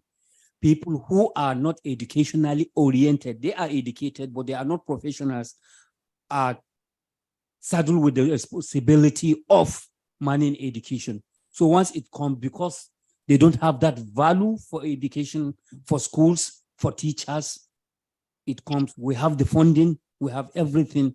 At the end, we go into the red book. No encouragement at all from them. But so glad the last launching we did about this IBBU, it goes directly to the people. And once that is done, it encourages them more. You'll be very surprised, go so many schools dilapidated and whatever. If you give the money directly to the government, it may not go where you want it to go. But if you go and monitor it yourself and your people, then you think in the money you get it, you get that. So in collaboration, like in the place where I am in Niger State, we have universities, we have colleges of education and whatever. Most often than not, we in the government, we try to twin up with the education, faculty of education, department of education, the teachers in there once a while, invited in some of these schools because they are situated within the area. And in the state also, there are, like the University IBBU is owned by the Niger State government. We have the College of Education there, owned by the State College of Education. Of course, in Kontagora, we have the Federal College of Education. It is for federal government, but within Niger State. So our own influence now goes into them. Within Zone C, the educational area in Zone C, like the Federal College of Education, we make sure that we twin up with educational department so that time to time we have our teachers sent in there so that they can be given orientations and retraining. And then, we have workshops, seminars, they come in there and then do. With the state, we are directly responsible for the State College of Education. One commissioner, we directors, is just to say, this is what we want. Can you please go in there? Because they are paid by the state government. So we have that. Donors, yes, like I have said, I can go on and on Nigeria. I wouldn't like to touch some part because I am part of the government. Thank you. Can we go to you, please? Maybe you can respond to the last question that was common to all of you. Yeah. Thank you very much for the nice question. In our context of Tanzania, we have no local teacher colleges. All colleges are nationalized, all colleges, especially for diploma and certificate colleges are the national ones. So the contribution of local participation, or every teachers college have a college board. We have a college board, and the members of college board should be found around the colleges, most of the members. So from that members, they can contribute a lot concerns our college around the area. The role of the college board is to approve the budget of the teachers college, maybe to prepare fundraising for the development of the college around the area. I think it is about the contribution of members around the teacher colleges in our country. Thank you. Sashi, would you like to respond now? There are some 4 questions for you. Yes, I didn't know I become so popular with so many questions turned to me. Anyway, thank you for those questions. The first question was on whether Bhutan could attract great minds into teaching profession after all that remuneration. I would say yes. So what happened was after class 12, after the grade 12, our children would enroll in B.Ed primary. So it's a 4-year program. After that, they become primary teachers. So what happened till 2019 was our children would apply in different courses. First, professionals, they go to do their doctors, engineers, and once it's completed all the scholarship, then they will inside for the in-country, they would apply for again for other colleges, and teaching would be the last choice for the children after class 12 graduates. So we changed that. So after they take up courses abroad, then teaching is the first. We ask them, so we give them the interview. So an interview also we look at their marks as well as we conduct the face-to-face interview. So what we have observed over these 3 years is that very good class 12 students are joining into teaching profession. So this is our observation, but I'm not certain about the PGD, the children who join, the graduates after their bachelor's, the ones who join into teaching profession, study was not done. But for the grade 12 graduates, this observation was done that with good marks, they come to teaching profession. So this is something I'm quite proud to say that. Okay, then there was this question on the follow-ups after the professional development program. And I must be very honest here, this is something which is missing. Yes, so for 80 hours of professional development programs a teacher takes in a year, 40 from the ministry and 40 from the district. But the follow-up, many a times the proper follow-up is not being done. But the good thing to inform here is that we have a new secretary in the Ministry of Education who is doing some work on that. And it looks like now teachers will avail PD programs only as per their need. We will not just give them generic PD, professional development programs. So some work is on that. I'm not very sure where it has reached, but something is being done to see that what they have learned is being implemented in the classroom. Okay, and I would like to agree with what ma'am said. Okay, on professional standards, the morale of the teachers would be affected. Yes, that's why we couldn't do the assessment. Okay, although the work is on, we have the document ready, everything is in plan, but assessment we couldn't do because we are quite worried. But to inform the floor here, Bhutan is going through a very different time.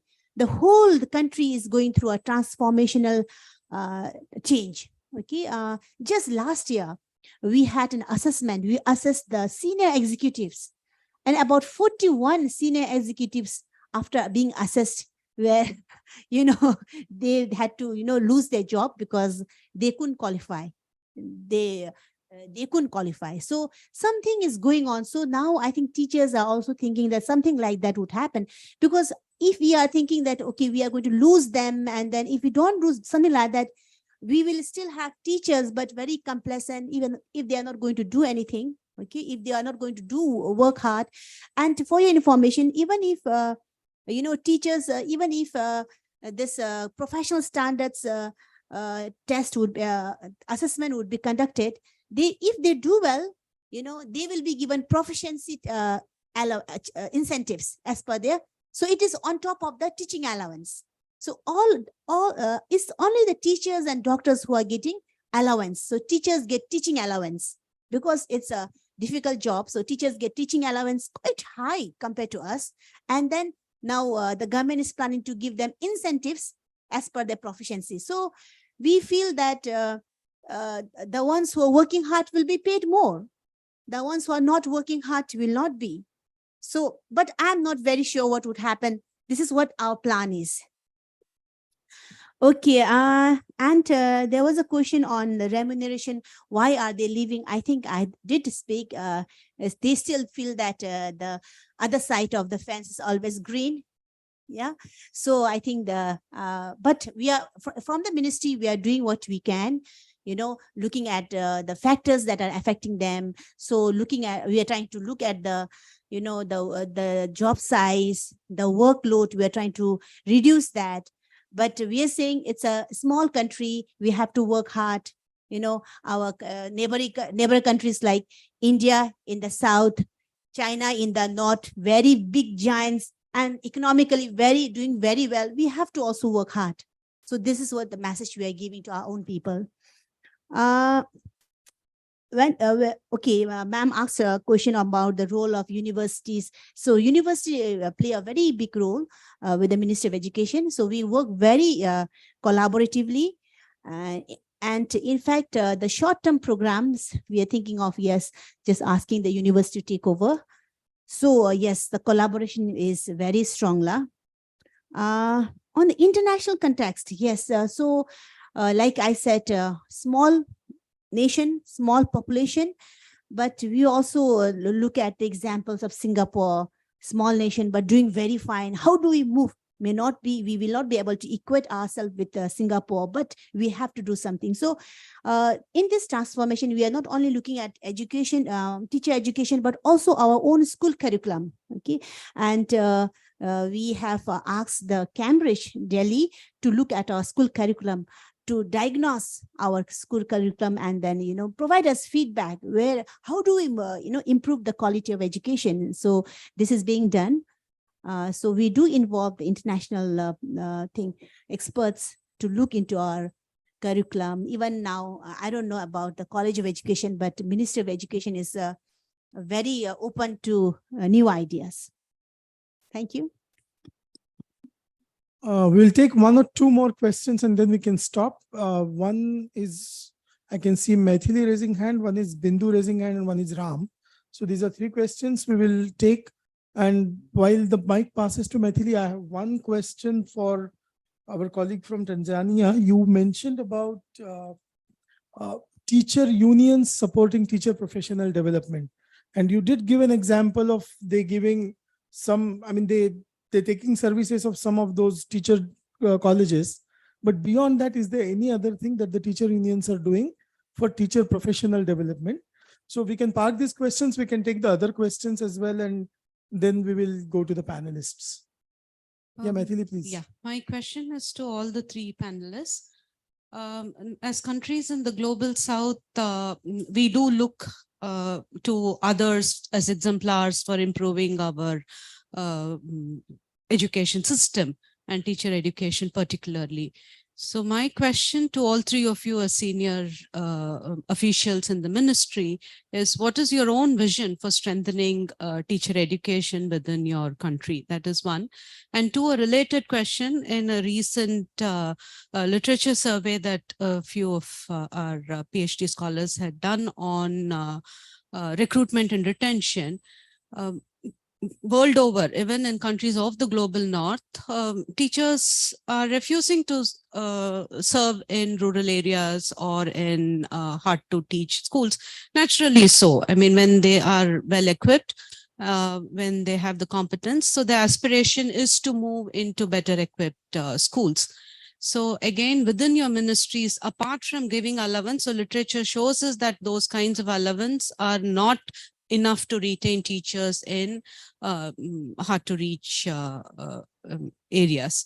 So what are some of the mechanisms that you are thinking of to make survey, other than altruism, to serve in rural areas, for example, appealing to teacher graduates?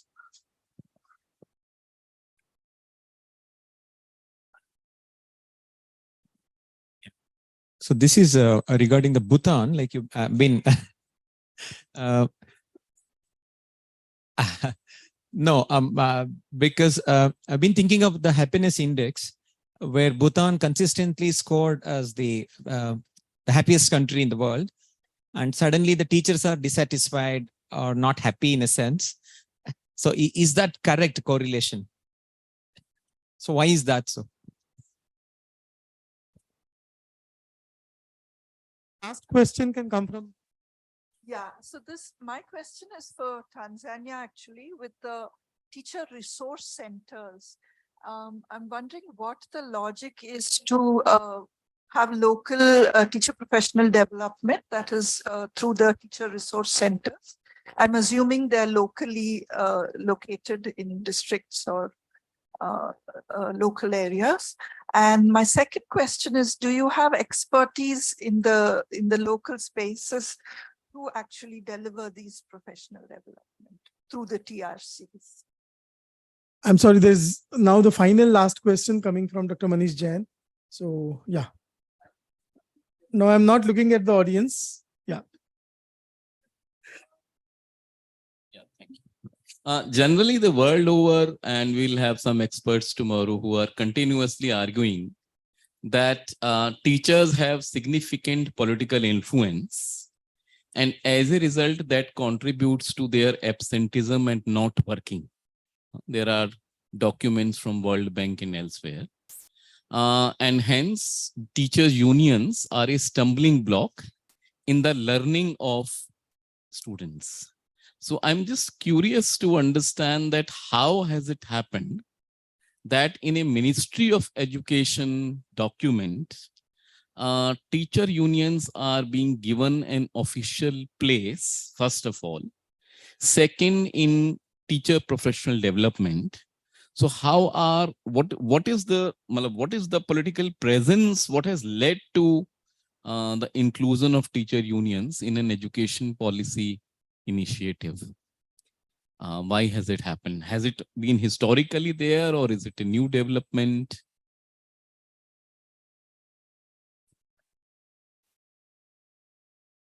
Now go to the panelists. Yeah. Maybe you can start from Tanzania this time. Yeah. Thank you very much. Let me start on the strengthen education, teacher education in our country. As I said in my presentation, we are now going to review our curriculum in our country. One of the objectives, we want to strengthen the teacher education in our country. For instance, now, all primary teachers, certificate teachers, they are supposed to teach all subjects in our country. It is about 6 or 7 subjects, but we are now going to making specialty. They are going to specialize maybe two subjects, apart from teaching all subjects. And now we are going to strengthen by increasing the standards or qualification to join teacher education. Now the Form 4, we call it the Form 4, the O-level or Form 4 students who completed Form 4, they are joined for certificate teacher colleges. Now we are going to upgrade up to Form 6 leavers. who will join to Teachers College. And we are now going to strengthen the teacher education by, as I said, we are going to classify our teacher educations for specialties. We shall have teachers college for scientists, STEM. We are going to have teachers for early childhood. We are going to have maybe the vocational teachers college, so as to strengthen our education system, teacher education system in our country. And all teachers now, from maybe after the review of our curriculum, who will teach secondary school must be a bachelor degree, graduate bachelor degree in our country. The issue of TRC, how are we using TRCs? As I said, you know, our country is big. So it is, as I said, we have only 35 teachers college. So it is not possible for all teachers to undergo CPD in the teachers college. That's why we introduced the TRCs around the communities. So we have also in our country, we have called a Teacher Service Commission. The role of Teachers Service Commission is to find out the difficulties of teachers in some topics, then provide to our ministries that to that area, maybe to the district teachers, they need a teachers professional in this area. So we prepare the CPD and provide with every TRC have a coordinator, and the coordinator have already given the, we have prepared, but through TAI, we have prepared the directives or guidelines how to undergo to CPDs in TRCs. So they come together and discuss the issue of education in order to improve the teaching around that area. The issue of retention or rural incentive. In our country, so far, we have no incentive for teachers. All teachers are the same. Science and social science teachers are the same. They paid the same salary, no any incentive. I think I'm through on that. Okay, let me answer to ma'am there. Okay, what is the vision of education? Okay, and we follow, like India, we have 5-year plan. So our 13th 5-year plan starts from next year, 2024 till 2028. So the plan for 13th 5-year plan, okay, so we have one statement I still remember because I was also involved in writing that plan. We have motivated and competent, adequate number of motivated and competent teachers. Okay, so this is what we plan to achieve in this first in the 5-year plan. So, like I mentioned, although the remuneration such as the salary has been increased, but teachers are not happy with the workload. So we are relooking at it, how much a teacher must teach. And so what the teachers say is that, especially in rural area, and Bhutan being a mountainous country, so they don't get very good, housing facilities. So we are thinking in the urban areas, they can get private housing facilities, but in the rural area, we do not have that. So we are going to look at it. These are some in the pipeline to improve this housing facilities. And if the teachers are serving in the rural area, maybe 1 year, they need not stay as a probational year. Actually, teacher has 1 year is a probational year. Then next day, so that probation year will be taken out from them. So something like that, so that teachers will be motivated to stay in the teaching profession, especially in the rural area. So these are some plans that we have. Okay, sir, they asked about the happiest country. Yes. Okay, you all know that Bhutan is known as the happy country, and gross national happiness is the development philosophy of a country. Okay, and for your information, the internet and TV facilities came to our country only in 1999. So we were like trying to protect ourselves from the influence of the global world.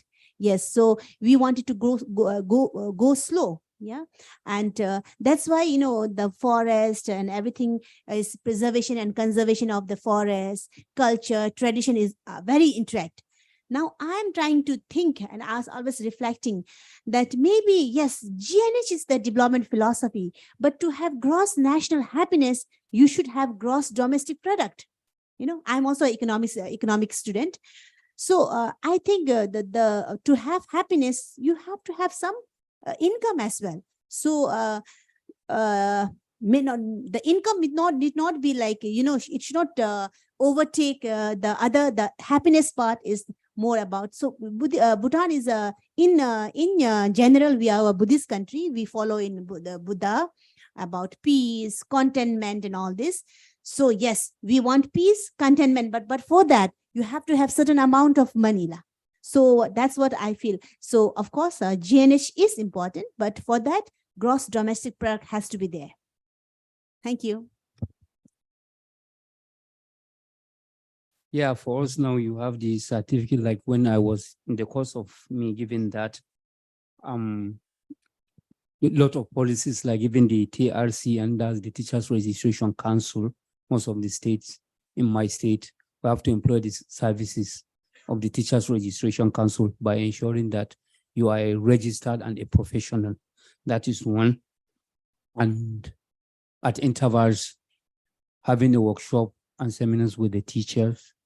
And at the end of that, like before I attended to this position I am today, I have to undergo so many training, retreat, conferences, and at the end of the day, we have to write examinations.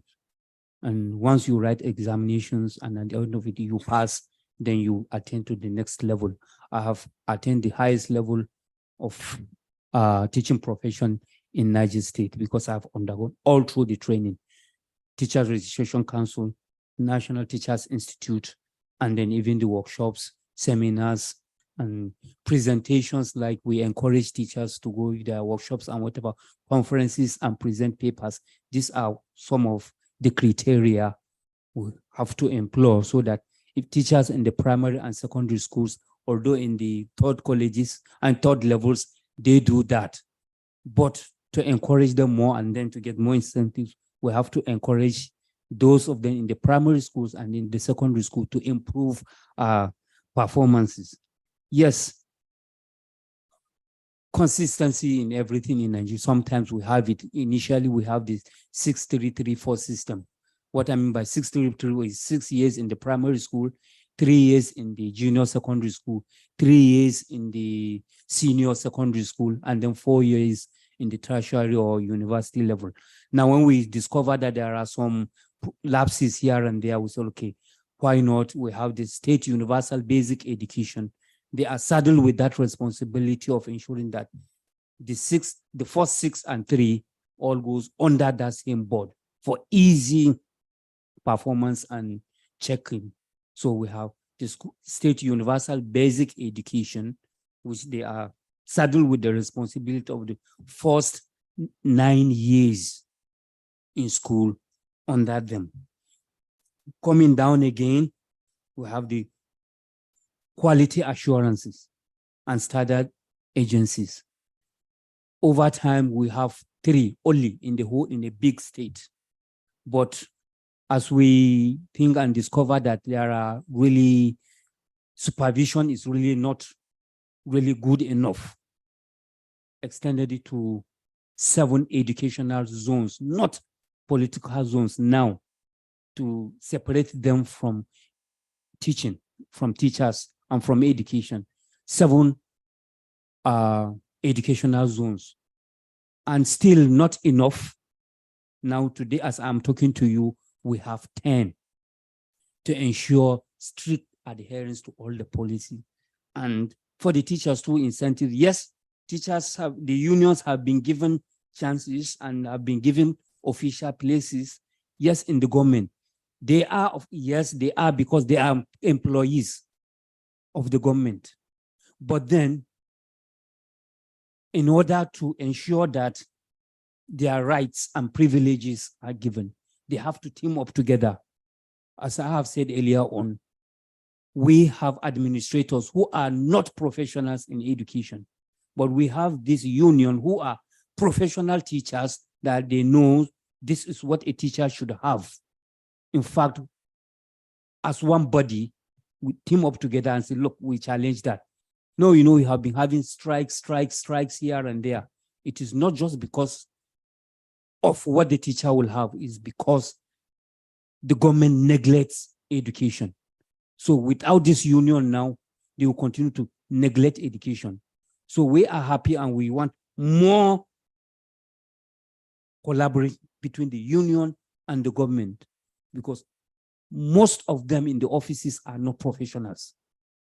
So that's why. And then the loans now in Niger State devise a means where a teacher should be able to have loan. It's accessible to loan vehicle if you want, and of recent approval for housing, so that if you have 10, 15, 20 more years to put in your service, you should be able to have a car of yourself and then a house, so that at the end of every month, little amount of will be reduced from your salary so that you will not have pain over that. Thank you. Thank you very much. I would like to thank all the panelists. We got a very good perspective from 3 different places, 3 different systems, 3 different histories, 3 different locations, 3 different political systems. And I'm sure the panel has succeeded in creating a lot of interest among the young students here also to know more about what is happening in Nigeria, in Tanzania, and definitely in Bhutan. I would like to thank all the panelists on behalf of personally me, on behalf of CET, and thank you all for being so patient listeners. Thank you. From which one? We don't have a break right now. We are immediately going for next small session, right? Yeah.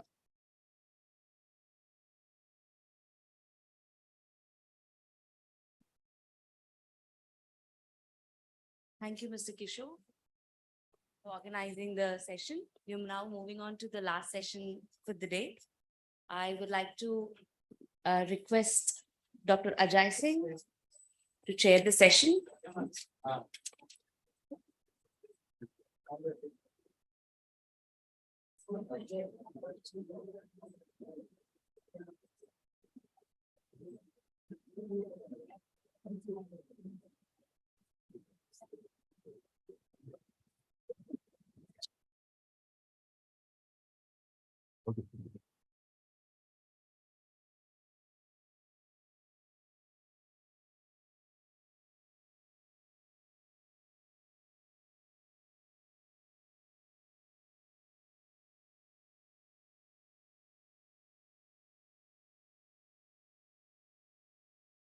Hello.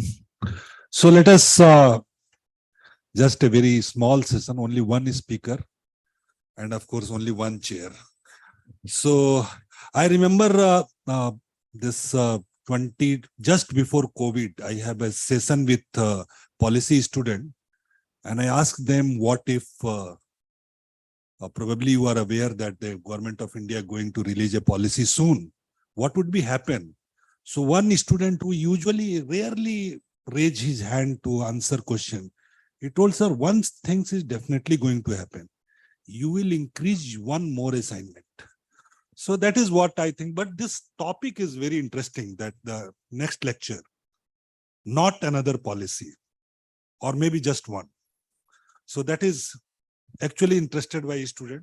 So sir is going to present Professor Michael Anthony Samuel.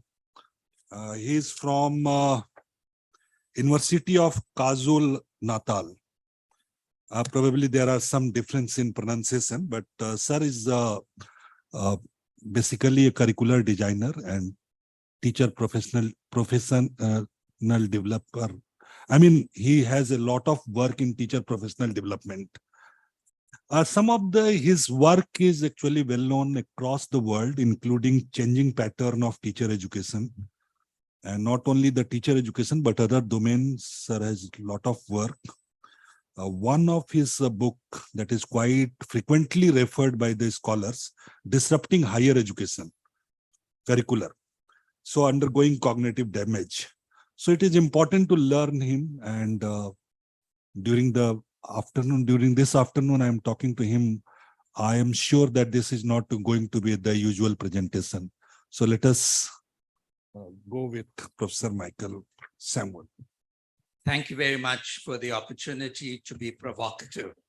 I've been given the task of trying to summarize some of the recurrent themes that have emerged over today.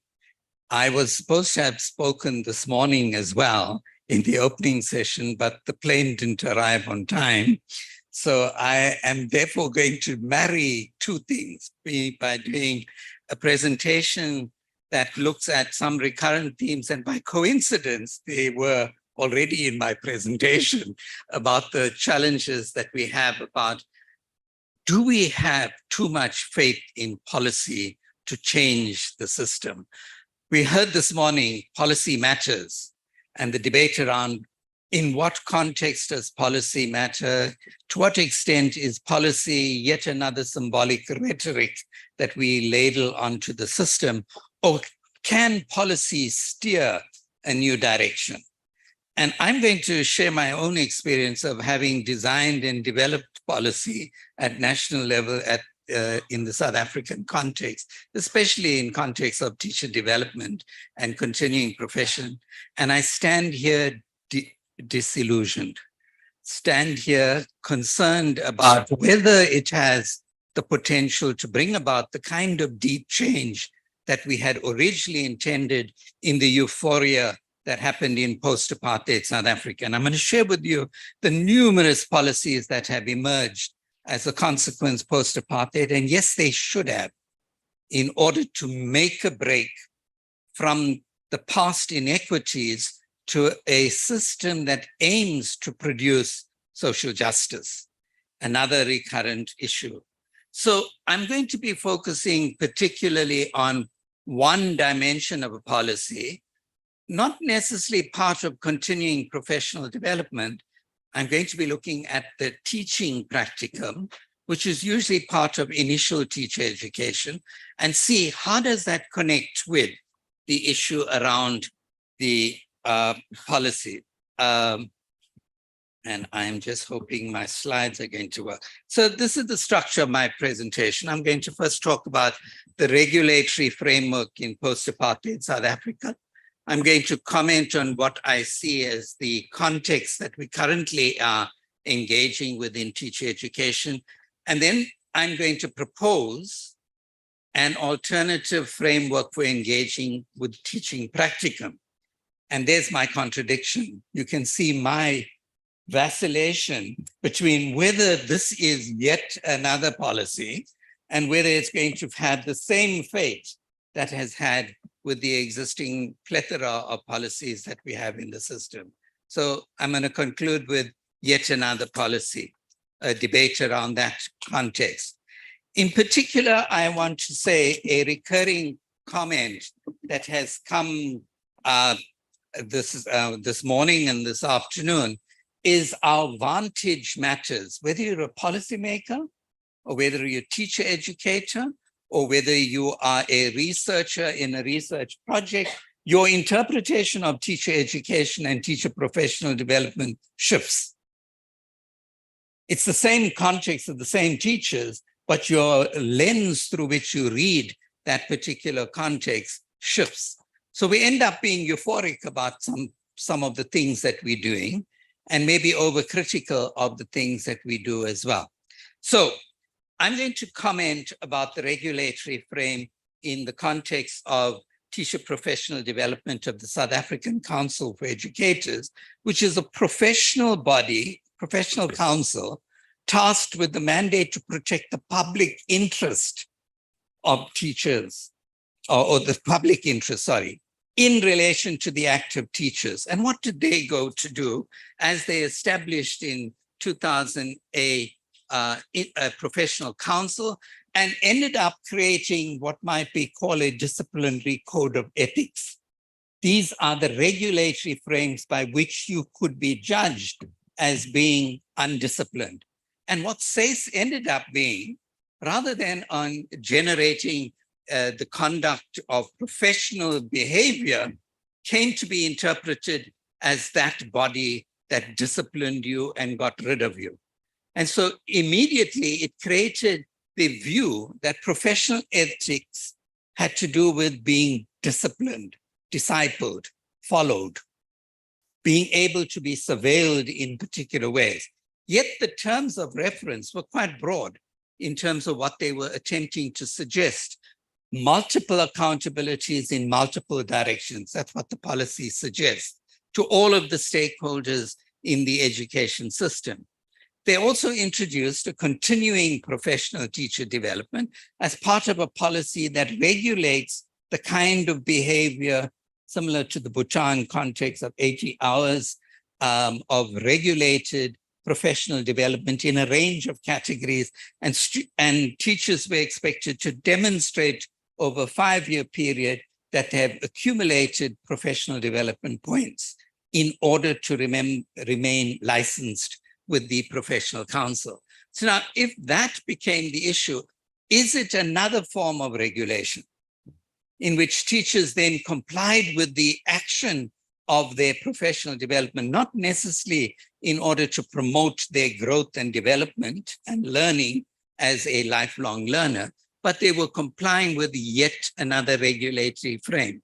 So my comment is that the agenda of SACE shifted really from its core mandate to move to a disciplinary, regulatory, bureaucratic, and commodified understanding about professional development. And if that happens, it is interesting that it became embroiled in the language and the discourse of teacher unionism. Now, where did that come from? Because SACE itself is a stepchild of the teacher union movement. And you can see how that politics between the teacher union movement, the Labor Relations Council, and the professional council came to create a concert of managerialism around professional development. So you can hear my skepticism. I'll show you where my skepticism by showing you the range of policies that they engaged with. I'm going to look at an alternative in the form of what we've heard recurringly again this morning, communities of practice. And I'm arguing that, yes, there are multiple stakeholders. Yes, it establishes dialogicality. Yes, it's interactive and collaborative. But in the case study that we're looking at in the paper that I've written is in relation to an institution that was responding to creating an advisory committee because there is an institutional audit to ask, how do you relate to the community? Again, the regulation of quality assurance commodifies the agenda and it becomes seduced into different directions from its original intentions. So how are we going to reestablish the relationship between key stakeholders involved in a collaborative dialogical way? How are we to establish teaching practicum, which is a key point of initial teacher education, of the liaison between the world of university or the world of colleges and the world of schools? How do we establish that relationship? And who are the partners that need to come on board? And they got wider and wider as this institution started to look at, we can't do this alone. It can't just be a relationship between schools and universities without a systemic understanding of all the stakeholders that go together to make teaching a complicated conversation. It's not just simply about the teacher in the classroom and their professional conduct. It's their relationship to the wider society that establishes whether you are producing teachers that are worthwhile and noteworthy. So here's the plethora of policies that I was talking about. I'm not going to go to each one. You'll be here for a week. But essentially, the South African legislative framework generated a whole lot of policies at different levels, national development plans, qualification framework, etc., etc., etc. It also started to borrow from transnational discourses in international forums for teacher education. It drew on the SDGs of UNESCO, the UNESCO agenda. It drew on the agenda of looking at how one does the administration of teachers. It also went to intergovernmental and continental organizations as we started to see macro-systemic partnerships being established. The agenda is legislative, managerial, and it's about systems and structures. And in my opinion, this is what I'm referring to as policyfication. We have an agenda of policyfication and a preoccupation while things on the ground actually stay the same, or we recur patterns.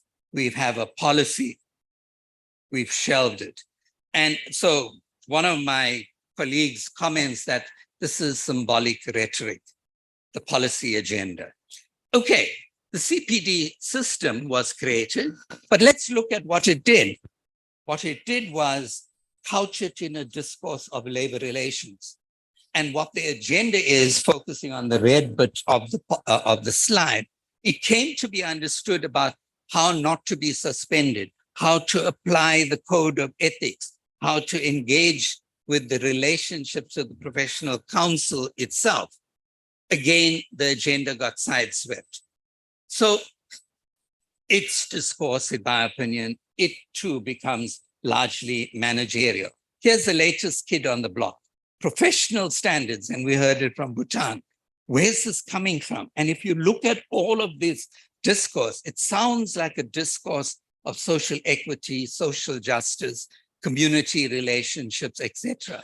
My question is it going to become yet another policy? My suggestion is that rather than focus on the writers and the intentions of policy, let's start talking about how we bring people into dialogue with each other to produce professional growth and learning.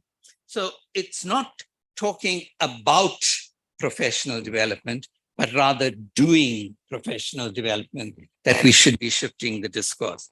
Now, I'm moving from there to be able to say that we could need to look at the next point that all of you made, which context matters. The context of a small island developing state, such as Bhutan, may not be an island, but it creates a particular character to the nature of the choices you make about professional development. It cannot be the same for Nigeria or Tanzania or Afghanistan. All of those contexts mean that one needs to be engaging with an appropriate contextual understanding of the landscape within which we work. So I'm just taking one snapshot. I happen to have been part of a review of the largest higher education institution on the African continent, which is UNICEF, which has over 120,000 students. And if we look at that, they have to place 18,000 student teachers into teaching practicum. What happens is it's a pure bureaucracy. As we have administrative systems being put in place that actually do not really engage with deep professional development, it's a checkbox, a checklist of issues to comply with.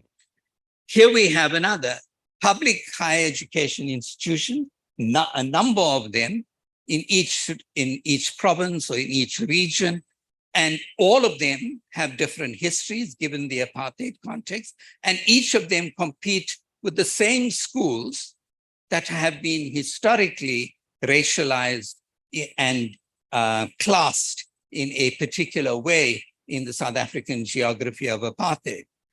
All of them have particular relationships with particular kinds of institutions that have their apartheid histories and backgrounds and biologies and heritages. So if we do not have a system that disrupts that particular kind of continued inequity, we're going to have purely a reinforcement of the same. If we only look at the relationship between an institution and higher education institution and the school.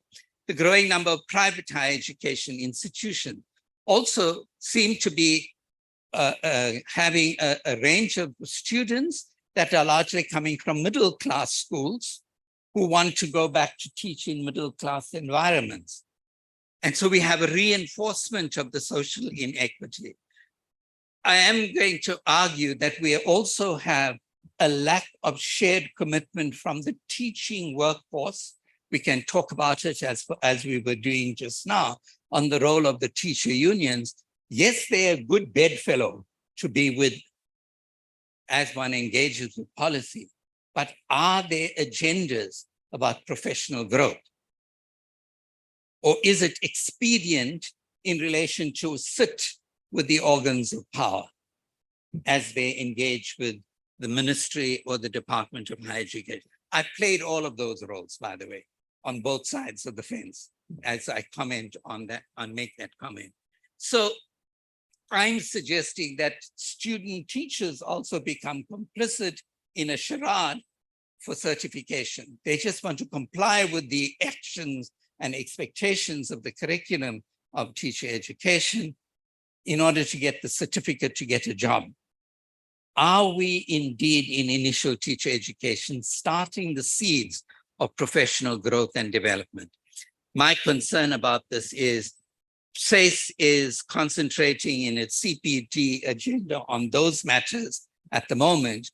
I can see why they need to be expanding their agenda to start thinking about how they look at teaching practicum and what we're doing as a professional council regulating quality. So that's where the journey begins for professional development. And in my opinion, initial teacher education, and all of you have been saying this morning, have a symbiotic relationship with CPD. The way in which initial teacher education or pre-service education, how it relates to what attitude, values, competences are you generating as we activate that lifelong journey. It begins in the teaching practicum. It's a learning debate, not a legislative debate. So here's one particular model that was developed on trying to bring together stakeholders. But my concern is if every institution had to develop its own similar community of practice, we will have a proliferation of yet another set of problems in terms of coordinating across the system. And here's my flip now to say, and do we need another policy? Okay? And so the argument is, there is a fragmented response. Should we be having a coordinated policy? And if so, what would it look like? What will be the ingredients of such a coordinated system? When I presented this particular idea to a national conference in South Africa last year, the argument from the field of researchers was, no, we do not need another policy, another regulatory framework, because of the distrust that they have of the policy. So my view is there needs to be a reconceptualization of teacher education is not an institutional responsibility. It is a national responsibility in the South African context.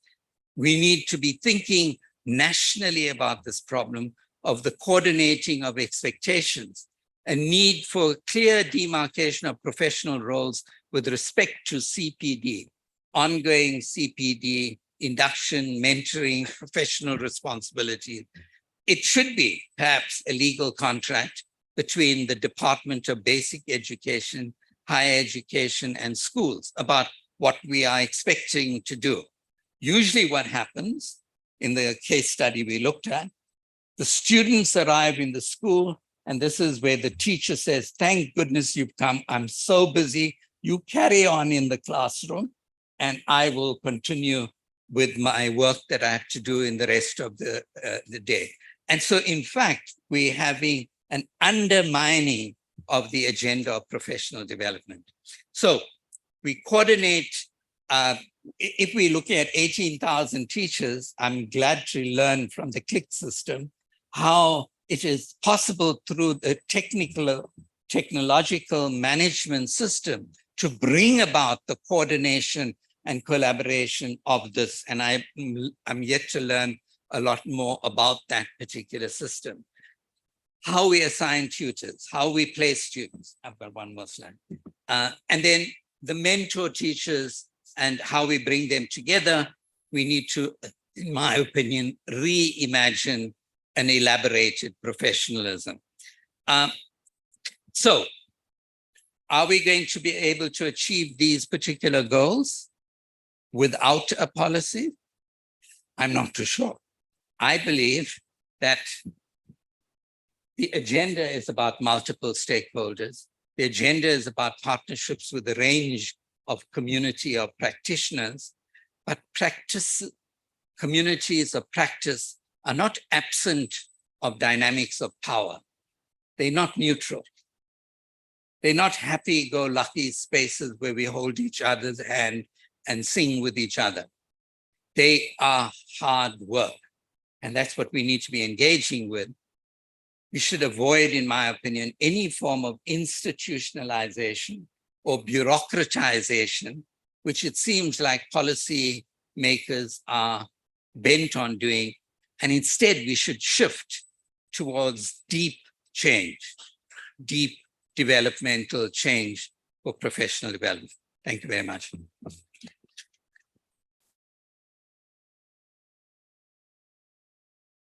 And we have already crossed the time limit by 15 minutes roughly.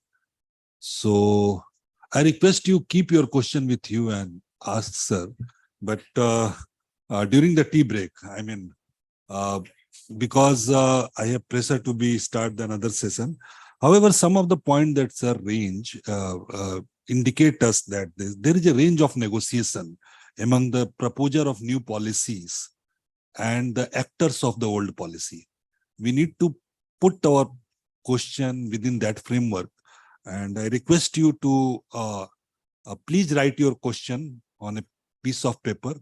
And during the break, sir, hope it is fine because we are concluding the time. So now it is a break for tea. Thank you.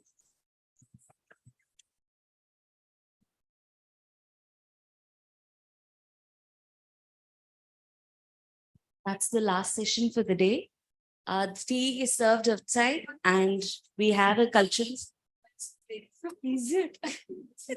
I mean, it's the last session for the rest of you, but it's not the last session for our students. So students, you will be coming back again for a workshop here after tea. So I request all of you to assemble at 4:40. Professor Ian Mentor is already logged in. I don't want to keep him waiting too long. All right. And for the rest of you, Imaya has an announcement to make. Go ahead. We have a cultural event at 7 p.m. in the convention center in the new campus. Please join us there, and there's dinner after that. And Avnish is available for a campus tree walk. So dignitaries who come from outside who would like to go around this campus, our Avnish Singh is here. Avnish, can you please stand up so that people can see who you are? Avnish. Okay, I'll make him stand here. Yeah, he's there. He's raising his hand. So if you would like to go around for a tree walk, he can take you around and drop you in the convention center. If you want, it's just optional. Please. Just a small announcement. If you want your plastic bottle recycled, please give them to the registration desk outside. If you want to refill it, there is a water cooler outside in the tea area.